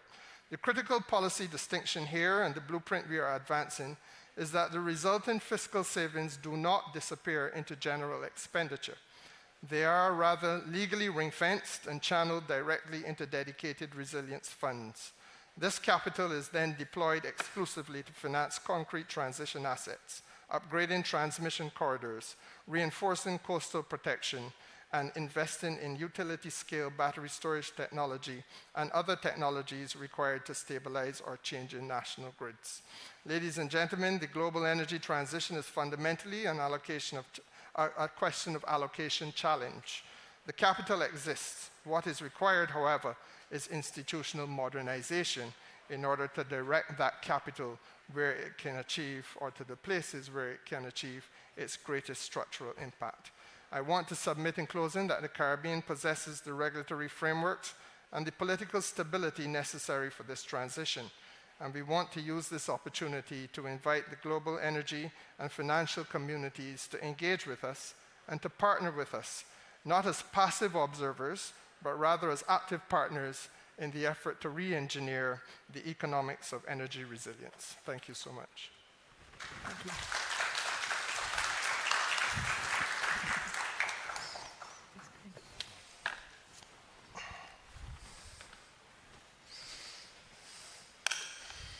Excellencies, distinguished guests, ladies and gentlemen. It's a true honor for Suriname to be part of this forum, and we thank the Atlantic Council and the Global Energy Forum team for its hospitality, and commend the organization for also including the topic regarding the Caribbean region. Through history, strategic fuels and energy security has been in the center of power, starting with wood, where kingdoms regulated forest use to ensure supply for construction, heating, and wars. Then, with coal, nations with large coal reserves gained energy security besides economic and military advantages. Coal-rich nations like Britain gained global dominance, and this energy became directly tied to the industrial and military supremacy. The first commercial oil discovery back in AD 59 in Pennsylvania marked the birth of the modern petroleum industry, making this new energy cheap, affordable, and accessible. Oil surpassed coal as a strategic fuel, especially for merchandising, mechanized warfare, and automobiles. Energy became a weapon of influence, with supply disruptions used to pressure rivals, something that we see nowadays also. Now, most of you are familiar with the energy trilemma, the three competing priorities every country must balance: energy security on one side, energy equity in the form of affordability and access, and environmental sustainability. The challenge is that improving one often undermines another, forcing governments into trade-offs. Around the turn of this century, less and less countries were willing to sacrifice environment. This was especially headed by Europe, who wanted to transition away from fossil fuels as quickly as possible, but basically replacing dirty fossil fuels with new clean energies like solar, wind, and geothermal energies. This gave relief to the small island development states, the SIDS, in the Caribbean, who are directly feeling the effects from climate change and large-scale pollutions in terms of sea level rise, intensity in extremely rainfalls, droughts, and severe major storms. This was supposed to be the moment that further escalations of climate change would halt and average global temperatures would stay below 2 degrees Celsius. Funding would become available from predominantly polluters that cause climate change. Investments were now expected into resilient infrastructures, grid systems, protection against high sea levels, extreme storms, and etc. We are again at another crossroad due to the recent global developments, putting pressure again on environmental sustainability. The world is realizing that additional energy for the exponential growth of AI cannot be supplied by renewable energy alone. This has been said throughout this summit. Transition has become addition. On top of that, the recent wars in Ukraine and Middle East have demonstrated how many countries are still vulnerable when it comes to energy security, and most countries have realized that they now should invest in new energy mixes and to secure their own energy. The low-lying coastal islands in the Caribbean have counted on financial support from major emitters to support adaptation and resilience efforts. Yet, the recent geopolitical and economic shifts just described now threaten to cut off that support. Donor countries are turning inwards, prioritizing their own energy security, grid modernization, and domestic investment in renewables. This can lead to a critical time window before investments will return to the Caribbean region again. In effect, the Caribbean region faces a tightening trilemma: rising climate impacts, shrinking adaptation finance, and a global energy system under pressure, all converging at the moment when resilience is most urgent needed. And then there are oil-producing countries in the Caribbean region, namely Trinidad, Guyana, and Suriname. And Suriname is that strange country located on the north coast of South America. Suriname is one of the only 3 countries in the world where Dutch is the official language, but even more important, Suriname is one of the only 3 countries in the world that is carbon negative. This is due to the almost 93% coverage of pristine rainforest and an equal percentage of mangrove coverage along the coast. In 2 years' time, Suriname will be also one of the 3 countries in the Caribbean to produce significant amounts of oil, banking on a number of offshore discoveries starting back in 2019. Onshore production will soar from 16,000 barrels oil per day to 220,000 barrels oil per day by 2028, up to 400, even 500,000 barrels oil per day in 2031. Gas will reach a production of 150 million cubic feet per day by 2030. This is huge for a country with a population of only 600,000 people. Suriname, Guyana, and Trinidad can and should work out with other Caribbean countries how to resolve this critical time window that was described and how to go about. Collaboration should result in delivering cheap oil and gas to the non-oil producing SIDS countries during this critical time window, and pre-financing in technologies for these countries to become energy sufficient. This will not be based on charity, but on strong collaborations and partnerships. The Caribbean region should work as one where each country can contribute in its own special way. Suriname has taken the position that although we will continue to develop our rich offshore hydrocarbon resources, we will maintain our negative carbon sink and thus continue to contribute to the world in fighting climate change. Not many countries can say this. Maintaining this negative status will require investments, and we will do so by making use of trading our high-value carbon credits, our ITMOs, and using the oil and gas revenues. These revenues will also be used to create a new Suriname and invest in poverty reduction, new education systems, new green industries to develop a diversified economy, and a lean and mean government. We will call this Suriname a Suriname 3.0, a strong Suriname that can support the region and become energy self-sufficient. In the transition towards a Suriname 3.0, gas will be extremely important since gas can be regarded as a transition fuel and even as a destination fuel, and will be the backbone of the energy mixes for many countries around the world.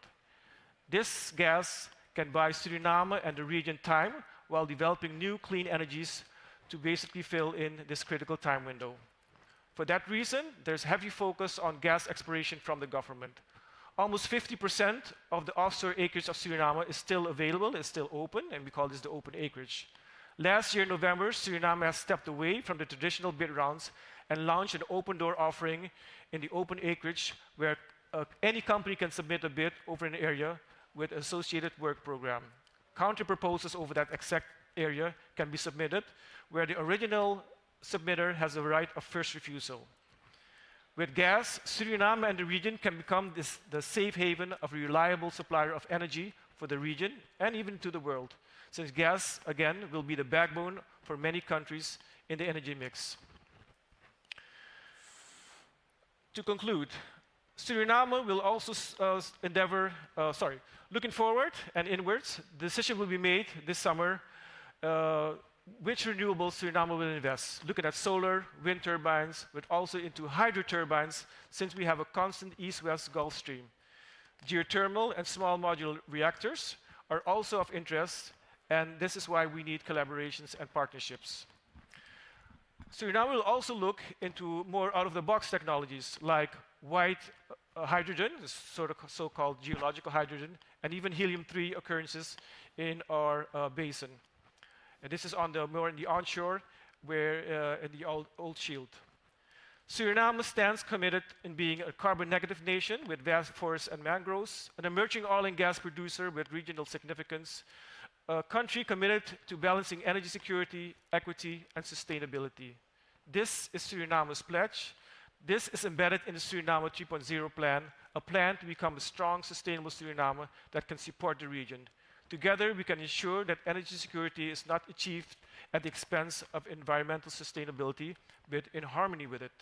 This is Suriname's invitation to the Caribbean community, the audience sitting in this room, and the world to join us in building a resilient energy future. Thank you.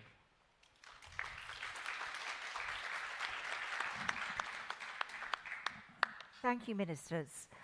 You've both spoken about the current situation of the Caribbean and the Caribbean SIDS, which is that they have quite difficult trade and operating environments, especially in the recent months with the Middle Eastern conflict.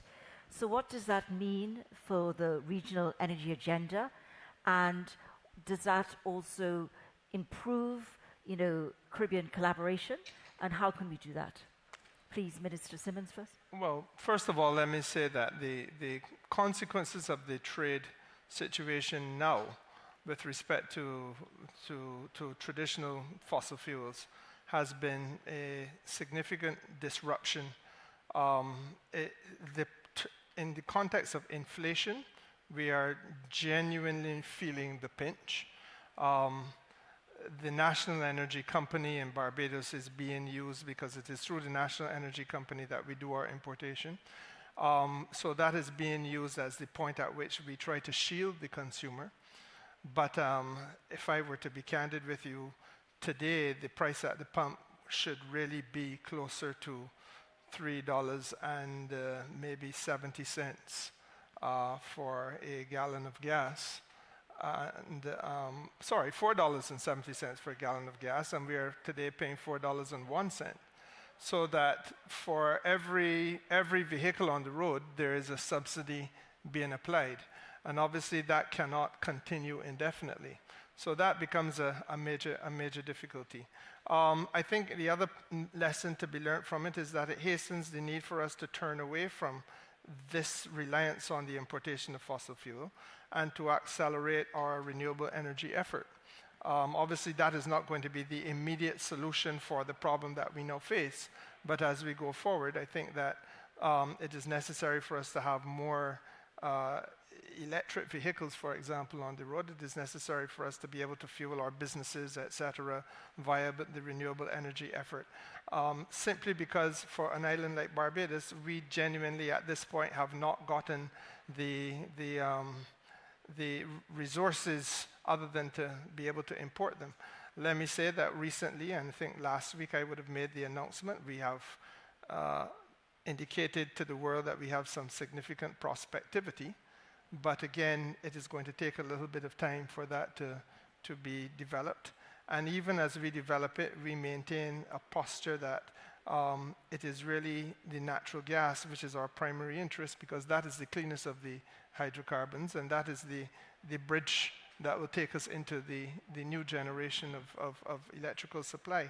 But there are other countries in the world who may want to have other things, and we'd be happy to provide if that is where they wish to go. But we remain very committed to the fact that for domestic purposes, we have to fight curb the inflation. We have to curb the peaks and troughs, which make it impossible to plan any economy of our size. And equally, we have to give ourselves a little bit of energy independence by way of doing the exploration of the prospectivity which we may have. Great. Minister Bruning, so what's changed for Suriname, and does that affect the regional energy, and what do you think about more collaboration among the Caribbean? Yeah, so we are slightly in similar situation, of course, as a small country. We are reliant on some import of our energy, but we're also an exporter, and we produce our own fuels and energy. So in that term, we also have a net benefit from the whole situation. So that balances out, and of course, we have to subsidize our domestic energy, but we're in a slightly better position.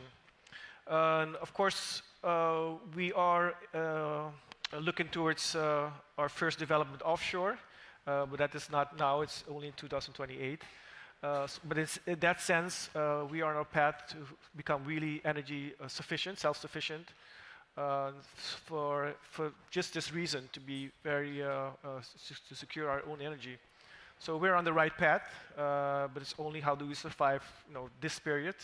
And our biggest hope is that this will not drag on, because we expect that pretty soon, all the strategic reserves will run dry. And then we will really have to deal with extremely high prices. And for small countries like ours, it will be extremely challenging. So let's circle back. So because we're small countries, is there benefits in us trying to collaborate together?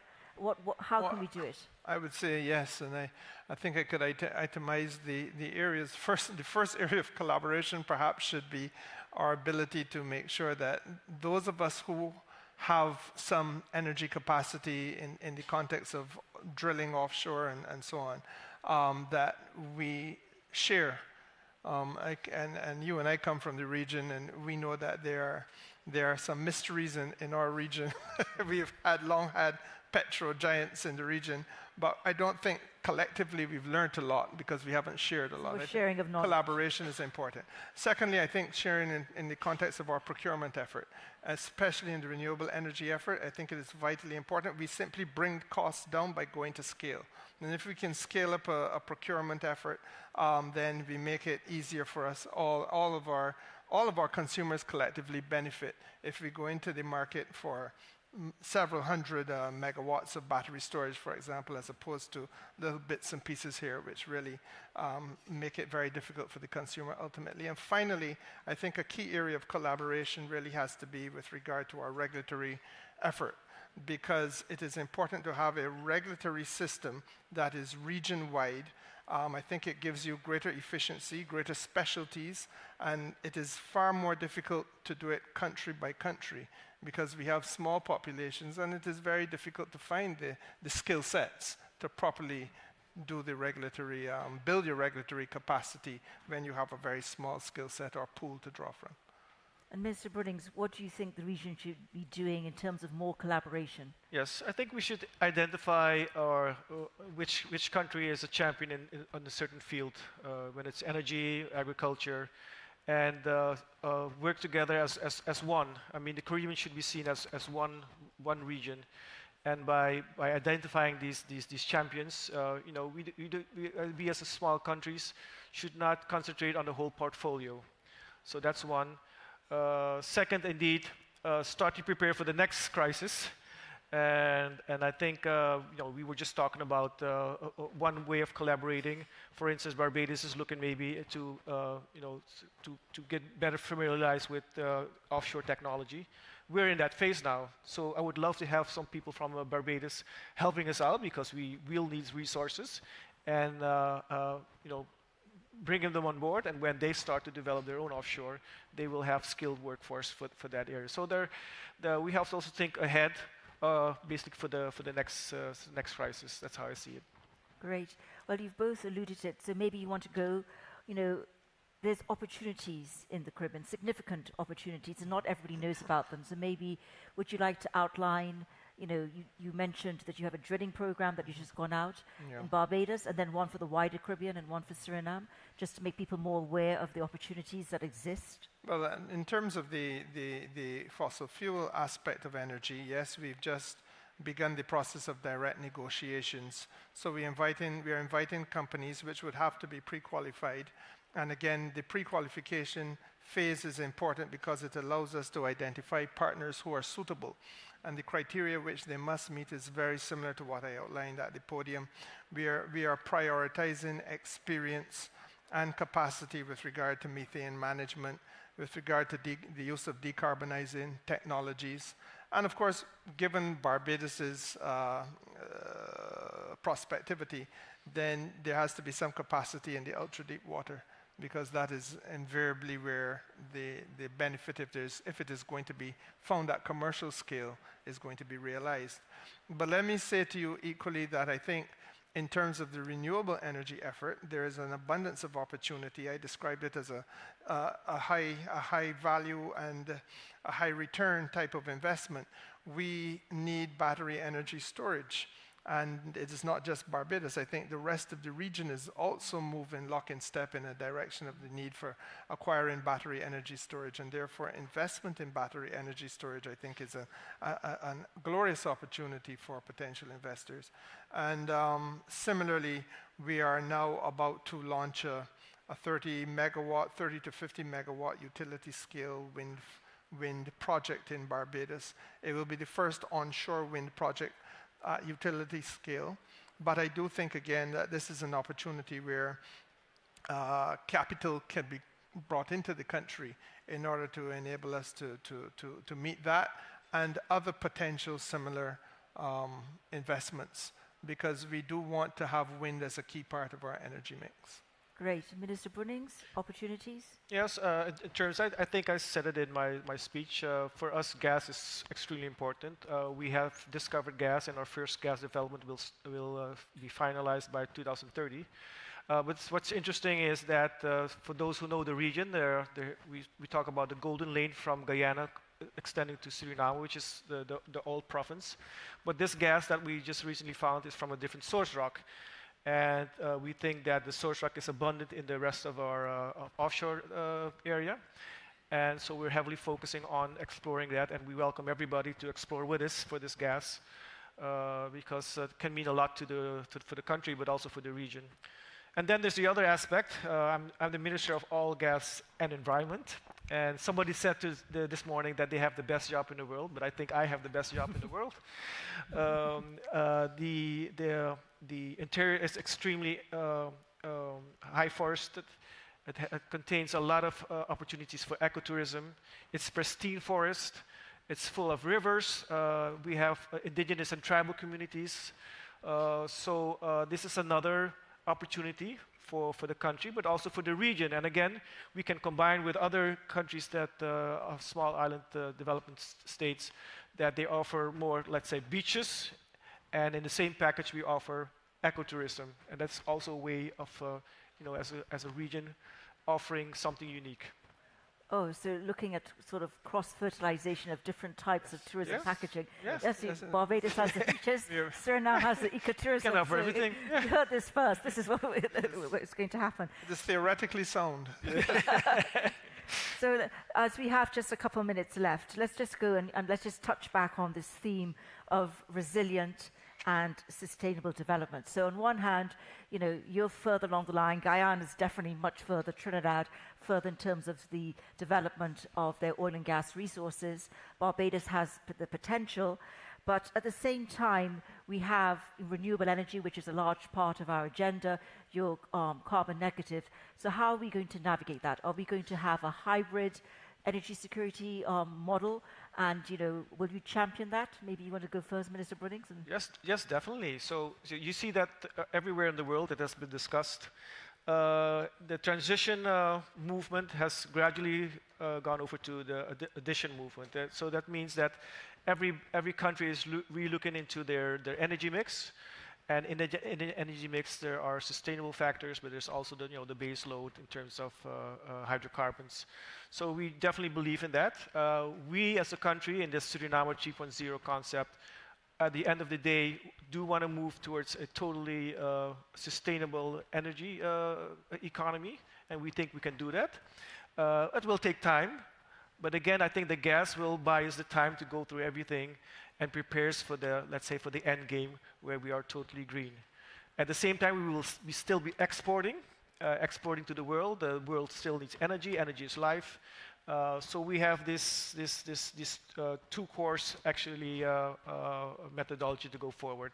So concentrate inwards, ultimately become green, while we still export our oil and predominantly, hopefully, the gas. And the gas, you're looking to also export it to some of the other islands. Exactly. The nearer islands, yes. Smaller LNG to help them. Exactly. And maybe, Minister Simmons, we have a couple more minutes left. No, I agree 100% with Patrick. In Barbados, we are calling it a multi-energy strategy. We remain firmly committed to the stewardship of the environment, the protection of the climate. But at the same time, there is a reality that if you are sitting on a prospectivity that can enable you to finance your way to some of these very expensive technologies. And may I say, I mean, you know, the wind project I just alluded to is likely to cost multiple hundreds of millions of dollars. The fact of the matter is that it is very difficult to finance it without using this type of approach. And so therefore, what we would want to do is to be able to continue our commitment towards the greening of the country domestically, but equally put ourselves in a position where, especially if we can locate natural gas, use natural gas as that bridging fuel that takes us to the next destination. And that is perhaps the cleanest way of going about the transition. Well, ministers, I think we're slowly out of time, but let me summarize what I think you've come out at, is that the Caribbean is at the crossroads of security and development. We have the Southern Caribbean, which does have a large natural hydrocarbon potential, and we want to see how that coexists with our renewable strategy to make the region more resilient. And you know, it sounds like Suriname definitely already has that because you have incumbent hydro. Barbados is on the other side, has renewables, and potentially will have maybe some hydrocarbon resources. And so we're looking for an energy security strategy that marries both together to make our region much more resilient and secure. But we thank you both for your time because you know you're very busy, and we look forward to seeing how the collaboration works together, especially on the tourism, and we look forward to looking at developing this master plan on energy security. Thank you very much. Thank you, Melanie. Thank you. Thank you.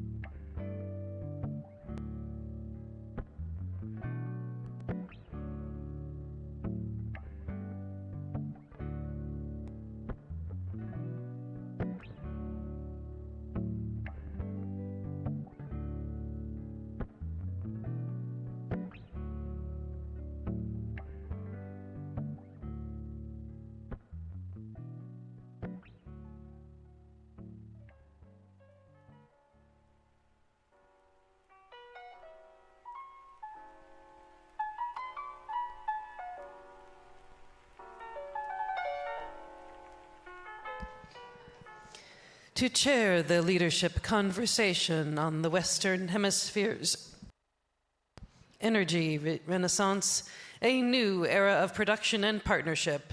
Please welcome President of Goldwind Global Strategies and non-resident Senior Fellow and Chairman, Energy Advisory Group, Global Energy Center, Atlantic Council, David Goldwind.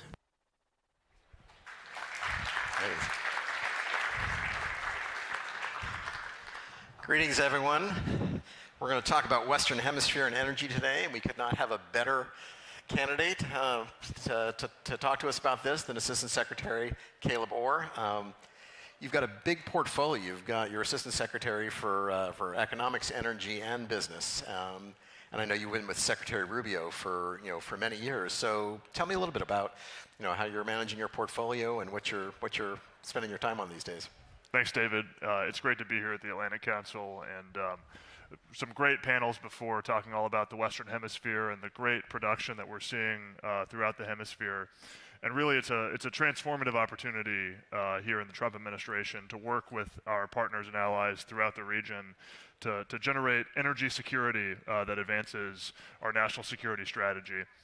I've worked for Secretary Rubio for many years, first starting when he was a senator, and then came over where I'm now honored to serve President Trump and Secretary Rubio at the State Department.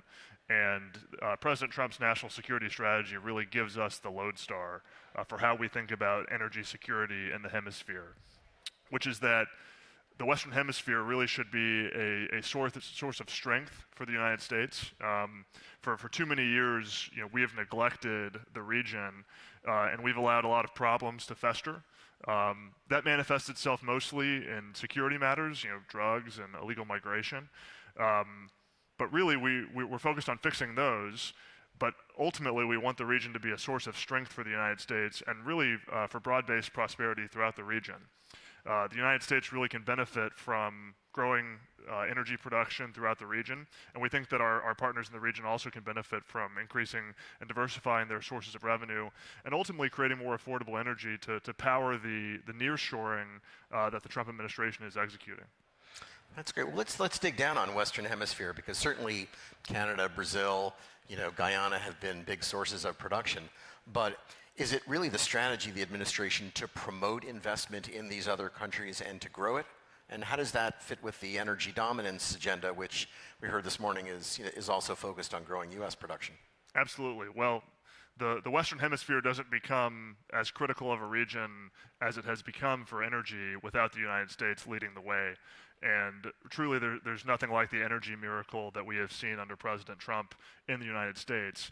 And frankly, like with many policy areas, the United States is a model for countries throughout the region, and other countries look to us and how we do our energy production to see how they can also follow. And so President Trump unleashing the United States energy dominance really leads the way for the region to follow.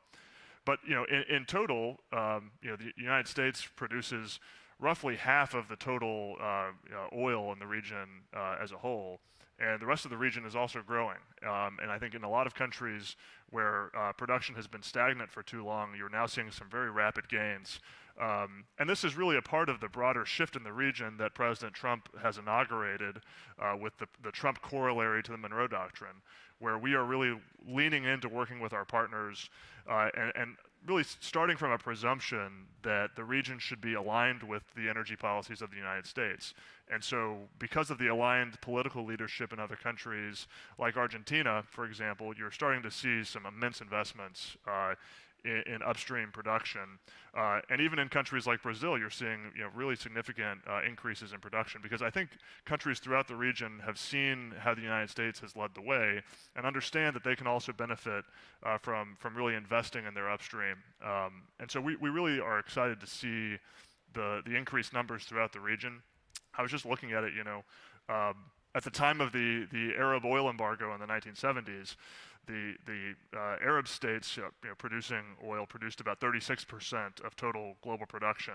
And here today, the Western Hemisphere is sitting at 32% and growing every year. And so really when you look at the new geography of energy production, the Western Hemisphere is one of the key theaters.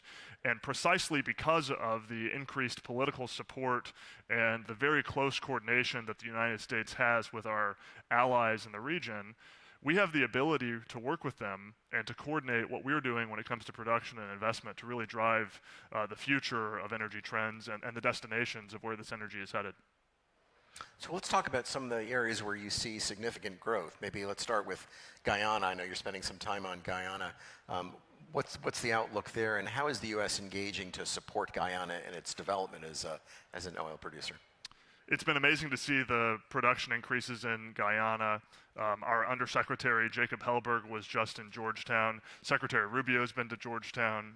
We've given Guyana a lot of attention, and we expect we will continue to do so because we view Guyana as a key partner, not only for increasing energy production in the region, but showing how energy can be a cornerstone of beneficial growth and broad-based prosperity. So we're working with Guyana to continue to increase the production. I mean, sitting right now, I think at 930,000 barrels a day, and is headed, north of 1 million very soon. Guyana really is one of the brightest stars in the world when it comes to where new production is coming online.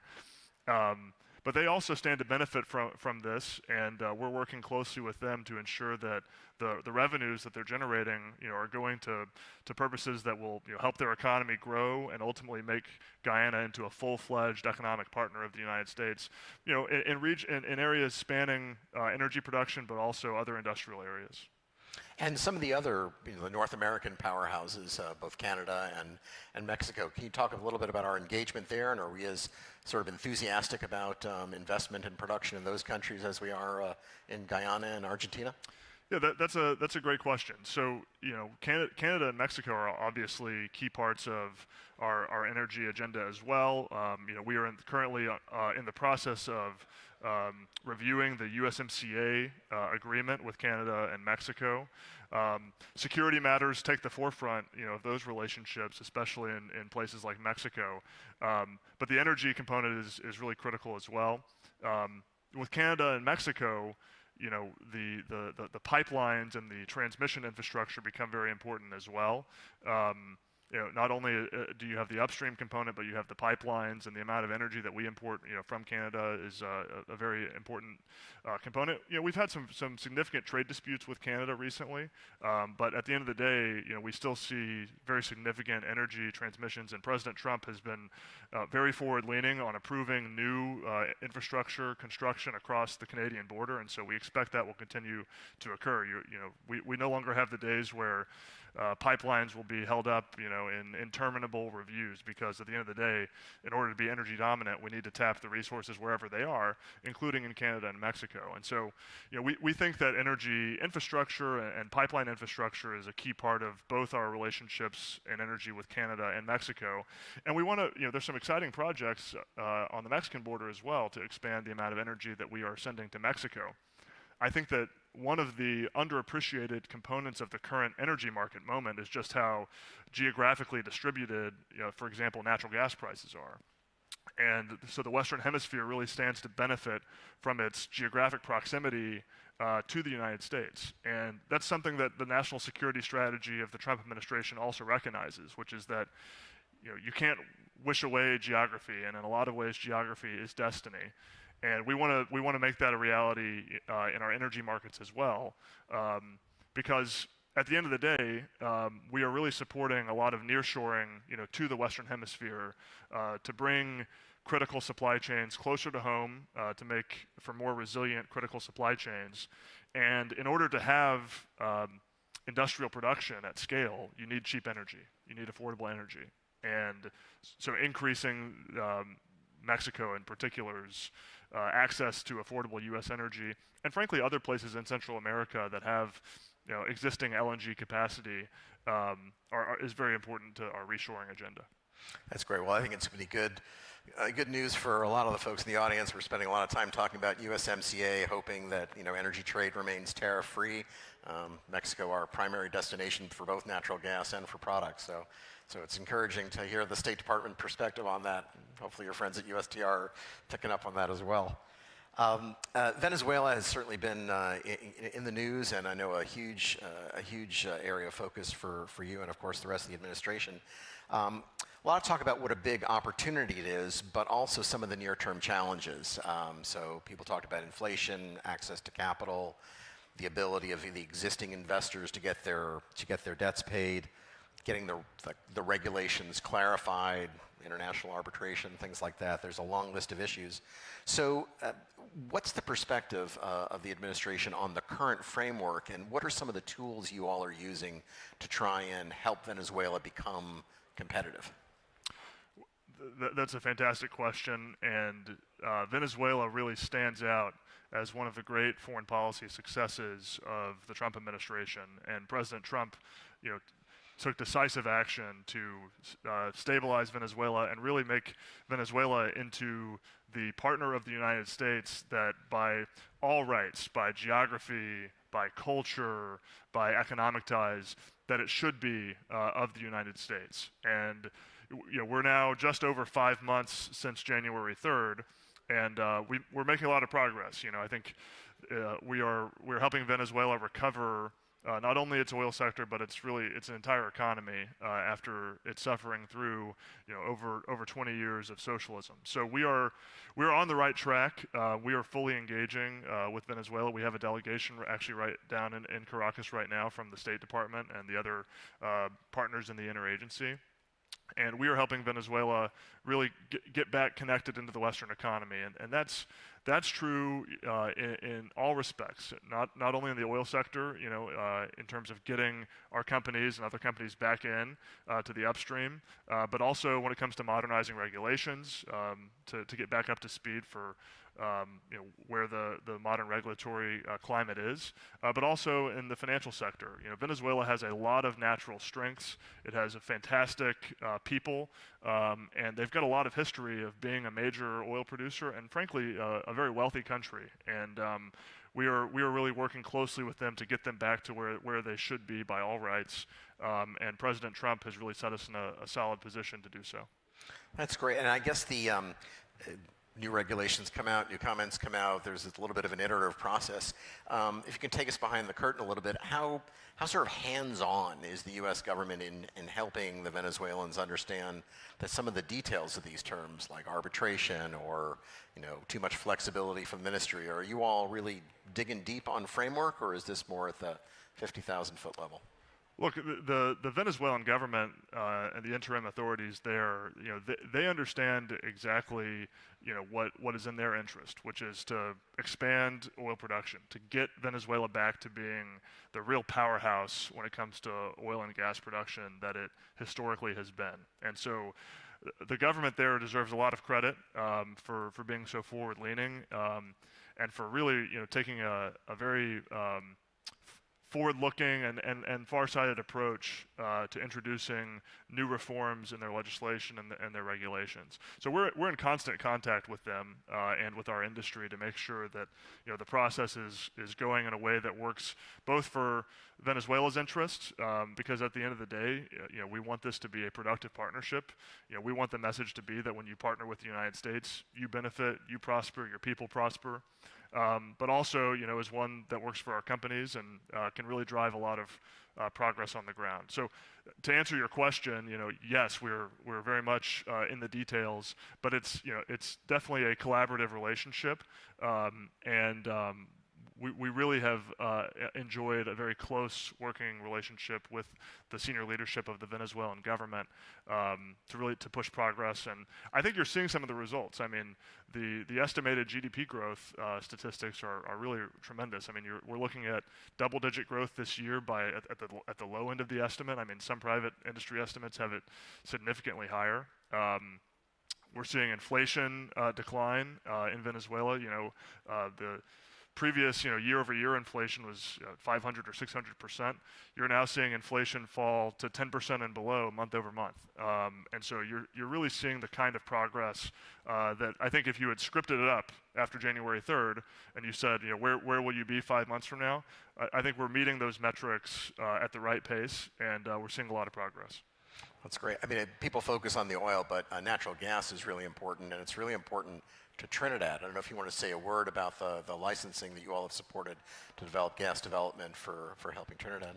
I really can't say enough positive about Trinidad. I mean, they have been a truly excellent partner in all matters, and we're really thrilled to continue working with them. I think there's some great opportunities coming forward, and you know, as we have gone on this path of normalizing with Venezuela, I think Trinidad will continue to be a close partner going forward. Great. Critical minerals, I know, is an important part of your portfolio. You have the critical minerals ministerial. Can you paint a picture for us? What's the strategy on critical minerals, and is it too early to tell where we think growth will come from in terms of actual new supply of these minerals to the United States? Critical minerals is another foundational component of the administration's energy security strategy. We were in a situation last year where we were reliant on one country for over 90% of critical components, and so the administration has really taken an all-of-the-above approach to looking at critical minerals, and really it's the full supply chain. Just like how oil and gas really plays a key role in our diplomacy because so much of the reserves are located abroad.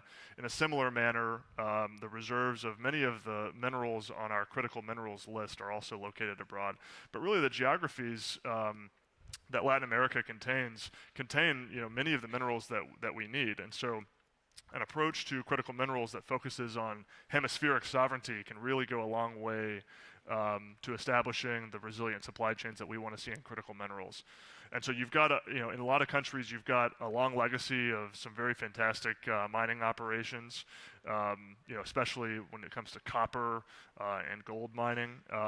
But we want to see not only, greater U.S. interest and U.S. ownership in the upstream sector, but also in processing and refining, which is where a lot of the bottleneck is in the current critical minerals markets. So I think critical minerals is one where it's another area where you've seen this narrative play out over time, where the United States has for too long neglected the Western Hemisphere, and so you've seen other actors come into the Western Hemisphere and start to dominate some of its very rich natural resources. And with President Trump and the Trump administration and our national security strategy, we're really taking a fresh approach and saying, no, the United States really should be involved. This is something that is in our interest, that this development happen in a way that is sustainable from a growth perspective and benefits the people of the countries in Latin America. And so we're taking that fresh look. But we're also saying, how can they move up the value chain? We recognize that there's so many critical minerals where we are currently reliant on other countries outside of our hemisphere, that in order to meet the needs that we have in the time frame that we're operating on, which is this administration, we don't have the benefit of handpicking the perfect locations for all of this capacity. And so we want to do something that's pro-market. We want to do something that works economically. And so that's going to look like having a lot of processing and refining facilities located throughout the region. In the United States, of course, and there's some promising developments here. But in Mexico, in Chile, in Brazil, in Argentina, all of these are countries that are moving forward very aggressively on critical minerals processing in a way that we think will be very helpful. So just to understand that a little bit more, the U.S. traditionally hasn't had a lot of big mining companies that are interested in going overseas. So is most of our comparative advantage here sort of on the financing side to help U.S. and other companies build processing facilities so they stand them up quicker? Yeah, that's right. Australia, the UK, Canada, the Toronto Stock Exchange has many of these mining companies that have been very successful. I think two things. So number one, I work at the State Department. We do foreign policy. We like working with our allies and partners in the UK and elsewhere, and so we're very happy to work with those mining companies. And the DFC, Ben Black spoke earlier today. I know the DFC has been very active too, where we'll work with an ally or a partner country or one of their companies and secure the U.S. governance rights through the DFC.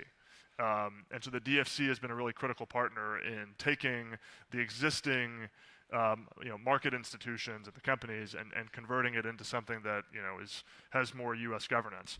At the same time, I think you're seeing a lot of exciting mining startups who recognize the market realities and the current super cycle that we are in, and recognize a very, very profitable opportunity with respect to startups. And so I think you're going to see more U.S. companies coming online over time.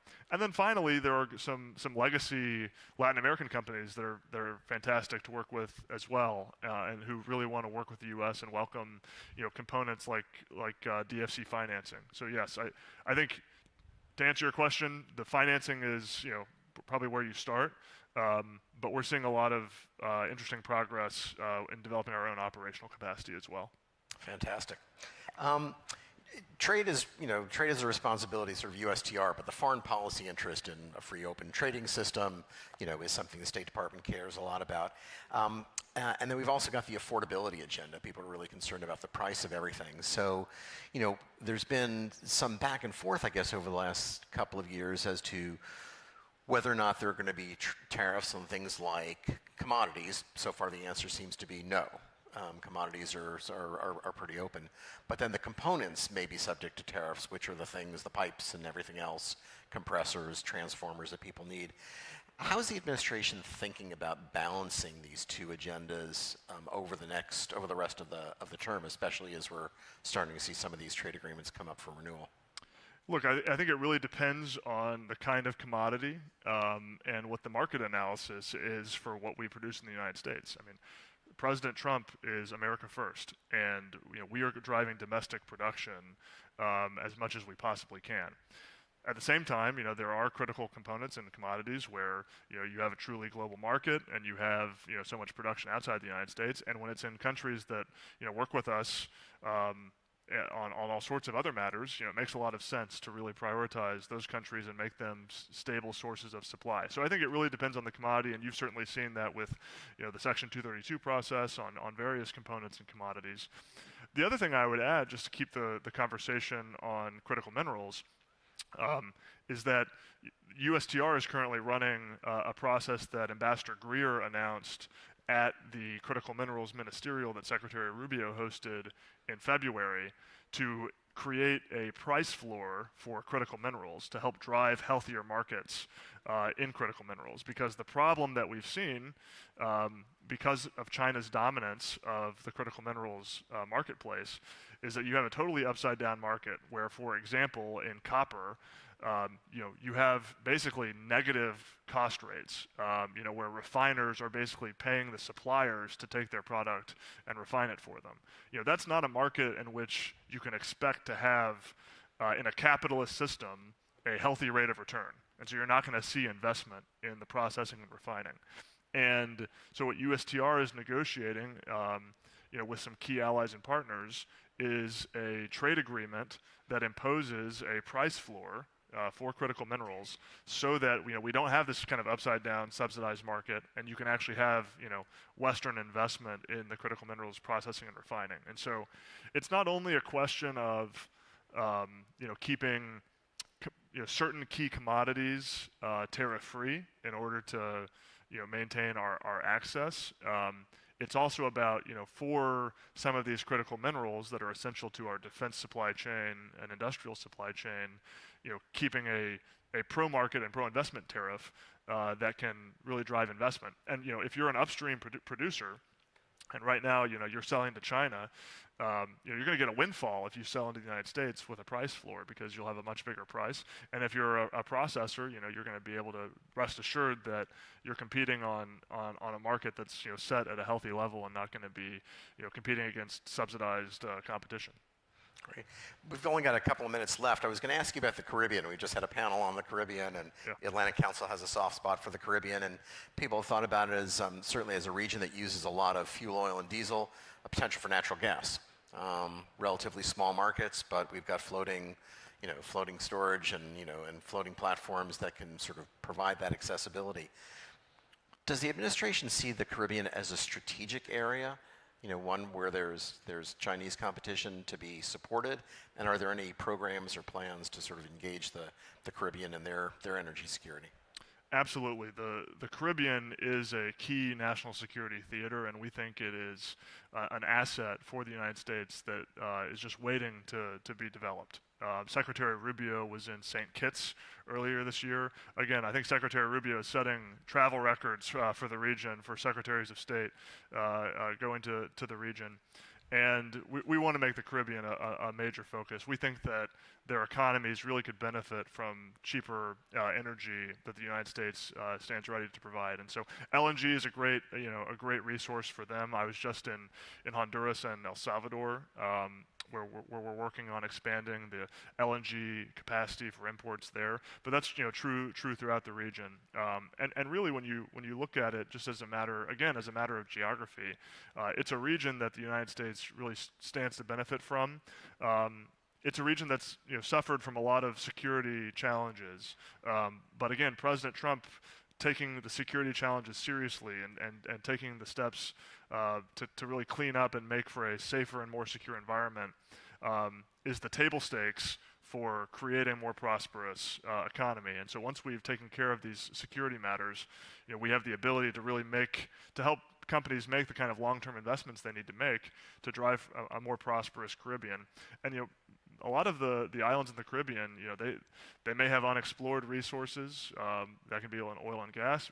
Frankly, we're seeing more and more because of the interest in critical minerals. We're hearing about deposits and reserves in countries that previously had never really explored it because the pricing. Again, you're looking at copper and gold prices. It's at or above all-time highs, and so.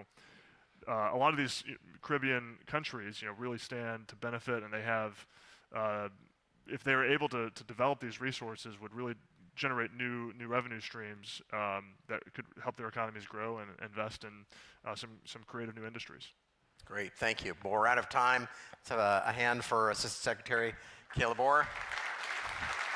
Thanks for a great conversation. Yeah.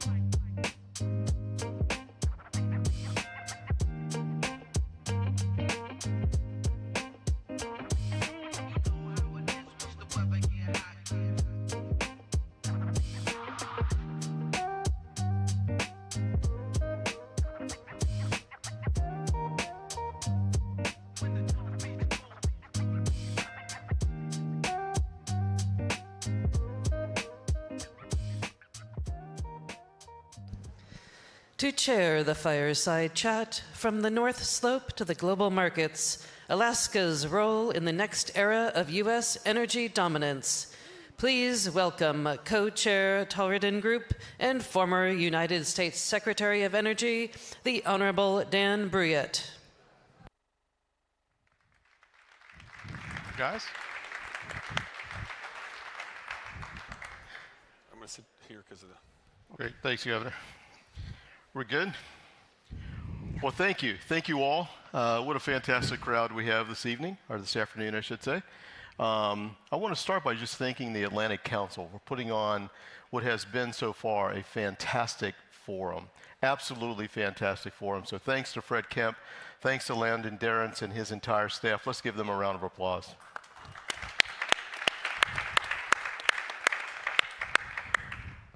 We have a great little panel here, and I'm looking forward to the conversation we're about to have. But I want to start with a few opening comments to kind of give some pretext and some context to the conversation we're about to have regarding opportunities around the world, and very specifically Alaska. So I went through the papers today, and I had to remind myself about this forum in particular, because 10 years ago, I remember being here, and we opened the conversation, and we were talking then about energy transition. Today, we're talking about energy security, and in certain cases, developing countries in particular, we're talking about survival.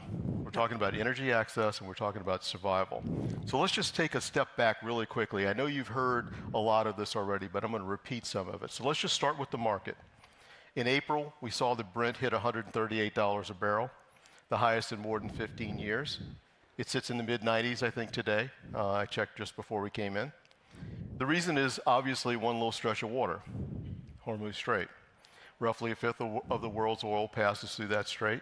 But importantly, there are straits around the world that also become choke points to the production or to the transport of oil. Roughly 40% of the world's transport today of oil has to go through one of those choke points. Think about that for a second, 40%. Iran has threatened to close that strait for many, many years, and they never did. Well, this year they did, and the strait's been effectively shut since February. And the war that closed it has not lessened their control of it. That's an important point. Now let's turn to the globe. On January 3rd, the United States removed Nicolas Maduro. The sanctions on Venezuelan crude are gone, John. A country pumping 1 million barrels a day has been told to grow by 18%. The UAE has walked out of OPEC and is now free to pump at will. So the forward market, if you look at the futures curve, is bracing for a glut, even while today's market is short. That's the world we're operating in today. A war premium on one side and a coming flood on the other, up and down at the same time. Now, I think here's the lesson. It's not about price. Price is noise in today's market. It's about location, and that's the conversation we're going to have today. The barrel that never touches Hormuz, the molecule that never crosses a strait somebody can mine. That's the premium that survives both the spike and the glut, which brings us to Alaska. 3 weeks ago, on a single pad in the North Slope, oil flowed at Pikka. Congratulations. The largest new oil development in Alaska in more than 20 years. And from Alaska, a cargo of gas reaches northern Japan in about 7 days. 5 of those days are in American waters. For the first time in a long time, the most secure molecule on Earth may be the American one. This panel owns both ends of that bet. So let's begin. I want to welcome the CEO of Repsol, John Amaz. John, thanks for being here. Thank you. Give him a round of applause. Flew in from a long way away. I also want to welcome Governor Dunleavy from Alaska. Everybody in this room knows Governor Dunleavy because he has preached his gospel for the last few years to every single one of us as many times as you would possibly listen. But I want to start, give him a round of applause. Now, John, I want to start with you. I mean, Repsol operates across, what, a dozen countries, perhaps even more at this point. I'm a little bit dated. So you see this from a vantage point that most of us do not. You know, as a CEO running a multinational company. As you weigh where to commit capital for the next several decades, because these are multi-decadal investments that we make, how is this latest run of shocks, the Middle East, China, you name it, sanctions from the United States, how has it changed your thinking, if at all, about what makes a supply source genuinely secure? So, first of all, thank you for inviting us, and thank you, Mr. Governor, for allowing us to be in your great state of Alaska, investing there, and starting these days the production of oil in Alaska. I mean, former Secretary Dan, I'm going to give you a very short answer. Today, Repsol and Spanish European company, we are investing the 80% of our total capex as a company in the E&P business in the United States. 80%? 80%, yeah. Why?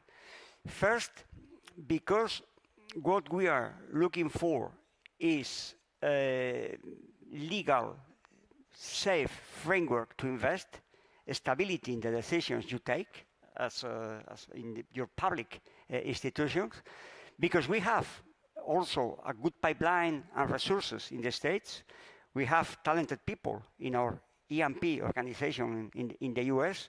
And on top of that, we have an aim and an ambition to grow here. Mm-hmm. We are already producing 220,000 barrels a day today in the US, gas and oil equivalent. And after the ramp up of Alaska, we will be producing a figure close to 260,000 barrels a day at the end of the year in the US. That for our dimension is important. And as you said, geopolitical risks are always going to be there.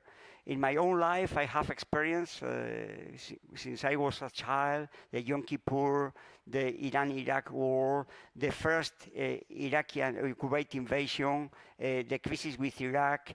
4 years ago, the European crisis after the invasion of Ukraine, now this one. So betting in favor of political, legal stability is important. And as you mentioned, in the US, you also have an openness to the open and blue ocean.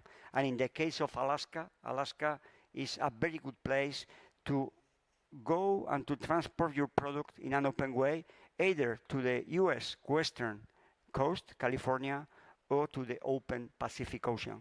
Wow. So you invested in Alaska, what, 15 years ago, maybe longer? 15. Yeah, 15 years ago. So you saw something the market didn't see at that time. Take us back to that day. What did you see back then? And I'm assuming, because you've been successful, the investment thesis still holds.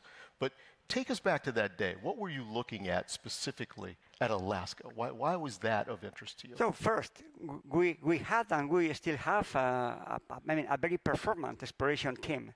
So when you have a good exploration team, you have to go to places where you think that the resources could be there. Mm-hmm. So sometimes they are frontier areas. In the case of Alaska, there was an infrastructure there, mm-hmm. the TAP and so on, so there's to evacuate. Infrastructure there. Yeah, the infrastructure was there. You have, we had a very supportive administration in the area. Yeah. And going to this risky exploration game, we were lucky, after, of course, investing a lot of money there. And in 2013, we discovered the Nanushuk play. And from the very beginning, we noticed that we had something large and big in our hands. And after years of investing, the risking and so on, now we are happy seeing that the first flow is coming. And what we are seeing in Alaska is something more. Pikka, that is the current production, arrived. Probably, we are preparing the ground to take the FID of Pikka 2, the second part, probably next year. And on top of that, we are seeing new prospects, new areas like Quokka, where we could have new equivalents of Pikka. On top of that, we are betting, also exploring in the area, either in the state lands, and some weeks ago we were awarded with our partner Shell, operated by Repsol, with 42 new leases in the MPR area. So we are in some way building the future of a company maker case for Repsol, for our dimension in Alaska. So there are follow-on opportunities in addition to Pikka, right? Yeah, I think that, if we could be, at the end of this year, after the ramp-up of the project with our partner Santos, 5149, right. Producing 80,000 barrels of oil, crude oil, gross, I foresee a company, IJB, producing a figure close to 140, 150,000 barrels a day by 2032 in Alaska, with Pikka 2, and Quokka. And what is more important, with resources that could in some way guarantee that this production is going to stay there for a while. Yeah. That's amazing. That's a heck of a risk. I know people in this room understand it, but and the governor's probably going to speak to this a little bit as well. But for those of you who have followed the oil production in the United States for many, many years, Alaska, it was our resource. It was our foundation. Prudhoe Bay. Those things really mattered. That was our national reserve, was really Alaska. I know we have one down in my part of the world in Louisiana and Houston, but Alaska really was our strategic petroleum reserve for many, many years. And then the economics of shale changed with technologies like fracking, and folks, candidly began to look elsewhere other than Alaska. But you chose to go to Alaska, even in the middle of some of this, which is an amazing risk that you took, and I know those are going to pay off well for you. But Governor, I wonder if you could talk a little bit about the things that you have done to create that regulatory certainty, that investment certainty that CEOs like John need, in my view, to make these multi-decadal investments? Yeah, it's a great question. So, I mean, a sovereign like Alaska, we're a little different than Texas. We're a little bit bigger, but our population is only about 740,000. It's a population of a county at the top of the world. And our Constitution at statehood in 1959, to a great degree, was formed through a Cold War lens. We're only 2.5 miles from Russia. And a lot of people don't realize that. At the same time, the federal government was not going to allow us to become a state unless we agreed to collectivize all of our resources under the sovereign. So in Alaska, you only have about 5, quote, landmen, if you see that show, Landmen. In Texas, they have 5.2 million landowners, private landowners. So in Alaska, I'm the landman for 105 million acres, and so that resource is on our state lands. Doug Burgum is the landman for 222 million federal acres. So that's why we have to have a close partnership with the federal government, because of that reason. But long story short is we've been doing oil since the 50s. First in Cook Inlet. We were the first to pioneer LNG export in the world on a consistent basis to Tokyo. Starting in 1969, we had shipments going 50 straight years uninterrupted, and that's kind of the lesson for today. They were uninterrupted. You could rely on them. You could be assured those shipments were coming. So we proved that we could build big projects. The Trans-Alaska Oil Pipeline, obviously, 18 billion barrels with a B have gone through that pipeline. We're anticipating billions and billions and billions more. This pipeline will be around probably for 100 years plus. But you have to build up a tax regime system around that to make that work, so folks want to invest and be assured that their investment's going to be, it's worth investing in Alaska, but also your permitting process as well. And so we have, I think, a highly developed permitting process. The customers would be better to answer that particular question because they're on the receiving end of our services. But from what we've seen in the recent NPR lease sales, we're seeing a lot of interest, I think, for a whole host of reasons. And I would just add that I think what makes Alaska unique is really what's going to be needed for the future so that there is, quote, a surety on your shipments of oil or gas. And that is, it's got oil. It's got a lot of oil left. It's got a lot of gas. It's got the facilities. Our pipeline facility, including the export terminal in Valdez, was constructed for 2 million barrels of oil per day. So it's really about a quarter filled right now. So that large pipeline could take a lot more oil, get us back up to 2 billion if that was possible. We are 2 million barrels a day, I should say. We are heading towards 1 million barrels with the help of outfits like Repsol. The Willow project that's going to come online soon is 180,000 additional barrels per day. There's Quokka, there's Horseshoe, there's a whole host of other satellite fields that have a lot of conventional oil. But I would say we have the oil, we have the facilities, we are America. We're the second largest discontinuous piece of a country up in the northwest part of the world. Greenland is the other large piece over the other side of North America. But we're our own, in a way, our own sovereign to an extent, and our location is huge. As I was mentioning to some of the folks earlier, Alaska is your northernmost state, but it's also your westernmost state, your easternmost state. We don't need to talk about that. But it's 1,000 miles closer to Australia than California is. That's what gives us an advantage with our Asian allies. As was mentioned, 7 to 8 days from Alaska to Tokyo, uncontested waters, shadowed by the 7th Fleet in the south and the 3rd Fleet in the north. It's basically an American lake, the North Pacific. So if you're looking for shipments, if you're looking to invest, if you're looking for oil, you're looking for shipments, and you're wondering as a customer, can you rely on Alaska to get your shipments? History has proved, yes, and I think what we're seeing today is also yes. No canal to go through, no strait to go through, no issue to go through, straight sailing to our Asian allies. Yeah. That's amazing. I think that is going to become the conversation over the course of the next few years. Like I said earlier, the price is the noise. Now we're talking about location, and that's an advantage that you have.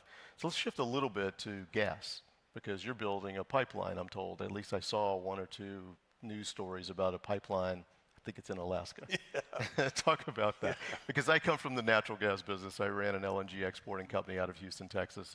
And I told the governor this privately, and I'll tell you publicly, I was a little afraid that he might actually build this pipeline because it'd be quite a competitor to us trying to get gas out of the Gulf of America, around the Panama Canal, over to our Asian allies. But tell us the latest there. What's going on? Yeah, so this project has been, quote, talked about for 40 years. It's changed dramatically under the Trump administration. In 2020, we got all of our permits. We have our right-of-ways. We know exactly how much gas is in Prudhoe Bay because we've recycled it out of these conventional fields every day, all the time, nonstop. We don't flare the gas as a matter of practice. So we know we have the gas, we have the permits, we have the right-of-ways, we know where the pipeline would go. And all of these discussions really start to take place after 2020, before the big data farm conversations really exploded, before the Russian invasion of Ukraine took off, before the Persian Gulf took off. We were moving this concept forward. It's probably going to be the largest non-recourse funded project on the planet in the history of the world, most likely. It's massive, with a conditioning plant on the slope, liquefaction plant down in Nikiski, where the old liquefaction plant was, and an 800-mile pipe. And the pipe has always been somewhat of the issue, cost overruns and so forth. But I think there's a lot that have been learned through experiences in places like Australia and Canada that we hope not to replicate in Alaska, and that is, don't burn money waiting for permits to come. Don't burn money waiting to ensure you got right-of-ways. Don't burn money in unnecessary ways, which will jack up the cost of your project. So right now, we're in a special session in our legislature. I think in the next week or so, we're optimistic that we're going to get a little change in our property tax that'll make the pipeline even more economical. But also keep in mind, Alaska is the only state to get an executive order, I think by any president in the history of the country, on President Trump's first day in office in his second term. That was one of the first things he issued, was that executive order for Alaska to unleash Alaska's opportunity and potential. And Doug Burgum, Chris Wright, Lee Zeldin, the whole gang have been nothing but tremendous for the state of Alaska.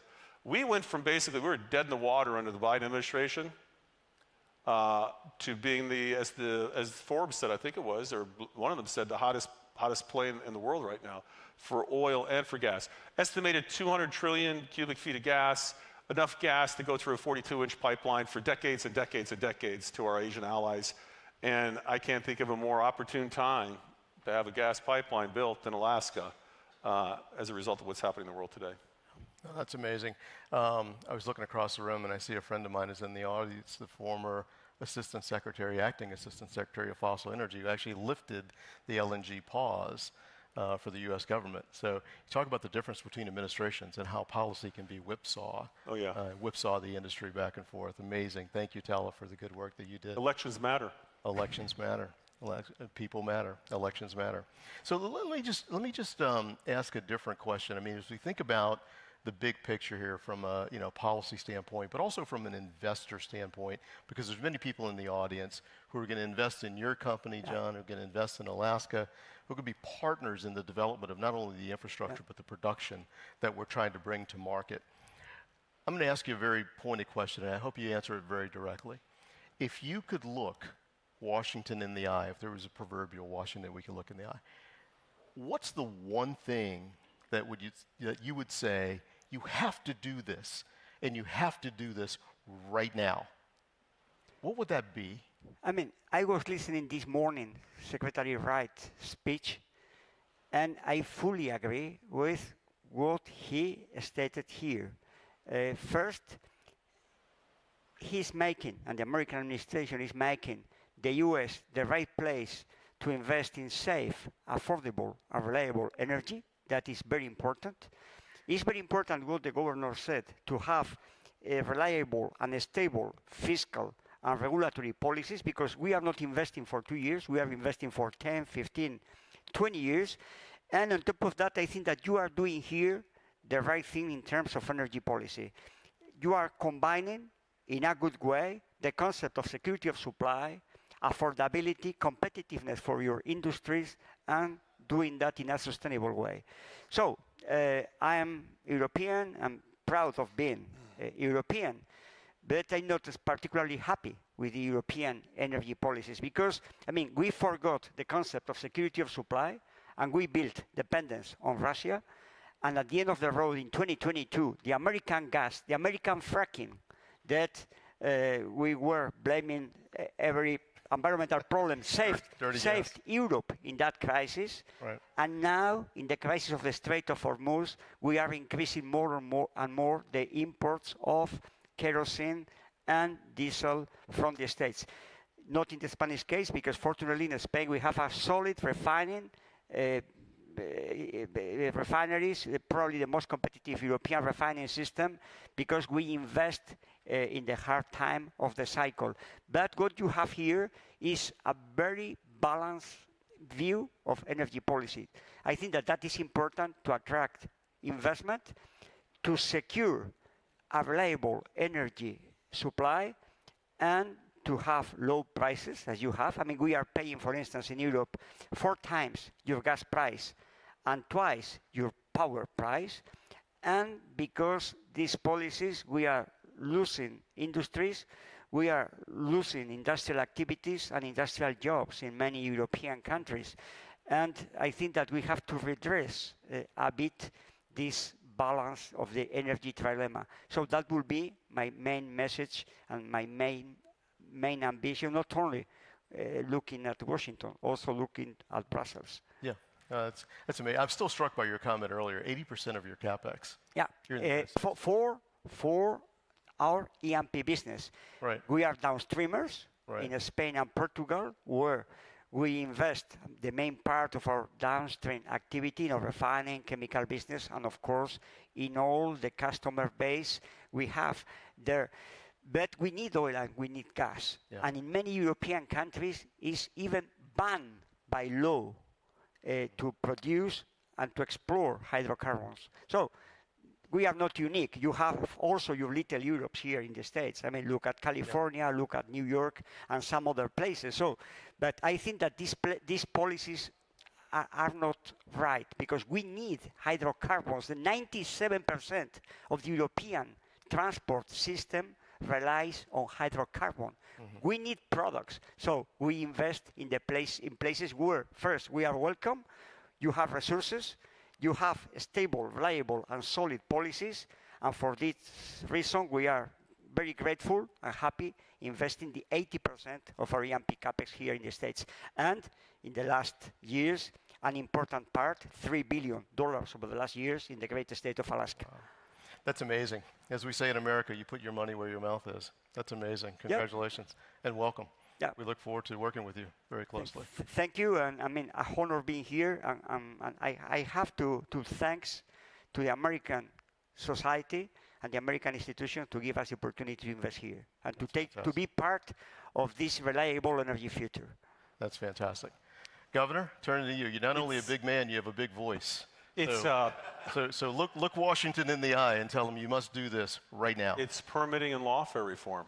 It's absolutely permitting and lawfare reform. I'll give you an example, and this was done by the Supreme Court. So the Supreme Court dealt with Chevron to some extent, the Chevron. The Chevron case. Yeah. Yep, as well as Sackett. Sackett was a wetlands case that happened out in Idaho. Well, Alaska is 60-some% wetlands. And prior to this new administration, this great administration, you could literally have a puddle on your driveway. This is what happened in Sackett in Idaho. It was a driveway issue. It was a puddle, basically. It was considered to be a water of the U.S., which means you couldn't have done anything with it. Well, in Alaska, that means you're going to shut off 60% of the state. A lot of those bodies of water are they don't have a nexus with a river that would become a water of the U.S. So those two court cases really helped Alaska put things back in balance. But Congress needs to deal with lawfare reform, where you don't use the law to slow a project down. You use the law if there's really a harm done to the public. If there's not a harm done to the public, they should not be allowed to use lawfare. And lawfare. And so that needs to be dealt with by Congress, but also permitting reform. Those two things will create an environment in America and Alaska for decades to come for investors. In some cases, a mine, for example, in America, takes 20-some years to develop. From the moment you get your lease, you do your work on it, to the moment your product is being shipped out for the first time, 20-some years.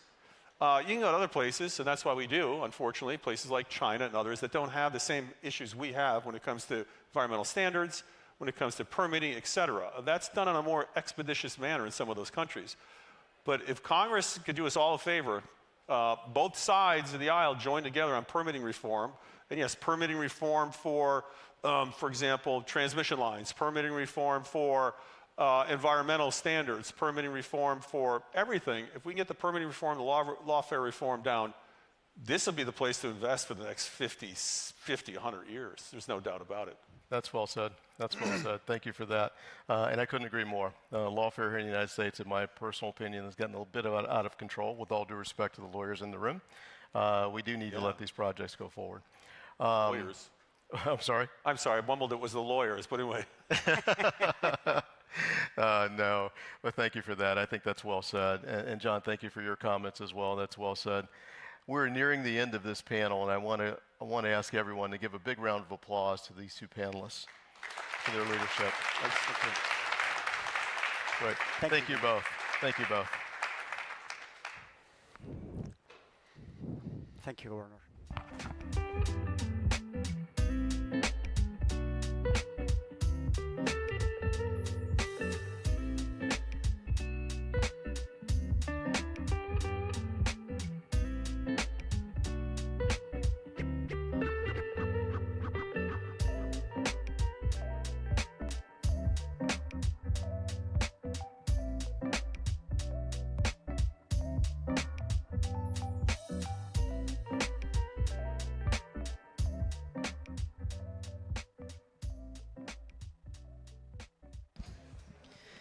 To chair the fireside chat, Crisis and Change, Energy After the Shock.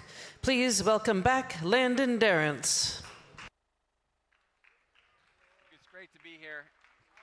It's great to be back on stage, and for the devoted few, it's good to see you here as we take a moment to engage on Crisis and Change, Energy After the Shock. For those familiar with the Global Energy Forum, in Abu Dhabi, we used to do a night owl. And the night owl was we'd come back after our long dinners and maybe a glass of wine, get a glass of bourbon and chat. And this is my version, as close as I can get, and maybe I'll bring back night owls in the future. Is there bourbon? I was going to say. I might be able to pull some bourbon up. But well, you guys know my two guests here. I'm really excited to be joined by Jigar Shah, host of Energy Empire and Open Circuit, and of course, Bob McNally, founder and president of Rapidan Energy. Also both friends and longtime advisors and thinkers on energy. And what's special about this discussion is it's really, we're calling it Bob McNally on change, right? We get, it's like we get your band up here, we'll get the energy going. That's right. And the reality is we want to deep dive some of the theses about the impacts that you've heard about so consistently throughout the day. And starting off this morning with Sheikh Nawaf and debating, how big is this global crisis and what's happening in the Strait of Hormuz? We've experienced quite a disruptive energy security environment over the last 5 years. You think about COVID in one direction, Russia's invasion of Ukraine in 2022, and then of course now this war in Iran causing quite massive chaos. But is it really, Bob, is it really the scalable, biggest crisis since World War II? Well, first of all, congratulations, Landon, for a fantastic conference. And thank you all for sticking it out at the very end here. No, I think it's undeniably the largest disruption in energy history since World War II, or any time for which we have records. Interestingly, in terms of percentage of oil disrupted, the biggest disruption before this was actually the Suez Crisis of 1956-57. And one reason we don't remember that or talk about that as a traumatic energy event is back then when we lost about 10% of global supply, it was a much smaller market. The United States, which was OPEC back then, the Texas Railroad Commission, had about a third of global oil production in spare, and it was all outside the Suez Crisis.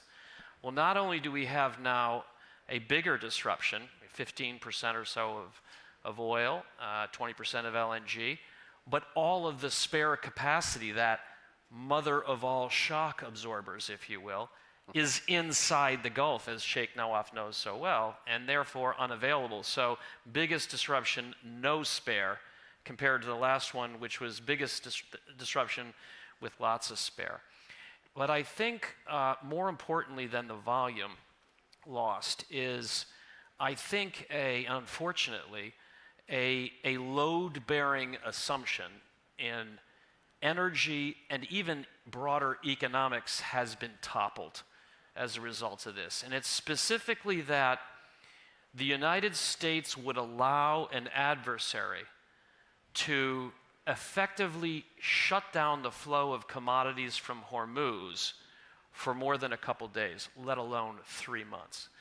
That idea was not just a low probability, high impact idea. I would argue that with very scant exceptions, nobody had even remotely questioned the idea that the United States would guarantee the free flow of carbons. The Carter Doctrine, really the Reagan corollary, stood firm just like the dollar gold peg from the early 30s until 1971. Or the idea that the Federal Reserve would not allow a systemically important bank to fail until 2008. An idea so foundational to ordering of our understanding of energy flows in industry, it wasn't even questioned. It was literally unthinkable. And that is gone. And that will not come back. And that is a lot of toothpaste to squeeze back into the tube. Bob, translate that into plain English for me. What does that translate to? If we're giving up the Carter Doctrine, does that mean this is a long-term new structural reality for the Strait of Hormuz? Iran has It's not just the Strait of Hormuz, and it's not just about building pipelines around the Strait of Hormuz. It's about, the industry talks about below-ground risks, technology risks, and above-ground risks, policy and geopolitics. The Carter Doctrine and its Reagan corollary stood as sort of a factor that almost prevented investors and industry from perceiving a structural risk to energy production and flows in that region. And the U.S. backstopped it. We had 2 wars, one in a matter of days. During the tanker war, they never shut Hormuz. And when the last time we shot at the Iranians, Operation Praying Mantis, we sank 1/3 of their navy in an afternoon. So we demonstrated there's no need to be worried about, not the Strait of Hormuz, regional production and flows. That is gone. That means that investors, especially in hydrocarbons, are going to look at that region and see a structural security risk they never imagined before. Well, it's not just investors, Jigar. When you and I were talking about this early on in the conflict, it was actually where the genesis of this idea came of getting us all on stage, because you were talking about off-takers having real-world consequences and immediate change in terms of their thinking and their acquisitions and procurement of energy. There's congruence here that we know everybody wants to have energy access and affordable, reliable supply. The question is, where are they getting it from? And what are you seeing on the ground? One, do you agree with Bob's thesis that this is a structural reality in terms of the area, the region of the Middle East is more vulnerable and susceptible? And 2, is that going to lead to long-term change in terms of how off-takers are dealing with their energy security? Well, my doctrine is never to disagree with Bob. So I will always agree with Bob. We'll push throughout the series to see if that works. Let's get the bourbon out here. Look, I think that, as somebody who has worked his entire career around taking energy technology, right, a lot of which Bob was centrally involved in, the energy, plans that Dick Cheney put together and that George W. Bush put together, et cetera, and then we spent the last 25 plus years implementing a lot of those plans, right? Those technologies are now ready for prime time, whether it's like nuclear, electric vehicles, or solar and wind, or battery storage, or all those other things, right? And what we were waiting for was an offtake, right? Because a lot of these countries were basically saying, do I need to do this? I don't know. Like, oil prices might fall, natural gas prices might fall. I might have this, I might have that. I'll do this. Today, we're signing up contracts like every minute of every day, right? Every single minister of energy in the entire world that is in charge of importing fossil fuels is now saying that my job is to reduce the importation of fossil fuels, right? That money, that hard currency, that the fact that we have to use our US dollars or our euros or whatever it is to like actually buy that stuff, right, is our investment pool, right? If I can figure out a way to license nuclear power and build it in country, I will. If I can figure out how to like do geothermal, I will. If I can figure out how to do electric vehicles, I will. Now, not all of it can be done, right? Plastics, right? Like there's all these things that oil and gas like do, and particularly on the chemical side. But I would suggest to you that in Asia, where I work extensively, there's not a single person looking at LNG for power, right? Every single person now who is thinking about LNG for power has canceled that contract and is now saying, we're going to burn more coal, or we're going to do electric, we're going to do solar, wind, You said somewhere nuclear. around 60 countries? Yeah, about 60 countries are like very large energy importers, right? And every one of them is trading notes now around how to do this. What is the contract structure you're using? What about that, that IFC best practices document we ignored from 7 years ago? Let's pull that out and see if we can write that up again. And so as a result, you're in a place where people are actually transacting in a way that I've literally never seen before, right? I mean, just the amount of transactions that are occurring. And then on top of that, what you find is that while China has a lot of equipment, right, and they manufacture a lot of equipment, they have very little know-how, and they don't want to share any know-how they might have in these 60 countries. So all the integration work, all of the work around software for electric utility companies, all of the work around, figuring out how to build a microgrid, maximize revenue streams, all of that is American and some European firms. So, Bob, I guess a question on this one, and a mistake I think a lot of policymakers is they don't think about the temporal element. And so I'll ask you a question about the thesis Jigar has, but broadly, how long do we live in this pressure point? Because the longer this lasts, the more that reality becomes effectively built in. And so a question about demand destruction. Are we seeing the oil market decline, or is this going to be flat and placid?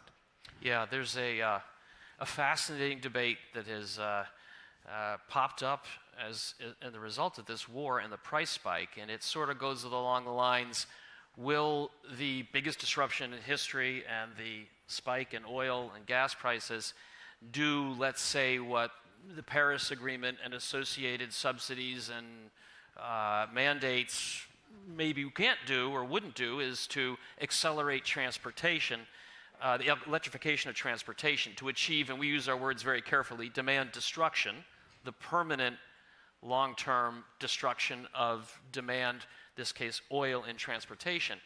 And I think the way to think about that is to think about the last time we saw that and what caused it. The last time we saw demand destruction was in the 1970s. Back in the early 1970s, over 40% of OECD oil demand was fuel oil, heavy, gunky, residual fuel we were using for electricity generation, space heating, industrial uses.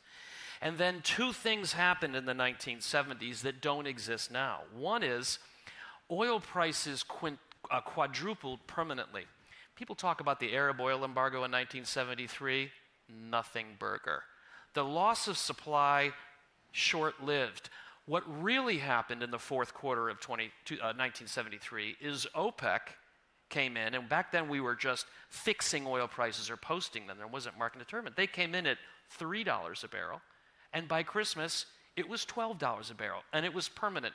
Imagine our demand curve for EVs if we all knew with certainty the price of gasoline was going to be $12 a gallon for the foreseeable future.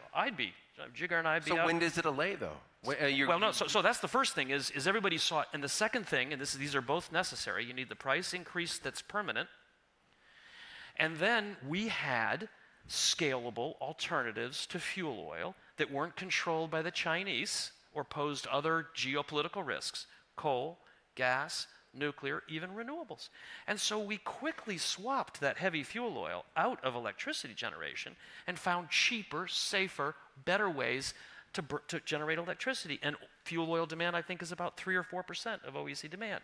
That's demand destruction. Here, I don't believe EVs, Chinese-dominated cheap EV supply chains, are to gasoline and diesel what coal, gas, nuclear, and renewables were to fuel oil back then, and I'm certain we're not going to get a a permanent. Because they're not drop-in, because it takes time. Takes It's time. incremental. Takes time. And it can't be forced, I think, by government policies. I think revolutions in energy are driven by innovation, technological innovation. The private sector, the government sector has often very little to do with it. There's exceptions, like France after World War II said, we're going nuclear. There are exceptions, but they're to the rule. So in private meetings, though, I have a lot of conversations where people are like, oh yeah, it's $95 a Brent TI, but in real life, it's $160 delivered, right? And if you think about where we started let's just call it the new year, we're at $55, $60 oil. We're pushing a 3x. We're a 3x in price in terms of a barrel on the real delivered price and value. Right. It's not 4, okay, fine. But like if that is enduring, if we have an enduring price, what are we going to see the price go to, and how long is that going to last? Well, that's the question, and I think, we've been on Space Mountain roller coaster ride here for 2 decades. This is not our first oil price boom. And I think investors and oil companies, certainly you see this in the shale patch, where you see a reticence to go run and hire expensive workers and rigs and start drilling, because they know now what goes up can go down. Booms are often undone by busts. They engender their own undoing by hurting demand, hurting economic growth, and encouraging alternative supply. So I think most now the oil companies have learned that we may go to 100, we may go to 150, we may go to 175, but we don't stay there. More likely, you'll see a echo of 2008, where the oil price spike, and I think one thing, and this is a rare thing, I mean, usually oil analysts are a fractious bunch with vibrant debates about where things are going. I've never seen in 35 years where it's just about every oil analyst I know is predicting a catastrophe. I see some in the audience here this summer. And if we're right, oil prices will go nonlinear, and as they have in the past, sort of detonate fragilities elsewhere in the macroeconomy and financial system, and that ends poorly, often with recessions. And then the oil price collapses. So, Landon, I just don't think we're going to see a permanently higher oil price. But the argument that we're making here is different, right? I feel like we've gotten off on a tangent because we're talking about something that's on the demand-supply curve. That's not what I'm arguing, right? What I'm arguing is that every single energy minister's job is not only to achieve the lowest possible energy costs for their economy. Their job is national security, energy security, diversification, all of those things, right? The reason why Ethiopia has banned the importation of gasoline and diesel is that they were using hard currency they didn't think they had to afford to buy gasoline and diesel. And so they were like, we're just going to, ban the importation of internal combustion engine cars. And this was beforehand just because they had all the extra hydropower. And they were like, this is great. We're going to move to electric vehicles, right? So my point is less about that piece. And I think Bob's exactly right. Like the notion that we're going to within a very short period of time, get rid of 80% of gasoline demand is ridiculous. But the point is that those 60 energy ministers, they are now forever scarred by this in the way Bob was suggesting with the Carter Doctrine, right? And the Reagan corollary. That, I think they are all in every one of their scenario planning situations are going, I remember 2026. I remember how this thing worked. And now, if I'm going to have to spend $20 billion to build an entire natural gas pipeline infrastructure to take LNG imports and actually pump it all the way into the center of the country, I'm not going to do that because that's a 55-year investment. And I'm going to instead do this, this, and this, right? And so I just think that on the margins, and those margins are very large. I mean, just to put them in perspective for you, last year, right, 100% of all electricity load growth in the entire world was solar, wind, nuclear, right? That all the new coal plants that we built, all the new natural gas plants we built were fully offset by retiring coal plants and natural gas plants. And we expect that to be the case this year, even with the Strait of Hormuz, and next year, and the year after that, right? And so I think when you think about what we've done to destabilize the dominant position of these companies and their fuels, right, in the minds of these energy ministers, you now have a really easy way of giving this presentation and getting your next contract. So the policymakers' primary driver is energy security.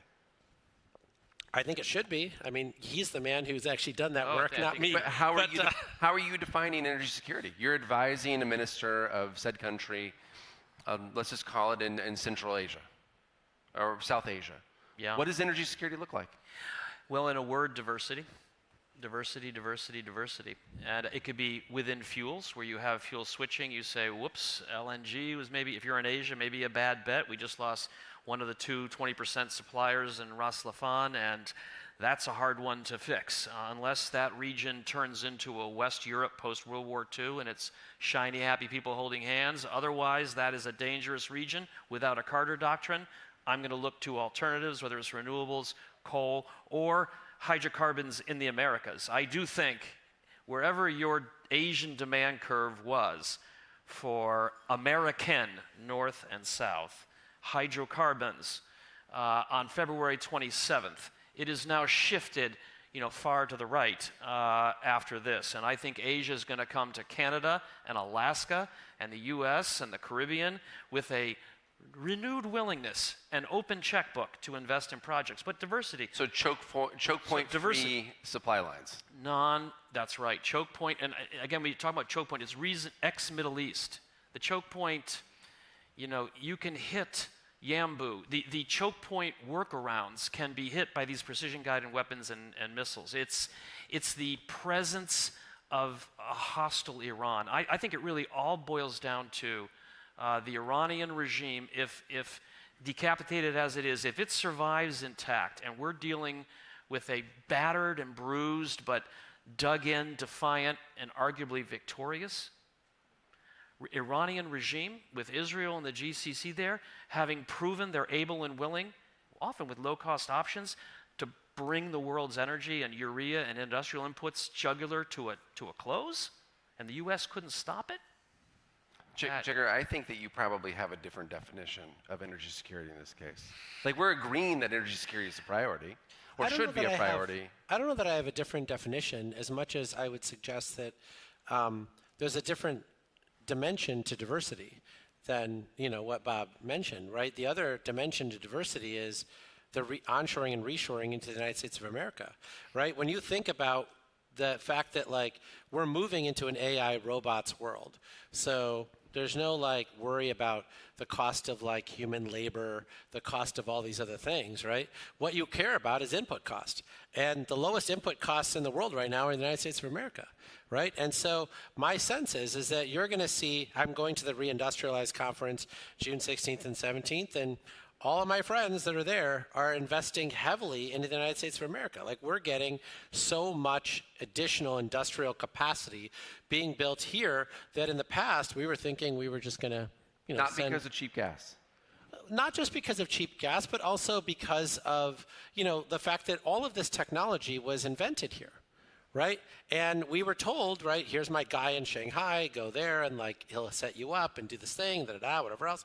And now they're like, I don't know if I want to go with the guy in Shanghai. I want to go here, and maybe it's 5% more expensive right now. I mean, this is why there's a little bit of frustration with the fact that it's not easy to get a loan out of the loan programs office anymore. It's not easy to navigate all of the rules to get a contract with the Department of War, or this or that or whatever else. But I think that'll get resolved at some point. But I think one of the other areas of diversification is that a lot of these countries who thought that American technology was just going to go hunting for sites in Malaysia or Vietnam or Cambodia or other places, they may not be. They might actually be doing stuff right here. We've spent a little bit of time talking about net importers of energy. But let's talk about energy security from a net exporter's perspective. Bob, you spend a lot of time in the Middle East. I'm sure that you and I will run into each other at a conference in the region at some point soon. And they have a different thesis here, right? They're saying we're going to have to, it is existential that I produce these hydrocarbons to get them to market. What does it mean under your new framework for the volatility of the region for these countries to have energy security? Yeah.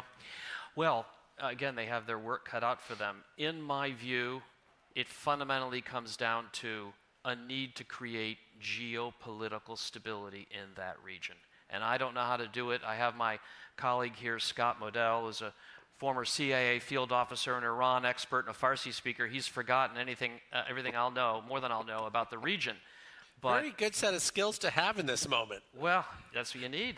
You know, if you think about just stepping back, World War II was the third in a series of devastating wars that centered around the problem of sort of incorporating a unified Germany, which is into Europe with other great powers there. The Middle East is very different, but you had to have the Franco-Prussian War, the First World War, the Second World War, done. That was destructive enough, and Europe said, we've got to solve our problems, peacefully. And I think the Middle East has to get there. Otherwise, again, with the weapons we have, with the failure of the United States to uphold the Carter Doctrine and the Reagan Corollary, and questions about our long-term commitment to stabilize that region, I think energy security, a fundamental requirement is geopolitical stability, and that requires dealing with the regime in Iran. Can I just add one more thing on this? Is that I think one of the things that I find fascinating about these conversations is that we talk about these things in macro terms, but, like my life is based on working with the thousands of change makers who are the ones who are taking an enormous amount of risk, right? They're the ones who've bet their fortunes, bet their houses, bet whatever it is they have to make their dreams come true. And the amount of energy on that side of the ledger right now is way higher than the side of the ledger that's trying to reduce risk that Bob's talking about, right? Like the folks who are coming to Detroit are all billion-dollar companies, right? And they are all like betting the farm, even as billion-dollar companies, to figure out how to bring energy into Kenya, to figure out how to bring energy into Nigeria, even knowing that there's like diesel mafia bosses all over the place. They're like, screw it, we're going in and we're going to try to figure it out, right? When you think about the amount of just like raw, just like, I don't know, confidence and, stupidity, right, that's on this side of the ledger, they're doing it. They're going to all these countries and they're not going to get stopped. That would exist irrespective of the current crisis. Right, but now they're getting contracts faster. It used to be they had to go like 20 times to convince the energy minister to give them a contract. Now on the third trip, the contract's getting signed, right? Because they're like, you're going to invest how much money into our country? And what do we have to do for that? Okay, we'll give you an electricity permit and we're going to get that done in a way that you couldn't get before. So let me build on your prior role at LPO, the Loan Programs Office at DOE. And thinking about capital flows in the current environment, are you seeing a structural change in terms of how dollars are going to be allocated now, or is it just going to increase the speed and scale in which they're deployed? It's not a structural change, right? Because remember, the oil and gas industry broadly has moved away from dedicated dollars a long time ago, right? Like so that was true like when you had the fracking boom in 2009 to 2012. But today, all of that has been absorbed into the majors, right? And so their money is Wall Street money. It's like people who invest in equity, people who invest in the S&P 500, people who invest in things. I own, I'm sure, a lot of oil company stock, right? And then they get debt from people who invest in an investment-grade credit off-taker, right? And so in general, that money, like, it's not like the venture capital that we're going at. Like if you go after to Mark Andreessen at A16Z, he's not really investing in the oil and gas like startups that I can tell. There's a couple of companies over here like Mainspring or Bloom Energy or some of those folks who might use a little bit of fossil fuels as input. But like when you look at all the most extraordinary pockets of money and what they're investing in, they're investing on this side of the ledger, right? I mean, all of them, right? Whether it's renewable natural gas or whether it's like the next generation of clean cement or clean steel or whatever it is, like all of that new chemistry that they're doing, like I just looked at the Invent Wood plant up in Frederick, Maryland, which won the ARPA-E award for wood stronger than steel, right? So their wood is like 10 times stronger than steel and it costs half as much to make. And it's like the next generation of sort of, carbon, materials. It's amazing, right? Like all of that money is going on this side of the ledger, right? And so the hard part in the past was getting contracts from those 60 energy ministers and, even within the country as well. And that has become way easier because of this crisis. Bob, capital flows in your side as well, just thinking about, you talked about the geographies. Are you predominantly seeing this as a Western Hem story now? Predominantly seen as what? Western Hemisphere. Yes, but I think, yes, certainly more towards the Western Hemisphere, but I think there was another structural shift that was gathering pace, and here I'm going to maybe get controversial. We have to bring out the bourbon for Jigar and I. But so I think just before the Iran war ushered in this toppling of a load-bearing assumption and just made us think, and it always will, about the Middle East differently, I think another not quite long-lived load-bearing assumption, maybe a retaining wall that had been built 5 or 6 years ago, collapsed. It was starting to collapse. And that is the, I would assert, consensus view that climate policy, specifically EV mandates and subsidies, were going to so rapidly electrify transportation, destroy, cause an immediate collapse in gasoline and diesel demand in the OECD now, such that global liquids demand would stop growing in 2030 and then either plateau or fall. Same thing with gas. Again, I assert, go back in the last 5 or 6 years, look at the IEA or just about anybody's oil and gas forecast, and that was what everybody expected. That hadn't been the case for decades before. We normally would assume that a growing, more prosperous world, even in a more efficient economy, would need more oil and gas. But for the last 5 years, 6 years, this idea took hold. A whole other issue, but with the IEA returning to publishing a more realistic, I think, sort of a base case, and I think investors were starting to look at politics since the Russian invasion of Ukraine and say, wow, looks like EV subsidies and mandates are falling in Europe, in China, in Canada, in the United States.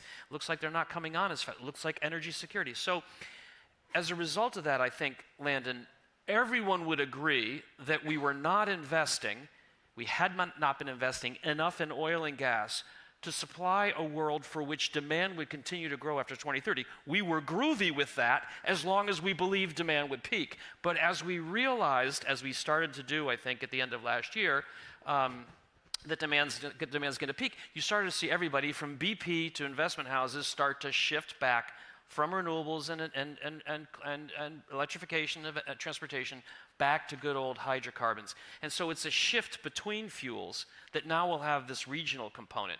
If you will, 2 dots. Imagine 2 structural dots. One, what I call peak demand.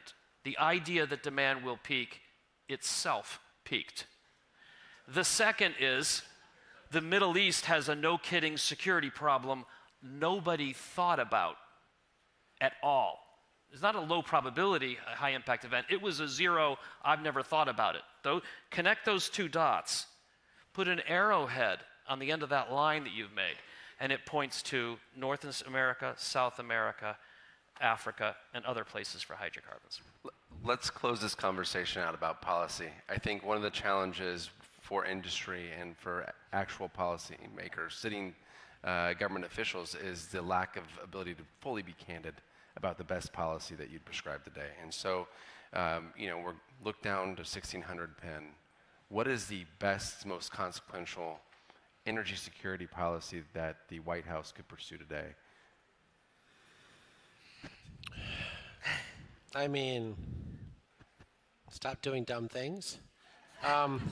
That'd be a good policy. Let's be prescriptive. No, but you can tell them to back off of a policy. I think that's acceptable. Like, do less of this, or more. Look, I think the Biden administration, I think, brought back into vogue this concept of industrial policy. And when the Inflation Reduction Act passed, it sent shockwaves around the world, and everyone realized that they needed to do the same thing, right? And, they took their time, but they needed to do the same thing.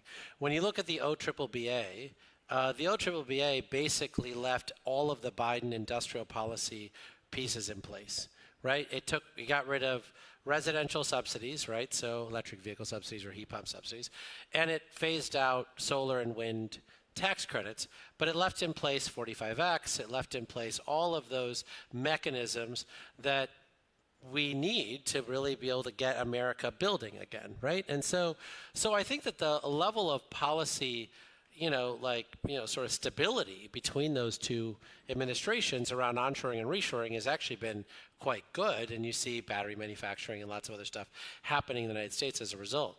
I think the bigger problem is that when you think about the most gnarly issues that we have on the supply chain side, whether it's critical minerals or whether it's building new nuclear in the United States, et cetera, there is a level of precision required between government policy and the private sector in those areas that does not exist today.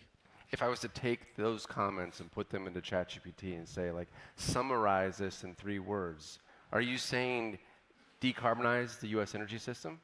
Decarbonize U.S. manufacturing? But remember, if you just ChatGPT everything I said while I was during a Biden... We'll write this piece after. I was in the Biden administration, I don't think I ever used the word climate or decarbonization, right? My phrase was always, help America do big things again, right? And I think that has always been what's driven me, right? Is I think we have the best entrepreneurs and R&D and all that stuff in the world, and we squandered it for years because we gave them the business card of your guy in Shanghai and said, go over there and build it, right? Today, we're saying, no, do it here. But when you think about the fact that the graphite processing in Louisiana comes from Mozambique, right? That requires coordination with the U.S. State Department. Right? It requires all of these pieces to go into place to be able to get the contracts that you need to do to get this done on the other side, right?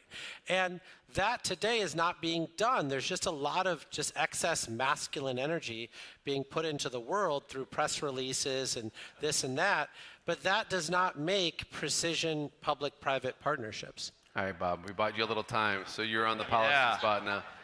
Well, I will start with the observation. I learned this in the White House. I don't know if you're encountered it in government, and I had no idea, but half at least of good policy making is avoiding bad policy making. Stopping stupid ideas on this.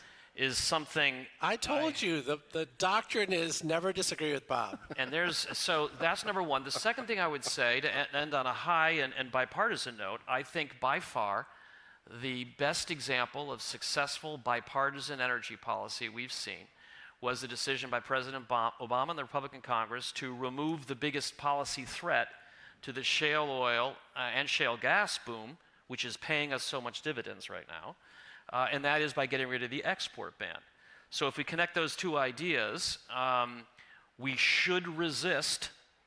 Both parties will be tempted to undo that progress and resort to export restrictions. It could be because of a horrific price spike in gasoline and diesel later this year. It could be because a Democratic administration comes back and says, monkey see, monkey do, energy climate emergency until we have this or that investment in renewables, we're going to restrict LNG exports, what have you.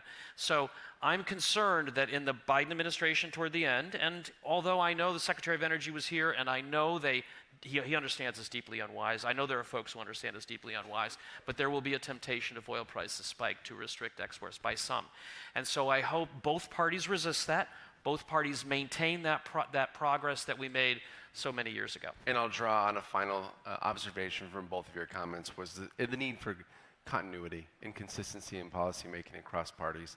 So I appreciate both of you. I think we should make this an annual outing, and I will serve bourbon to everybody here next time. Gentlemen, I also want to thank the audience. You went a little bit long, but I took the liberty of it being my forum and the fact that it's the end of the day. So this is, in fact, the last of day one of the Global Energy Forum. Thank you, Bob. Thank you, Jigar, for joining us. And thank you all in the audience for sticking it out. We look forward to seeing you back here tomorrow for another full day of conversations. Have a great day. Thank you.